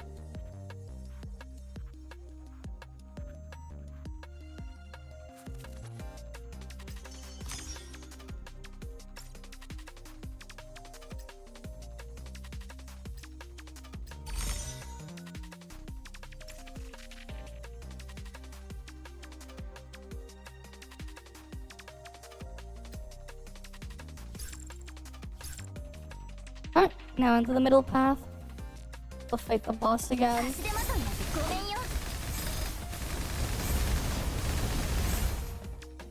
Alright, come on, Cerberus. 目標の排除を確保。足手まといなんてごめんよ。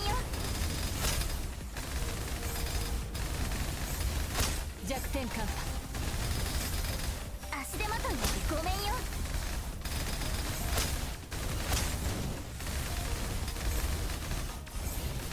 足手まといなんてごめんよ。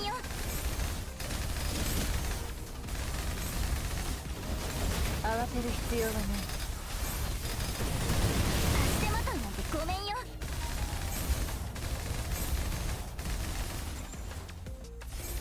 お前にふさわしい場所は Bandage. Okay, cool. 私たちを阻める者はいないな、ブースキー。Alright.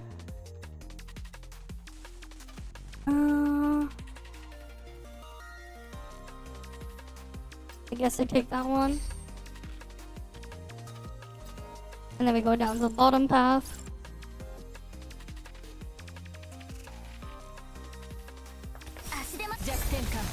Another starter. God damn it.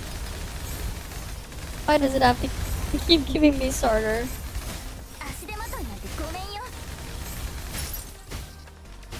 This dude's always annoying.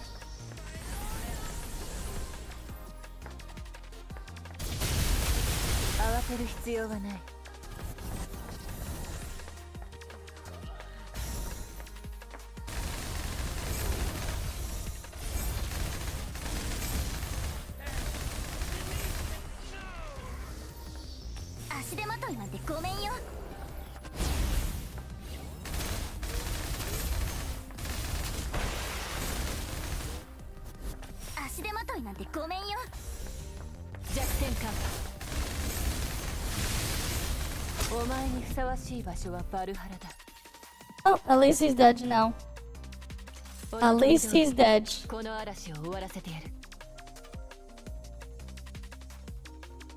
Yeah, too much teleporting and frame gimmicking. Exactly.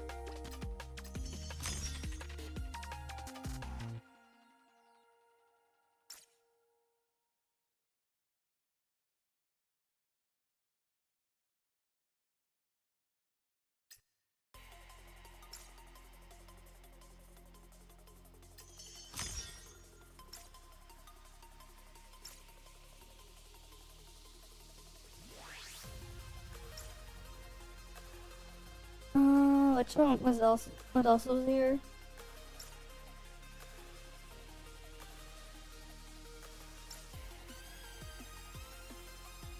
Oh yeah, that thing.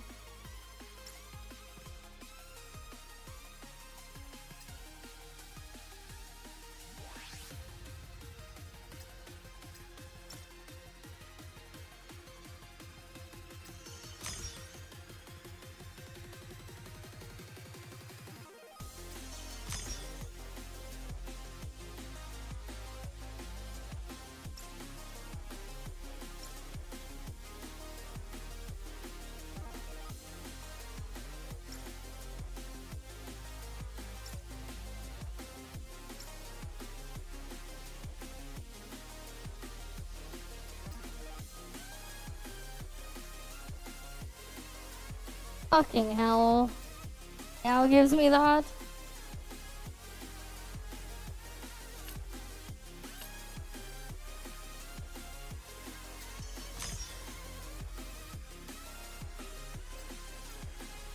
No point in keeping these then.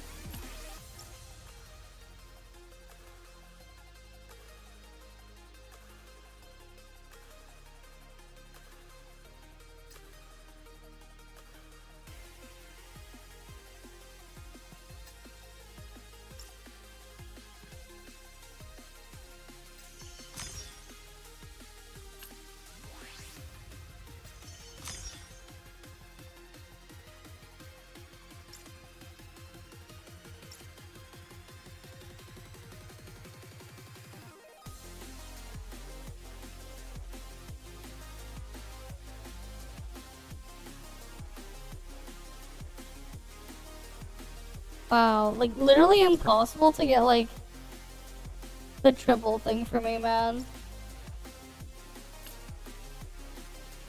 I tried, but like actually just impossible.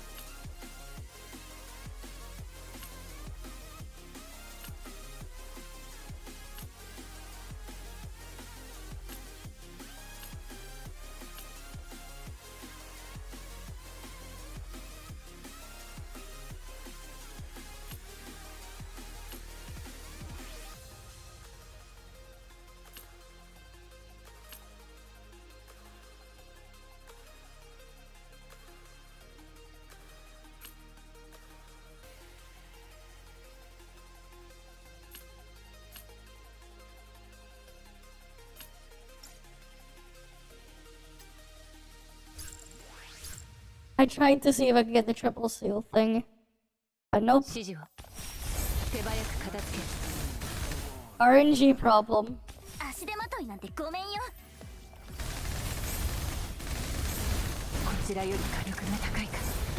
Humanity foolishly Socrates because he understood the truth behind logic.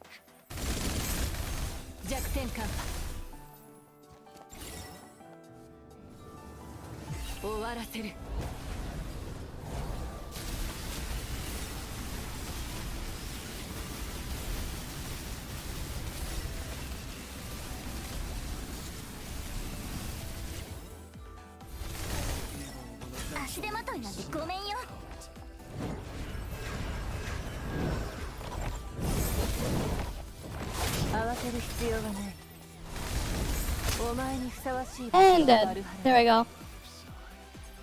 Yeah, he's dead.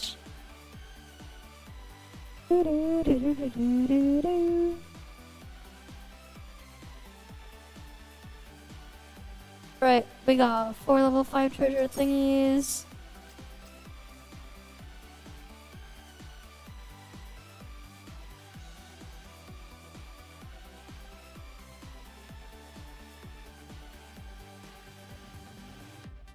Oh, I tried. Alright, I tried. At least I got the weekly thingy I needed done. I'm not gonna try to go like crazy, try hard the other stuff to get everything there. Kinda not really necessary. I have time to do 20 runs, right? Because I have the whole patch, which has another 36 more days. Right, we got several weeks to go and do that. We have 5 weeks and an extra day. Alright, oh, what's in here? Daily mission complete.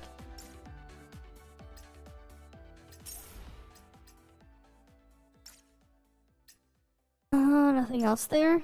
Okay, cool. Yeah, I don't think there's anything else I needed there. Man, it is funny though, just looking at my funds here. It's like, we pulled, like, what, on Thursday? We pulled the base character and her weapon. And I'm still like, I'm like already back to 8,600. 8,600 digicash. Right, like, it's just funny.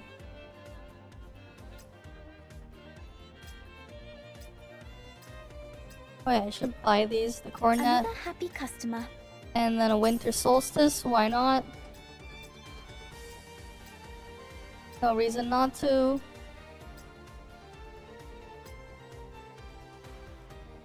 Right, like pulled not too long ago and then like already back up. Cool. No request. There you go. Accepted the friend request. Alright, I was sent another video to react to, I think. It's this one. Sonic Generations cut content. Alright, what was cut from Sonic Generations? Alright, let's see.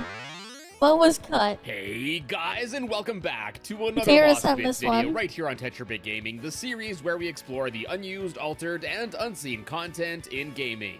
Nearly 13 years after its initial release, despite aging pretty well graphically, Sonic Generations recently got a remake alongside some extra content featuring Shadow. And with this release, I wanted to finally hop into the original game and cover it here on this series. We got lots to go through, including some pre-release changes, unused graphics, and more. So spin dash into that like button below. It's time to munch on some chili dogs and find some Sonic Generations. But yeah, this is 26 minutes of Alright, apparently so for lost starters, content. it looks like before the game was finalized with the title Sonic Generations, Okay. it originally had a working title of Sonic Anniversary instead. Sonic Anniversary And makes according sense. to a leaked Sega internal document, there were also apparently some plans for there to be a collector's edition of the game with, quote, all old Sonic games on one disc. Damn. With the PS3 version also That would've getting been cool. some extra content as well. Of course, neither of these ended up happening. Yeah, they and never how happened. far all old Sonic games would have stretched remains unknown, as old is a relative term.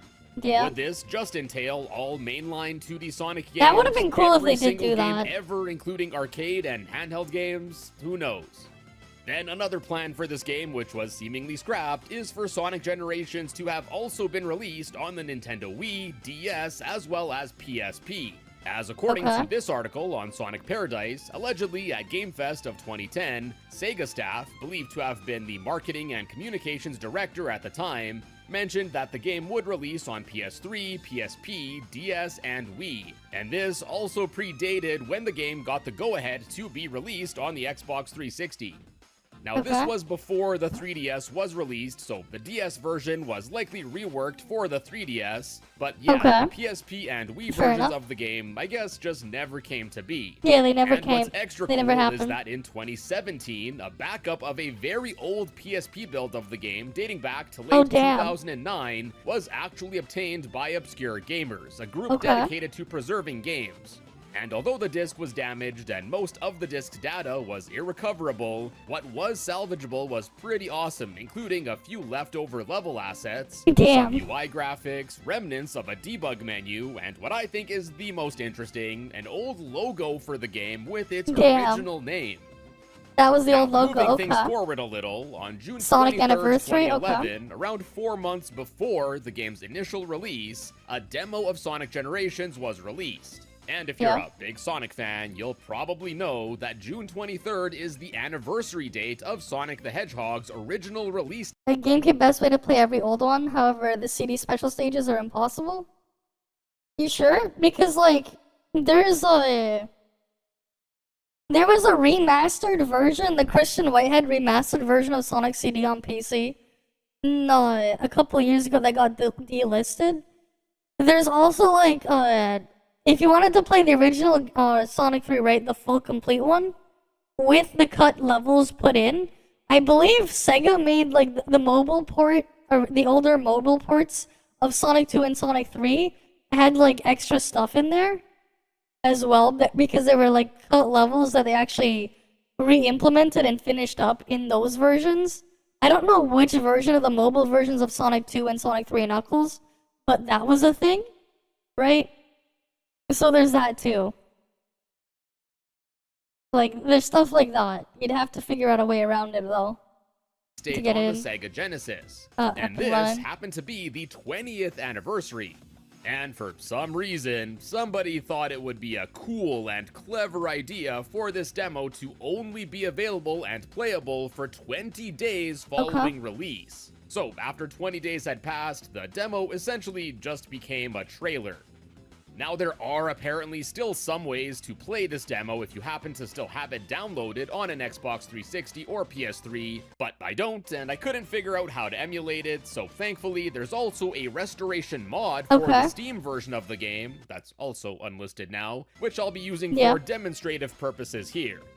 Anyways, normally, while it was originally still playable, this demo only allowed the player to play through Green Hill Act 1 and only as Classic Sonic. Okay. And I emphasize normally, as leftover unused in this demo was Modern Sonic, who is oddly referred to as Generic Sonic in the game's code, as well as all of Green Hill Act 2 for Modern Sonic, essentially revealing that this demo was almost the same as the one that was released closer to the game's final release, which did have both levels and both Sonics. And I guess since these were left over in the 20-day demo, it seems like it was artificially made shorter. And as you can see in these very old recordings of the game, these leftovers could actually still be re-enabled through some hacking. And this demo build actually has some more leftover content that went unused, both in the demo itself, as well as it not making the cut in the final game either. First, found amongst various other UI assets is a slightly different life icon of Sonic's head, where its gradient uses some brighter blues. And apparently, this early version was seen in some early teasers for the game. Then next, there are actually leftover sprite sheets of both Sonic as well as Robotnik in their OG Genesis style. And apparently, these were planned to have appeared on the game's loading screen before I guess the decision was made to change it to the silhouettes of both of the Sonics running, as is seen in the final version of the game. And although we had them running is instead. only seen running and stopped here, Sonic's sprite sheet has him doing pretty much everything he can do in Sonic 1, including his foot-tapping waiting pose, looking up, jumping, running, taking damage, and more. That's cool. Now, apparently, by modifying this demo into a dev mode, Sonic's walking sprites can be seen on the loading screen. And this would make sense for a loading screen, so I doubt the rest of these sprites here were intended for that same purpose, and this is just a full sheet. And then lastly for this demo build are actually a whole bunch of unused assets, including some placeholder graphics, as well as even some leftovers from Sonic Unleashed. We got various number fonts, as well as UI text for various other things like results and status, one with past time, take photo, and talk use text. There's a sheet for various warning signs, including arrows, Sonic's shoe, as well as a bomb. And then we also have a separate graphic warning of that bomb in a yellow triangle. Then, left over from Sonic Unleashed, we have some assets seemingly left over from its world map. Hi, Benz. We have the We're sun just looking at some React stuff now. The life counter icon We kind of finished all the Sonic, stuff we were doing earlier. As his werehog form. And then there are also several unused graphics that were seemingly used as placeholders, including an event setter tile, Event setter what? One for environmental sounds, just featuring a pair of 16th notes. There's a switch manager tile, these swooshes, which based on their file name were associated with saving, and then we have two placeholder tiles with some Japanese text on them. This yellow one translates to hint, so I'm thinking it was probably a placeholder for Omochow's trigger points. And then the text on this red tile translates to target, so perhaps it was a placeholder for the target reticle thing that appears when Sonic uses his homing attack. Now, all of these that I mentioned so far are left over in this demo, but a number of them are also left over unused in the release build of the game too, specifically these ones here. Next up, there's a sheet of several icons for the game's skills, which you can buy in the final game, but you can't do that in this demo, so they go unused here, as well as we got icons for each of the supporting characters seen in the game, like Tails, Knuckles, Amy, etc. Now that's about it for the demo build, so now let's switch gears and chat about the release version. The real release build, the 3DS version of the game, which they had actually special has quite a stages. few assets left over unused. In addition to some leftover debug fonts, I there kinda are miss some those special other stages, early though. and testing assets, including a pair of graphics titled Text Test. We got this little bit of Japanese text, which translates to return, as well as this early menu, where some more differences can be seen in the background design. And then it looks like there's also a placeholder graphic being seemingly used as a life counter at the top here, with the Japanese Kari slapped over Sonic's head here, translating to temporary. And then in addition to those, there's also this sheet of assets that seem to have been used as an early placeholder for the game's boost gauge. The boost Then gauge, following okay. these, we have this 1990 icon, which looks the same as 1990? the other year labels that are used in the game's collection room. But since there weren't any Sonic games released in 1990, this goes unused. Okay. Yeah, there wasn't any. Then, going with the other Fair test enough. sprites, there's actually also an unused test model found in the game titled Sky Sphere, which, yeah, based on the name and these directional labels here, this appears to have been a model used for testing a skybox. Okay, Next, a there's skybox. this coming late 2011 graphic, which is a leftover from the demo of the game that was shown off at E3 in June of 2011. Okay, the And demo then stuff? Speaking of E3, Yep. there are also several 3D test images left over in the 3DS version of this game. One of which is a pair of images taken of what looks to be the Sega booth that was set up at E3 2011. And in Okay, addition to then. this, there are also pairs of images taken of some Sonic figures in various poses and at different angles. And yeah, these were all very likely taken at slightly different angles in order to test the 3DS's stereoscopic 3D feature. Ah, yes, And then the lastly, 3D for stuff. the 3DS version, saving the absolute best for last, left over in the game is also an unused green square. And now for the last section Okay, here, unused let's green finally square, get cool. to the release version of the game most played on the PS3, Xbox 360, and PC. And to shake things up a bit, let's chat about some unused audio. First up, we have what sounds to be an alternate version of the Green Hill theme that's heard when you stand near the level in the white space area, where instead of the violins and other instruments heard in the final version, Oh, they had a different song? it seems to use more synthy sounds. Let's give it a listen. Okay.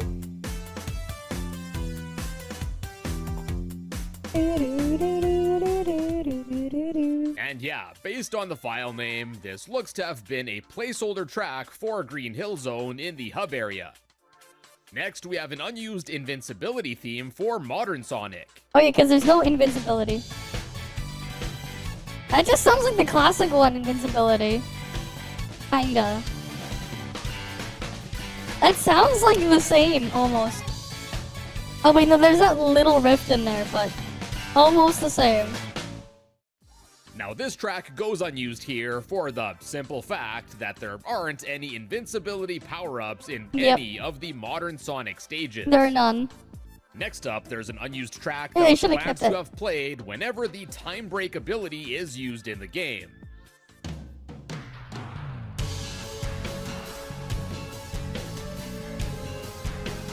Ah yes, Time Break.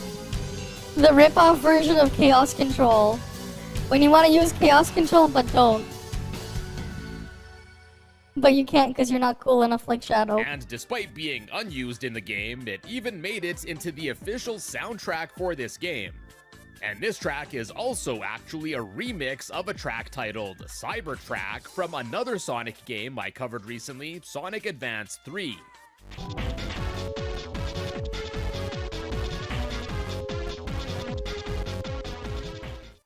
And yeah, it's unclear why this song doesn't get played in the game, and instead of it being heard, there's no special music used for the time breaks. Next, there's actually a track that was apparently also unused in Sonic Adventure, went on to get used in Sonic Adventure 2, and now returns to the series in its unused state here in Sonic Generations. And based on its file name, it was meant to have been used as a fanfare for getting a 1-up in the game. Okay, one-up fanfare. Then next up, Yeah, although fair not enough. heard in the game as part of Silver's theme, strangely, and for reasons unknown, there's a section of the song that's separated into a second file titled Versus Silver Part 2. And this second bit is also actually heard in the soundtrack version of the theme as well. But Here's not the used. section that was separated.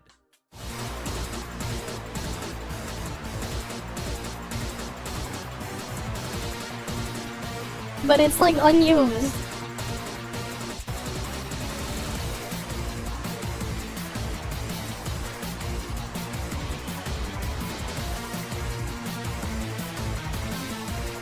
Sonic games are good, but you never download in the series. You only played 2 games, the DS, and that's it.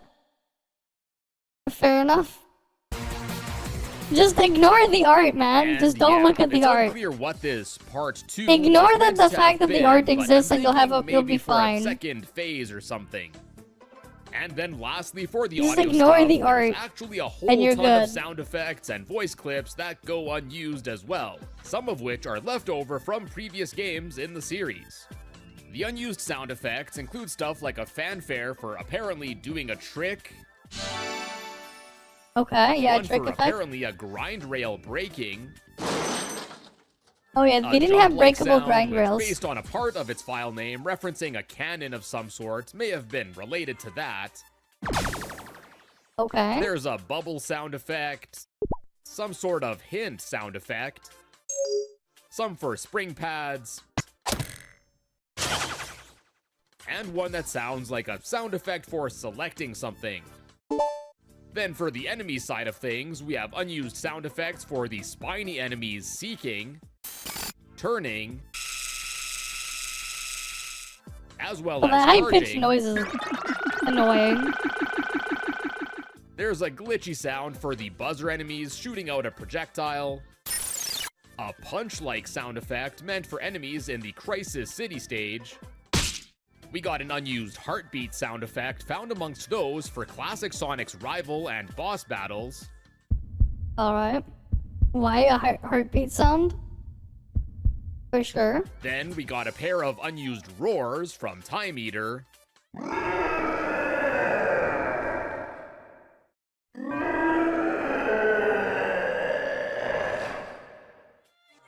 And then lastly, we have some unused sound effects for the gun hunters, as well as the gun truck. Super incredible For characters, the gun sick. truck, we have an unused projectile sound effect, which sounds absolutely way too weak for something that this menace of a truck would shoot out. And then for the hunter, we Yeah, that's have way too weak, absolutely yeah. the most annoying beeping sound effect I've heard in a while, apparently meant for charging up an attack. You've been warned. Oh yeah, this is... Yep, his warning makes sense. And then, in addition to all of those sound effects, there are copious amounts of unused voice lines from the game's supporting cast of characters meant for the final battle against Time Eater. Now, in the interest of time, I'll only play the clips from a few of the characters for each instance, as otherwise, I think it would get extremely repetitive. But if you're interested in listening to them all, I'll have the wiki page linked in the description below with all of my sources. Anyways, these unused voice clips include the characters suggesting to Sonic that the Time Eater's core looks like its weak point. The truck is sick. Okay. That round core is its weak point. Looks like that glowing core is its weak point. That round core is its weak point. Yeah, they all Instructing the player to evolve rotate the into left stick to Overchow. escape the restraint traps in the fight. Quickly rotate the left stick to get away. Quickly rotate the left stick to escape. Quickly rotate the left stick to escape. Instructing Sonic to attack Time Eater by pressing Why the don't you X use your button left on the stick to PS3 escape? or A button on an Xbox controller. Okay. Sonic, attack with the X button. Sonic, attack with the A button. And then also the characters telling the Sonics to switch out with each other to dodge an attack. Switch and get out of the way. Switch and get out of the way. Switch, switch. And also, as a small aside, since we're talking about the Time Eater battle, found amongst the files for Time Eater, there's also this graphic featuring the names of a bunch of the game's characters. And no, I didn't accidentally flip this image horizontally. For whatever reason, this is just how it's found. Damn. And what's extra interesting about these is that in addition to all of the characters that do have dialogue in the final battle, we also have graphics here for Omochao and Metal Sonic, amongst the rest, even though they aren't heard from at all in this fight. Then after this, we also have Metal some Sonic? scrapped dialogue Like, why Metal Sonic in particular, though? lines That only is so for weird. specific characters, including Silver. It's not over yet! Modern Sonic scoffing, as well as for Eggman. What are you doing? I'm right here! And then last but not least for the unused voice lines, I hope you don't get annoyed by Omochao's voice because there are a lot of unused voice clips for the fella. Like, a lot. So again, in the interest of time, I won't play all of them here, but I'll pick out some of the ones which I found more interesting. And yeah, as you'd expect, most of these are just a bunch of scrapped tutorial messages for the player, but some also offer insight into some of the game's levels, items, objects, and enemies. Anyways, I hope you're ready for some Omochao. Press the square button multiple times to launch a faster spin dash. Press the left bumper or right bumper to move left or right quickly. Use the left stick to move while skydiving at low speed. Call on Blaze to extinguish the walls of flame for you. You'll need her help to reach Yeah, the attack goal. with the X button. This Which is was the wrong X way. button? I Yes. think you need to go right. Attack! Egg launchers can fire missiles that home in on you, so watch out. These platforms are crumbling. You'd better hurry on ahead. If you get too close to flame funnels, you'll be sucked inside. Jump over the clock hands and head for the opening in the middle of the clock. Grabbers are hard to get away from, so try not to get caught. Grab hold of a rocket and it will take you to a different area. God That's damn, a star Omochao. post. When you lose a life, you'll start again from the last star post you passed. Then, moving along, we also got some unused text for all 5 of you unused text fans out there. First, there are actually some unused text descriptions for the 2 wisps that can be seen and used in the Planet Wisp stage, meant to have been seen in the game's skills list. The descriptions are pretty basic, so I don't think we really missed out on much with these. For the orange wisp, the description would read, turns Sonic into an orange rocket to fly up. And then for the pink wisp, turn Sonic into pink spikes, cling to surfaces. And you might have also noticed the wisp icons amongst the rest of the skills in the sprite sheet I mentioned earlier in this video. So the unused text descriptions and those icons seem to strongly suggest that the wisps were once planned to be purchasable skills in the shop. Omochao, yeah, you can throw Omochao and destroy him. Skill, which lets you hop on the skateboard whenever. These might have allowed the player to use the wisp abilities on any stage or something. I don't know why you would want to, Then though. another interesting bit of unused Why would text you would want to use those some wisps? seemingly meant for a supersonic entry in the art room's characters section. It would have read, the name given to Sonic's ultimate form when he is transformed through the power of the Chaos Emeralds. Sonic is more powerful than normal as Super Sonic, but he can remain so for only a short time due to the tremendous amount of energy required. It's currently unknown why Super Sonic's appearance in this section was cut from the game. Now, real quick, if you're enjoying the video and would like to help support the channel and get some extra perks, consider becoming a channel member today. Click the join button below the video for some more info, and a big thank you there's to still anyone more. that joins. Okay, cool. There's still Anyways, more next, content. although the Sega Genesis controller skill that when purchased allows the player to actually play the original Genesis release of Sonic the Hedgehog in the game, only appears in the Xbox 360 and PS3 versions of the game. Interestingly, despite not being normally obtainable, the shop icon for it, the Hub World model, as well as the unique Hub World music track for it are actually still left over normally unused in the PC version. Okay. And while on the topic of skills, there's also an unused icon left over of Sonic's Super Peel Out, suggesting that the devs had at least some plans to include the move here in Generations, likely for classic Sonic. But it never made now, it. We've already explored various unused assets here in Generations that were left over from previous Sonic games, but there's actually quite a few more. found amongst the game's logos for the game's music collection are actually logos for Sonic Battle in both English and Japanese, suggesting that at one point there may have been some plans to include another track or two from Sonic Battle, or at the very least, plans for the remastered version of Emerald Beach, which is heard in some challenge acts to have been available in the collection room. Then, in addition to all of the other Sonic Unleashed leftovers we've already gone over, there are a few more things, including an unused move from that game, the Foot Sweep. And what's extra interesting is that there's leftover functionality for this move too, so it can actually still be re-enabled in the game. Then after this, there are several images of character renders from Unleashed, including Tails, Amy, Eggman, Chip, as well as a pair for Sonic in both his regular and werehog form. Now it's believed that these were meant to have been used during an installation process for the game of some sort. And then to add to these, there's also leftover mission UI assets where all we see is Sonic's life count and a lap counter that's 0 out of 0. And then lastly, for the leftover stuff from Sonic Unleashed, although there isn't any sort of functional debug menu left over in Generations here, there are actually numerous sprites left over from one from Sonic Unleashed. These include various things like some X icons, checkboxes, arrows, a pair of Sonic heads with one even featuring the word debug right on it, and more. And interestingly enough, many of these graphics were actually seen in an old screenshot of what looks to be an early version of Sonic Unleashed, which was shown off at CEDEC of 2008, a game developer conference that's held in Japan. And honestly, I think this was pretty cool to see. I just wish something like this was left over in Generations here as well. Then, although not necessarily a leftover from Sonic Colors, there's actually an environment map in the game which, if we look closely, each of the images here appear to be of Sonic in what looks to be Planet Wisp.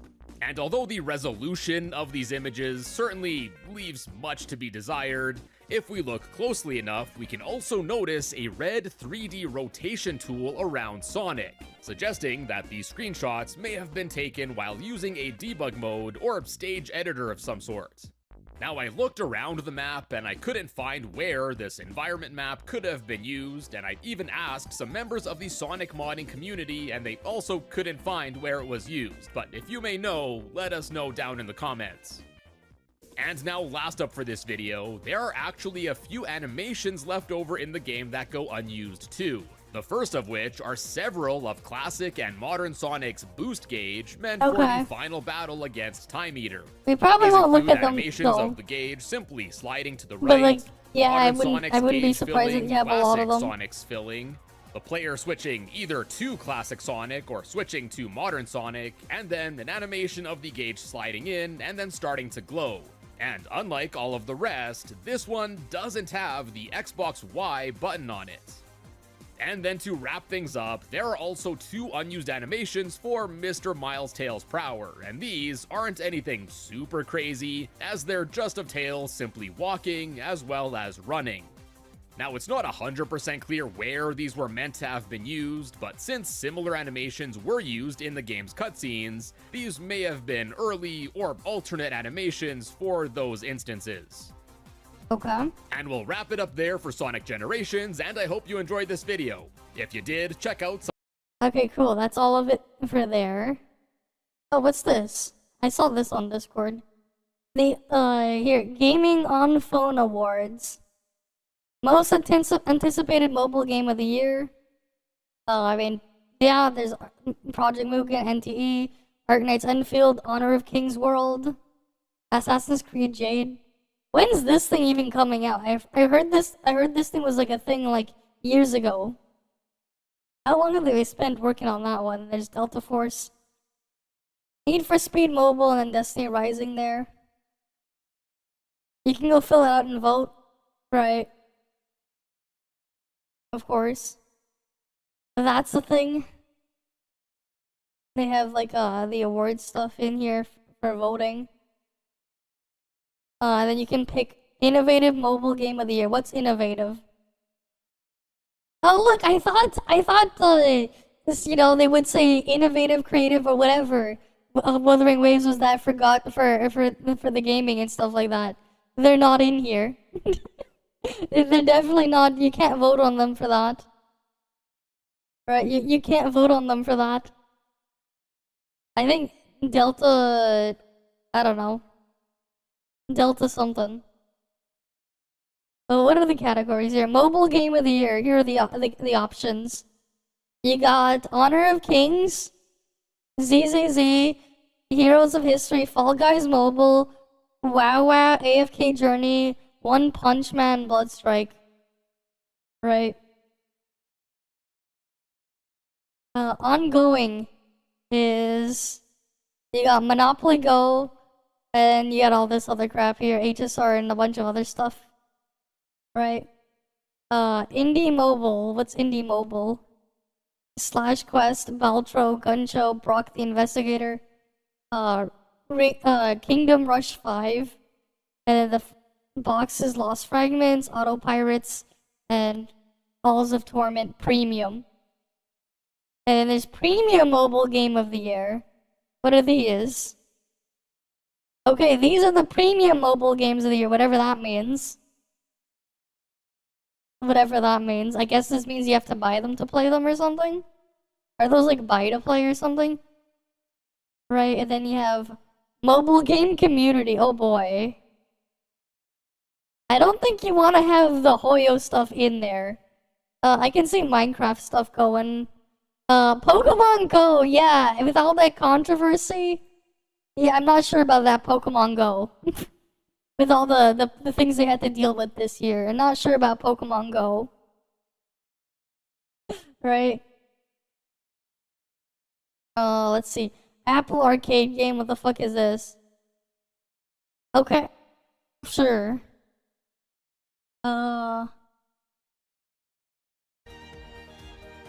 Let's see. Netflix Game of the Year is what? Okay, these are the Netflix games.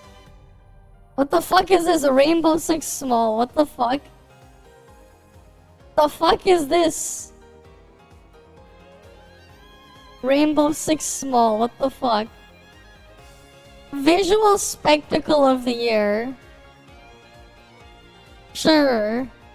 These are the visual spectacles of the year. Okay. Mobile game adaptation of the year. Yeah, that makes sense. Yep. Those are the mobile game adaptations of the year, for sure. Most anticipated. You got NTE and stuff there. We already saw that one. Player's choice. Okay. Sure. That's the player's choice. Best voice acting.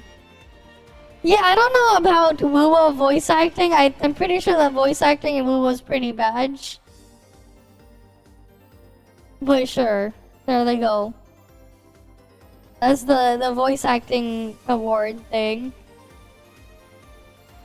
Mobile game updates of the year. No. The fuck? The Pepega Wuwa updates are in here? What the fuck? Man, that's just sad. At least this is what they're thinking of. No. Esports game of the year. What is this? Yeah. Yeah, the Pokemon Go stuff. Oh, that's just like, yep. Rip. Mobile game video creator, who is this? You got Kicktone and all these other people. I only know Kicktone out of these people here. I don't know who else the other people in here. This is how you know Gacha's fucked. You just see Kicktone over here. It's Kicktone, guys. That's how you know this shit's fucked. You got fucking Kicktone. Game Publisher of the Year. Okay. And there you have it with the publishers.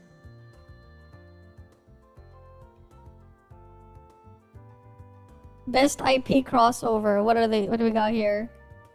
Monopoly, Go X Marvel. What the fuck? PUBG Mobile, Dragon Ball, all this stuff.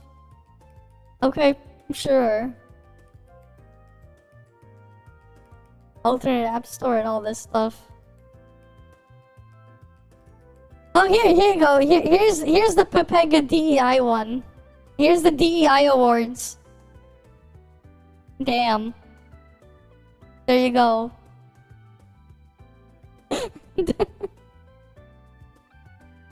Best localization. What do we got here? Oh, for sure. Oh, there we go. I don't know. I don't listen to their stuff, but yeah, that's a thing that you could vote on. Apparently. Alright, that's a thing.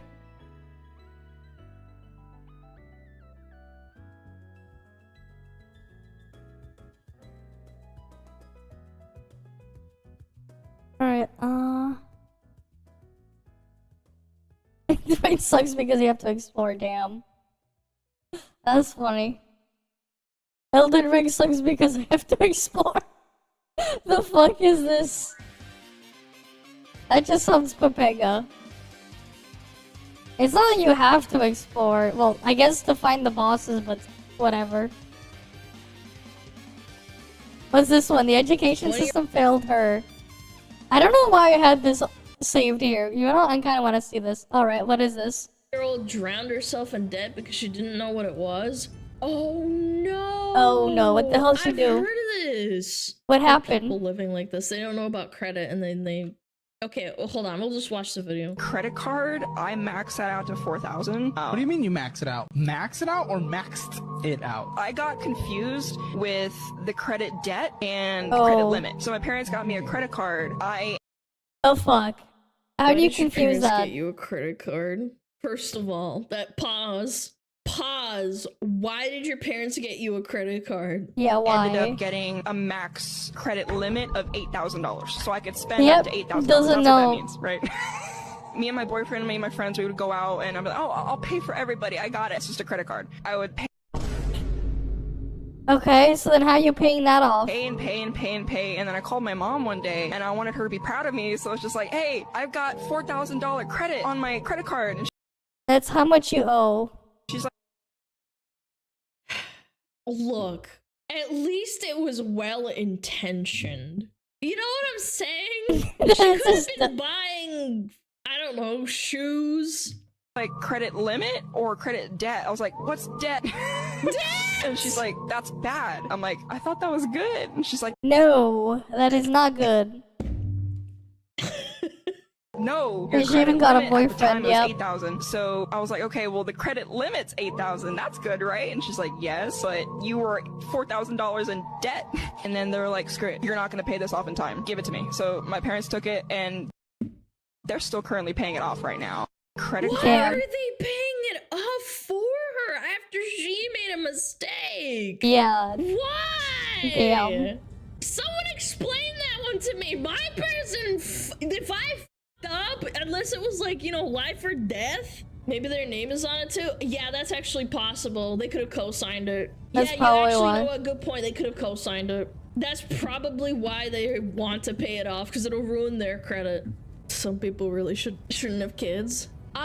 Yep. I would love to talk to the parents. Maybe they're stupid too. Look, I don't think there's anything wrong with being stupid. It's just like, you should educate stupid people so that they don't do this. I blame the parents for not teaching her first. I mean, I guess, like, my parents taught me about credit and, like, credit cards and told me never to get a credit card unless you want to get your credit score up or use it, like, as an emergency. Like, you know, your dog breaks their leg, and you have to pay that off instantly. You don't have that kind of money. You get $1,200 and then you pay that off slowly, you know? That's how my parents taught it to me from a young age. How do you not have more than $4,000 for emergency money to pay it off? I don't know how to break it to you, but I used to never have more than $1,500 in the bank. When I was like saving, I was teetering on like $1,500 and that's it. Like that was me trying to save up money. when I was like working minimum wage. That's most people. Yeah, unfortunately, that's just the Preface this, reality I of. was not stupid with money. That was me saving money while working a minimum wage job. She thought it's unlimited like, money, paying no. off like groceries, rent, like paying for one pet. I had one cat at the time. I did not have Juji. This was like more than like this was more than like 5 years ago. Yeah. Yeah, you save up that money. It's hard, but like sometimes things happen. I only had $1,500, but I was proud of myself for having those $1,500. I didn't even get a credit card until like recently. I'm pretty sure. Yeah, it makes sense. She thought she was gaining. No, you do not gain money by buying shit. That makes no sense. Right, like that's not how things work. Oh wait, there's this one from the Appaben guy, the one that did the video about the what was it that we saw the other day as well last week? Which one was it? It was something about the DEI crap, I think it was. Which one it was? Or no, wait, which one was it? It was from him that we saw the other day. I was sent a video from him, and now and then he showed up. I think it was a video Mimegumi sent. I guess we'll go see this. Is finally out, and it's not the great. Pro is the unboxing revealed that the performance is way less compared to the leak. The GPU comparison Yep. for a PS5 Pro is an RX 6800, a 4-year-old GPU that's A 6800? Yep. Yeah, that sounds about right. A 6800. half the price. Sony quietly removes 8K capabilities, which, Oh, you can get it for less than that if you go on the used market too. to be fair, no one's asking for anyway. Not yet, at least. It The actual wouldn't even performance is work. rather underwhelming. 4K Elden Ring performance is not as impressive as expected. Yep. Oh, damn. Yeah. And the Alan Wake 2 performance is laughable. The base PS5 actually outperforms the Pro. That's right. The cheaper, older base PS5 model outperforms the Pro. Although it could be because the console just came out and it's more optimized for the base model for longer than the Pro. Still, it's a rough start for this console. Yeah, it's not a the good only people start. that I can see buying this console are tech reviewers or PlayStation fanboys. For most people, the base PS5 is still fine. Or if you want to try something new, get a PC instead. Yep. The PS5 Pro is out and it's still not recommended for most people who want to play modern PlayStation games. Get the base model PS5 instead. It's cheaper and it will do the job fine. That or And you get also get a PC disk for drive. gaming needs. Okay, If bro. you buy the one with the Don't disk act drive. so threatened. Threatened? More like laughing our asses off. We're not threatened by a $700 Pro console that was initially outperformed by the base model. Is it the cracked, pirated version? I don't see how that's relevant considering Alan Wake 2 has no DRM in either version. Yep. You pedos can sure make a PC for $50,000, but can't buy games? Wow, what's with the pedophilia accusation? And yes, how dare we not want to get screwed by corporations? You're just salty that we can do it, and you can't. And you're also salty that we can mod characters to their peak sexiness, and you can't. I did buy Concord. My condolences. I'm gonna call anybody who I want what I want, and they can do the same.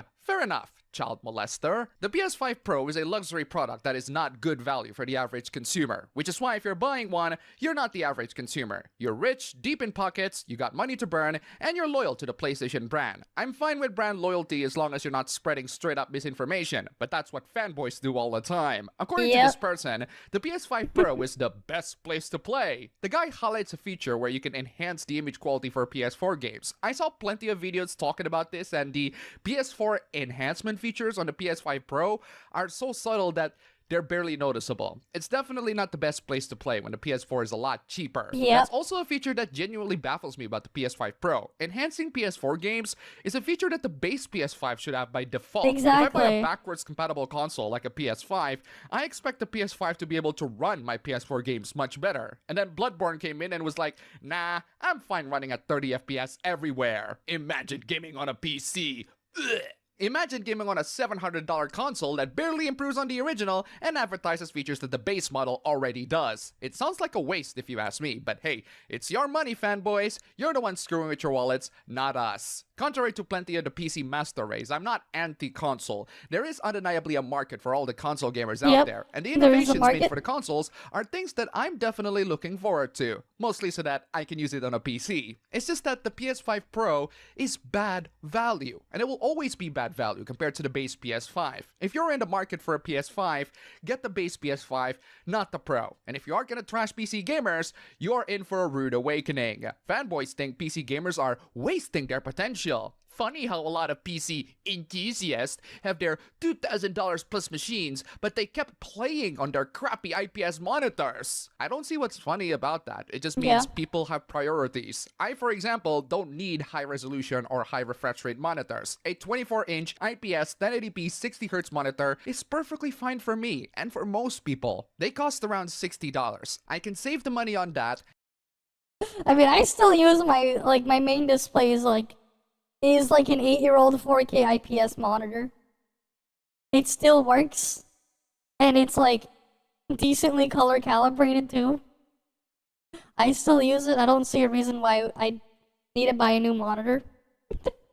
And spend it somewhere else, like a controller. It's called setting your priorities. Why not go an extra route and get a nice screen as well to enjoy the visuals? Because to some PC gamers, visuals are not a priority. High refresh rates are mostly for competitive online gamers, and high resolutions are for people that can afford a good PC that can play games on that. Otherwise, 1080p 60Hz is fine. Steam Hardware survey reveals most people are still at 1080p. That's fine. Also, most newer laptops these days are 1080p by default. PC gaming is not about getting the most expensive hardware to play the latest games at 4K 120 FPS. PC gaming is about playing games on a PC. You can be a PC gamer while having a laptop with integrated graphics, playing System Shock 2, an all-time classic. Do not let the peasants discourage you from getting into PC gaming because it's expensive. You can start your PC gaming journey small with a cheap PC or laptop that you probably already own, playing good old games, and then just build them from there. Also, do not let the PC elitists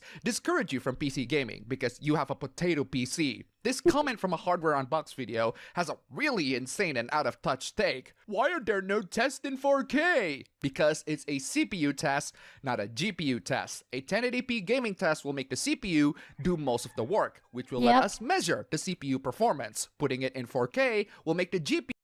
Okay, what's this one? Honestly, you didn't buy the DSi, you didn't buy the 3DS XL, you wouldn't buy the Switch 2 unless there's either exclusive Pokemon game, maybe, and then you just don't see it worth buying. Yeah, fair enough. Understandable, right? A lot of the case, like, it's not really worth it if they're gonna, like, you're just not really gonna get what you want out of it anyways. You do most of the work, and that's not useful for a CPU test. Who plays in 1080p now? Wow, that is the most insanely privileged and out-of-touch takes that I have ever heard. Who plays in 1080p now? That's the... Yeah, that is like an out-of-touch take. Equivalent of asking, who buys in convenience stores now? I don't know, almost everyone? 1080p is still a common resolution for people to play, and it's a perfectly fine resolution for most people to play on. Most laptops came in that resolution. 1440p and 4K are still rather luxurious, and to suggest that most people are using 1440p and 4K is like suggesting that most people have a smart TV. Just because it's affordable doesn't mean that most people will afford it. It's quite rare to see an elitist PC take on the channel, so let's get back to console peasant takes. Here's another installment of peasants coping with the necessity to pay for online multiplayer. PC gaming is free online, but it's insecure and full of hackers and cheaters. That depends on the game and their anti-cheat software, which for some of them is notoriously intrusive. Yeah, you think we really don't like that PC stuff. when I am not. You absolutely are, dude. Stop lying. It's just facts. First off, you said PC is insecure and full of hackers and cheaters. That's not a fact. That's a totally distorted and biased observation. Second, you don't state facts for no reason. You said that fact to dunk on PC. You know what else is a fact? PlayStation Plus costs money. That fact was stated to dunk on you. Yeah, and it's Like Team expensive. Fortress 2. It's really expensive for what it is. You're just buying a phone every damn year. Yeah, don't. I'm still using a freaking 6-year-old phone, man. There's a new, like, I only buy a new one if I need a new one. I don't really care enough. Hackers. That's because Valve like, doesn't pay care too much about attention updating the for the other game stuff. and making it more secure from hackers. Not because the PC is an insecure platform to play multiplayer online. Again, it depends on the game and the developers handling the game. Okay, fine. If you think that paying online makes you feel more secure, go for it. But I do have to say one thing to all the PlayStation fanboys out there. You are seriously losing games. Remember when Herman Holtz shut down the studio behind Concord and their mobile gaming studio, Neon Koi? Remember how he said that he's gonna bring games to other platforms platforms as well? Most likely, he's talking about mobile instead of Xbox or Switch, but I sense a disturbance in this idea. Death Stranding, out of nowhere, was out on Xbox Series X and S. That's right, Kojima's PlayStation exclusive Death Stranding is out on not just the PC, but also Sony's biggest competitor, Xbox. Death Stranding is a polarizing game, but I personally love it as a weirdly relaxing post-apocalyptic truck simulator. Still, the game was on the Xbox Game Pass, so the game being on Xbox isn't that much of a surprise. Also, Kojima Production now has the full right for Death Stranding, not just PlayStation, which does explain why PlayStation lets one of their exclusives be on another platform. Regardless, more games being on more platforms is always better, as long as the port is good, that is. Man, it's nice to talk about great games once in a while, or at least games I like, especially when there's good news about the games that I like. So let's switch into a game that I generally don't care about, but a lot of people do. I don't really care about the new Dragon Age, but I do care about the people flinging crap at each other. Their discourse is really stupid. I don't care. I'm still playing. Bro, if you really don't care about what people say, just play the game and enjoy them. Saying that online means you do care. You just want a cheap dunk. Baldur's Gate 3 is far worse. Why? Precisely because it's a well-made game. Wait, what? That's a good thing. How are you gonna spin a good game to be a bad thing? Therefore, actually effective and peddling its propaganda. Oh, you're one of those anti-woke people that see woke everywhere. What propaganda are you talking about? The fact that I can have my half-elf female character have lesbian sex with Shadowheart? One person said that they didn't buy it because of that reason, and he said, based. Nice to know that people make purchase decisions based on ridiculous claims. Whoops, I'm making fun of the anti-woke crowds again. I better go back and make fun of the woke crowds as usual, because they will always be dumber in a lot of ways. Here's a game that has no politics. Metaphor Refantasio and how its success is proof that politics are good in video games. That's because Metaphor's politics are in universe, and not life is strange to Hispanic characters staring down the giant border walls. I hate how that game aged like fine wine. The offer no— Wait, what is this one here? Voldemort is a cockroach or chewing gum. Kectone stuff? I mean, it's just funny, man. Kectone stuff is funny, man. He's the funny man. Alright, we just call him, we'll call him the funny man. The funny bald man everyone goes crazy over. knows very well that the game's politics are within the context. Okay, we still have to look at the which Kazahana video did you want me to look at? Talking about it. Actually, we looked at the other stuff, but like, which Kazahana video did you want? Which one was it?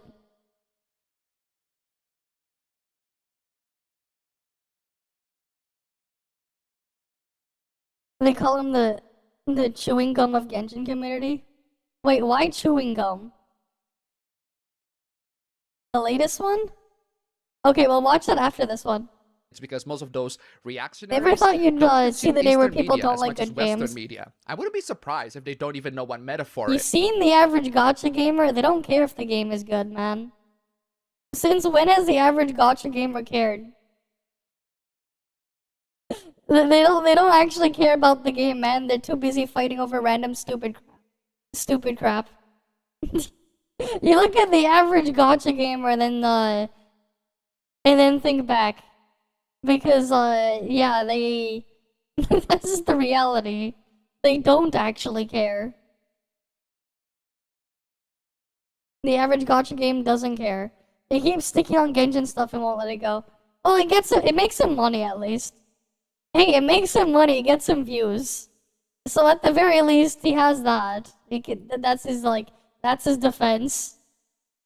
Or even what persona is. They also talk about politics way too much to my liking, and they all sound incredibly miserable. Personally, I'll stay away from politics and go back to gaming. Our politics are personal, because the ideologies that do or don't succeed have concrete results in our lives. Oh, so that's why you can't take criticisms of your politics. You take it personally. And finally, let's end this parade of idiocy with one of the ballsiest stunts that I've seen someone did in gaming. I have never seen someone this insane in gaming. Nintendo is currently filing a lawsuit against a really nasty streamer who is a pirate and streams Nintendo's emulated pre-release games because screw Nintendo, right? For the record, Nintendo is a terrible corporation who overextends their legal team to do all sorts of horrific things to their fans. And they care about game preservation the same way the Step family cares for Cinderella. I'll go piracy all the way for their stuff, but even I wouldn't go so far as to stream them and tease their freaking legal team. The lawsuit said that Nintendo is suing him for $150,000 per infringement of copyright, and $7.5 million in total. Nintendo is really not playing around this time. Whether the lawsuit will go anywhere is anyone's guess, but while I personally care for my own well-being and wallet, kudos to this insane jackass for poking the hornet's nest and about to lose millions of dollars for it. I hope it's all worth it. And that's all for the video today. Thank you all so much for watching. If you made it to the end, the problem is he's gonna ruin it for everyone. That guy who's freaking provoking them like that.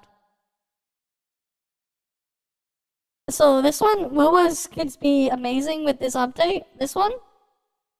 Is this the one? So, version 1.4 of Wuthering Waves is just around the corner, and many people are excited for this. Wuthering Waves have been doing a ton of advertising whenever it comes to the new update, with this one post on their Twitter pretty much giving you a rundown of how the maintenance is going to go on November 14th, which is when the update is going to be coming out. We're going to be getting a ton of compensation, including 300 asteroid, 2 crystal solvents, and even more, and they're pretty much letting us know that the server will be down for a little bit, which again is to be expected. It happens with every single gacha game. But obviously, with a lot of this hype behind 1.4, there's been a ton of new events and stuff, which I will go through in this video, but also there has been a lot of talk from a lot of news sites. Now, as a YouTuber that covers a lot of news and just kind of facts and certain stuff around Wuthering Waves, I pretty much check up on the news sites and stuff like that daily to see if they've talked about anything new about Wuthering Waves. Now, most of the case is that they talk about a lot of stuff to do with leaks, which again, I don't think is great at all. I think that, these news companies are promoting leaks way too hard, and it does get kind of annoying for me, who is someone that wants to report on new stuff, but all these companies are doing are being like, hey, look, they just leaked a new thing, which again,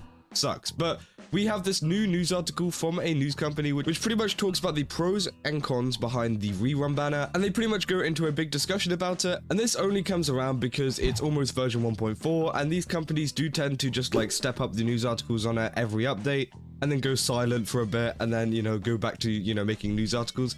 So again, it's going to be very interesting to see what their opinion about the rerun banners are, and that's what we're going to be getting into in this video. So if you guys enjoyed this video, then don't forget to leave a like and subscribe, and also go to my Twitch where I'm going to be live. I definitely recommend going over there. It'll be down in the pinned comment down below or in the description. Again, it'll be there. You can go give me a follow, and then you get notified as soon as I go live. But let's get back into the video. So this was actually an article from Game Rant, who again are a very, very popular, company whenever it comes to news articles, especially around gaming, obviously hence the name. And I've covered them quite a bit on this channel in the past. Now, they say the case for and against rerun banners in Wuthering Waves. Now, obviously, usually whenever Game Ram makes stuff about Wuthering Waves, it's to do with like locations and farming routes, and sometimes to do with like revenue stuff. They don't really cover anything too crazy, but it seems like this article is actually kind of interesting. So they say, since its debut in May, Wuthering Waves have continued to leave a mark on the open world gacha genre. Not only has Wuthering Waves generated impressive revenue, but it's also won the Best Audio and Visual Accomplishment Award at the Mobile Game Awards, which again is an amazing achievement. I definitely think, Wuthering Waves deserve that, because they do have some of the best audio and visual accomplishments in the gacha sphere, and, maybe in the mobile game sphere. I don't really know. But, and they say they also got an honorable mention for Game of the Year. They say with version, I think that's supposed to say 2.0 on the horizon, excitement remains high for the game's narrative and characters. Despite its success, Wuthering Waves is facing some criticism, with players divided on whether rerun banners benefit the game's long-term health. Kuro Games initially launched the ARPG with 18 playable resonators, and the roster has only grown since then. As of version 1.3, the lineup has expanded to 24 characters, with 2 new characters set to debut in the update version 1.4, alongside 2 rerun characters fueling the ongoing debate. So if you don't know, these 2 are actually the characters that are going to be in the kind of rerun for version 1.4. Obviously, Jian was the last rerun that we had, and now we've got Yinlin and Zhang Liao, which a lot of people did find kind of controversial, saying Zhang Liao came out so soon. So why are they doing it now? In, like, but I definitely think it was a good move from them, because obviously sales were a little bit low on him, and it seems like Wuthering Waves do want to get a few more sales out of him. And let's be real, although he won't be like some high-selling banner or anything like that, there are definitely going to be some people that either missed out or just want to pull on him again. Maybe they're coming back for 1.4 or a later update or something like that. So again, they can go back and actually pull for him, which I think is great. And obviously Yinlin is a very, very good pick for Wuthering Waves, as this was one of the first kind of characters that came out. Obviously she was the one after Jian that came out whenever, her limited banner came out. I thought Yinlin character was a scam. She was a very much wanted character. I saved all of my pulls for her, you know, over the course of the Gian banner to then pull on Yinlin. And again, she was a very cool character. She was one of the characters that actually got me into the game of Wuthering Waves because I saw her ultimate animation and I was like, damn, okay, I need to get into this game. So again, I think it is a very good move that they've actually got 2 rerun banners as it gives people a choice. I don't think the overall kind of stance from Kuro Games here is to make as much money as possible and for these to be, you know, massive outselling banners or something. And I think that's what people are thinking a little bit too much about, saying that, oh, these aren't going to sell, or, you know, these are some terrible characters to put on a rerun banner. But the problem is that these are rerun banners. You know, you got to remember the rerun banners just don't sell as well because people already have the characters, or people just don't want them, you know? They've already made up their mind. And that's the case with every single gacha game, not just Wuthering Waves. You know, we've looked back at Genshin Impact and Honkai Star Rails, who, you know, do have some rerun banners, and, you know, people do pull less on them because they don't really want, you know, the characters. They've already got them, or they've made up their mind saying, oh, okay, yeah, well, I didn't want them back then, so I don't want them now. And that's totally fine. And obviously there's going to be some people that do want them because, you know, maybe they missed out, or maybe they, you know, changed their mind about a character. So I think rerun banners are a benefit. And, you know, GameRant go on to say rerun banners are becoming the typical in Wuthering Waves convene cycle. They say the first rerun banner in Wuthering Waves version 1.3 featured Jiyeon as the spotlighted 5-star resonator, along with the 4-star character Yohu, which I do think is a little bit of a bonus that they're actually adding these limited 4-stars on there. Now, some people don't like that because it means they can't get both the characters, which I do agree. It is kind of annoying that you can't get it on Camelia's banner, but you can only get it on Yinlin and Zhang Liao's banner for Lumi, I mean. But at the same time, I can see where the appeal comes from because, again, a lot of people pulled on that Jiyeon run banner just for Yohu, and obviously we saw with a lot of content creators out there, certain ones, that, you know, E6 her and stuff like that, which again is a lot of money going towards that, you know, rerun banner. So I think adding a 4-star free character is actually a good move there financially for Wuthering Waves and for Kuro Games, because there are going to be those people that want to get her, and, you know, if she was on the Camellia banner, well, people are just going to get them anyways and not be as excited. So at least they can get a little bit of money out of people who, you know, do want that 4-star character so badly, because, you know, Yohu, you can get her later on anyways. It doesn't really matter. They say previously Jiyeon debuted in the Prevail the Lasting Night event, which ran from May 23rd to June 13th. Afterwards, it was announced that Yinlin and Zhang Liao would return in version 1.4 as part of Phase 2. While the reappearance of 4-star characters in banners is typical, the reoccurrence of 5-star resonators is now becoming more common.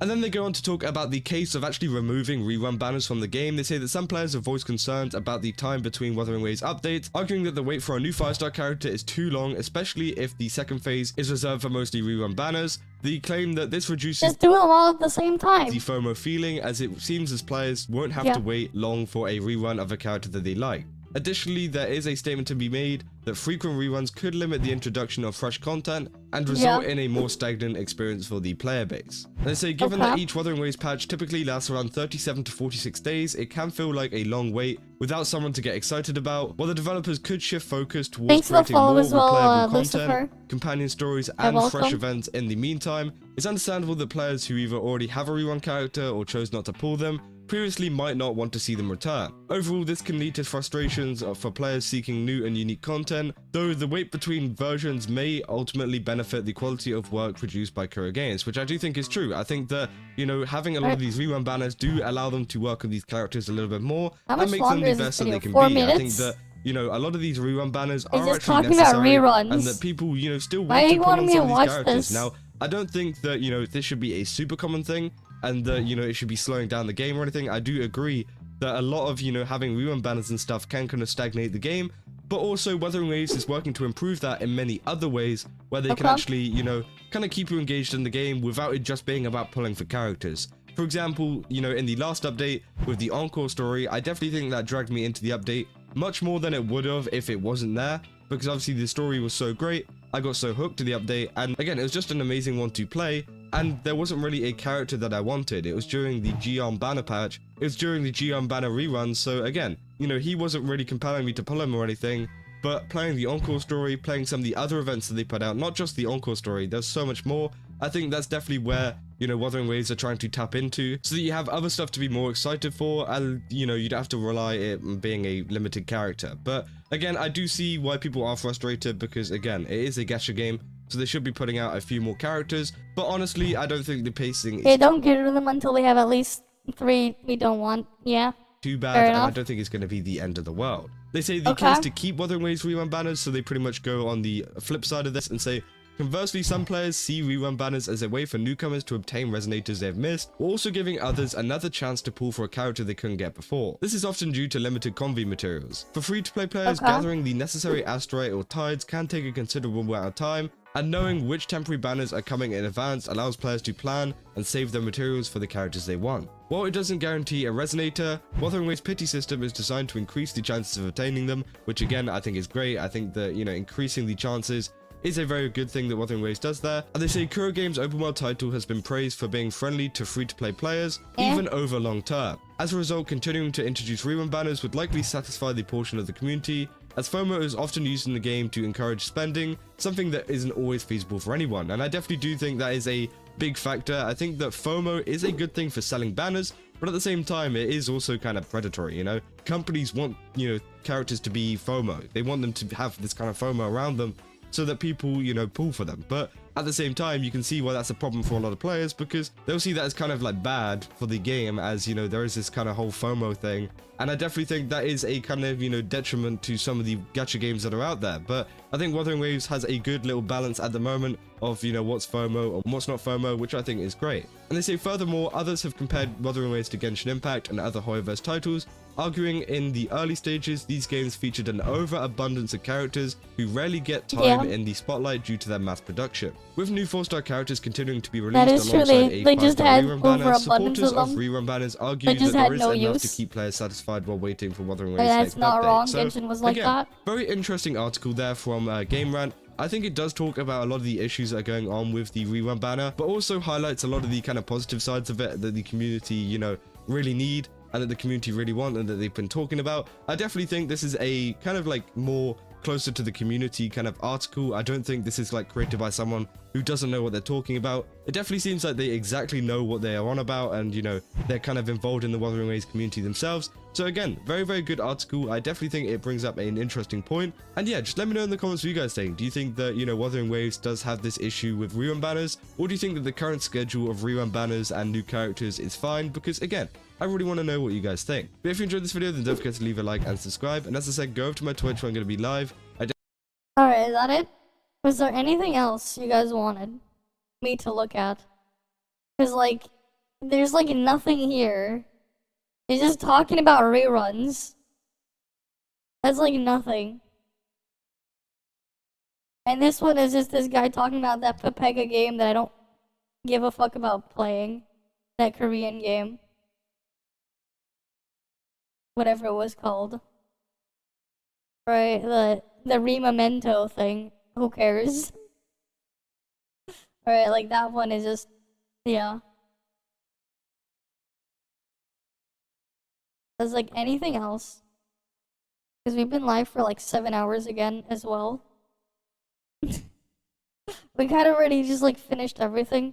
I still haven't done the weekly raid in ToF, and I haven't done the end trial, but we can do that later in the week. Right, we already finished what we needed to do in Snowbreak and everything anyways as well. Right. Alright, then we'll just end it earlier on here at 6 AM. God damn, it's already 6 AM. Yeah, we'll probably just end it here for the night instead. Because, like, yeah, it is already just 6 AM. And, like, yeah, as we already went over and talked about the fact that NTE CBT is going to be on the 28th. And that's when we're probably going to get more information as well. Probably. When that comes to pass. Because I get the feeling that they really, really want to push as much stuff out there. But yeah, as usual though, thank you guys all for stopping by. Hopefully I can see you guys again next time. I'm gonna go get some sleep at 6 AM. Kinda funny, but yeah. I'll see you guys again next time though. See you guys. See ya.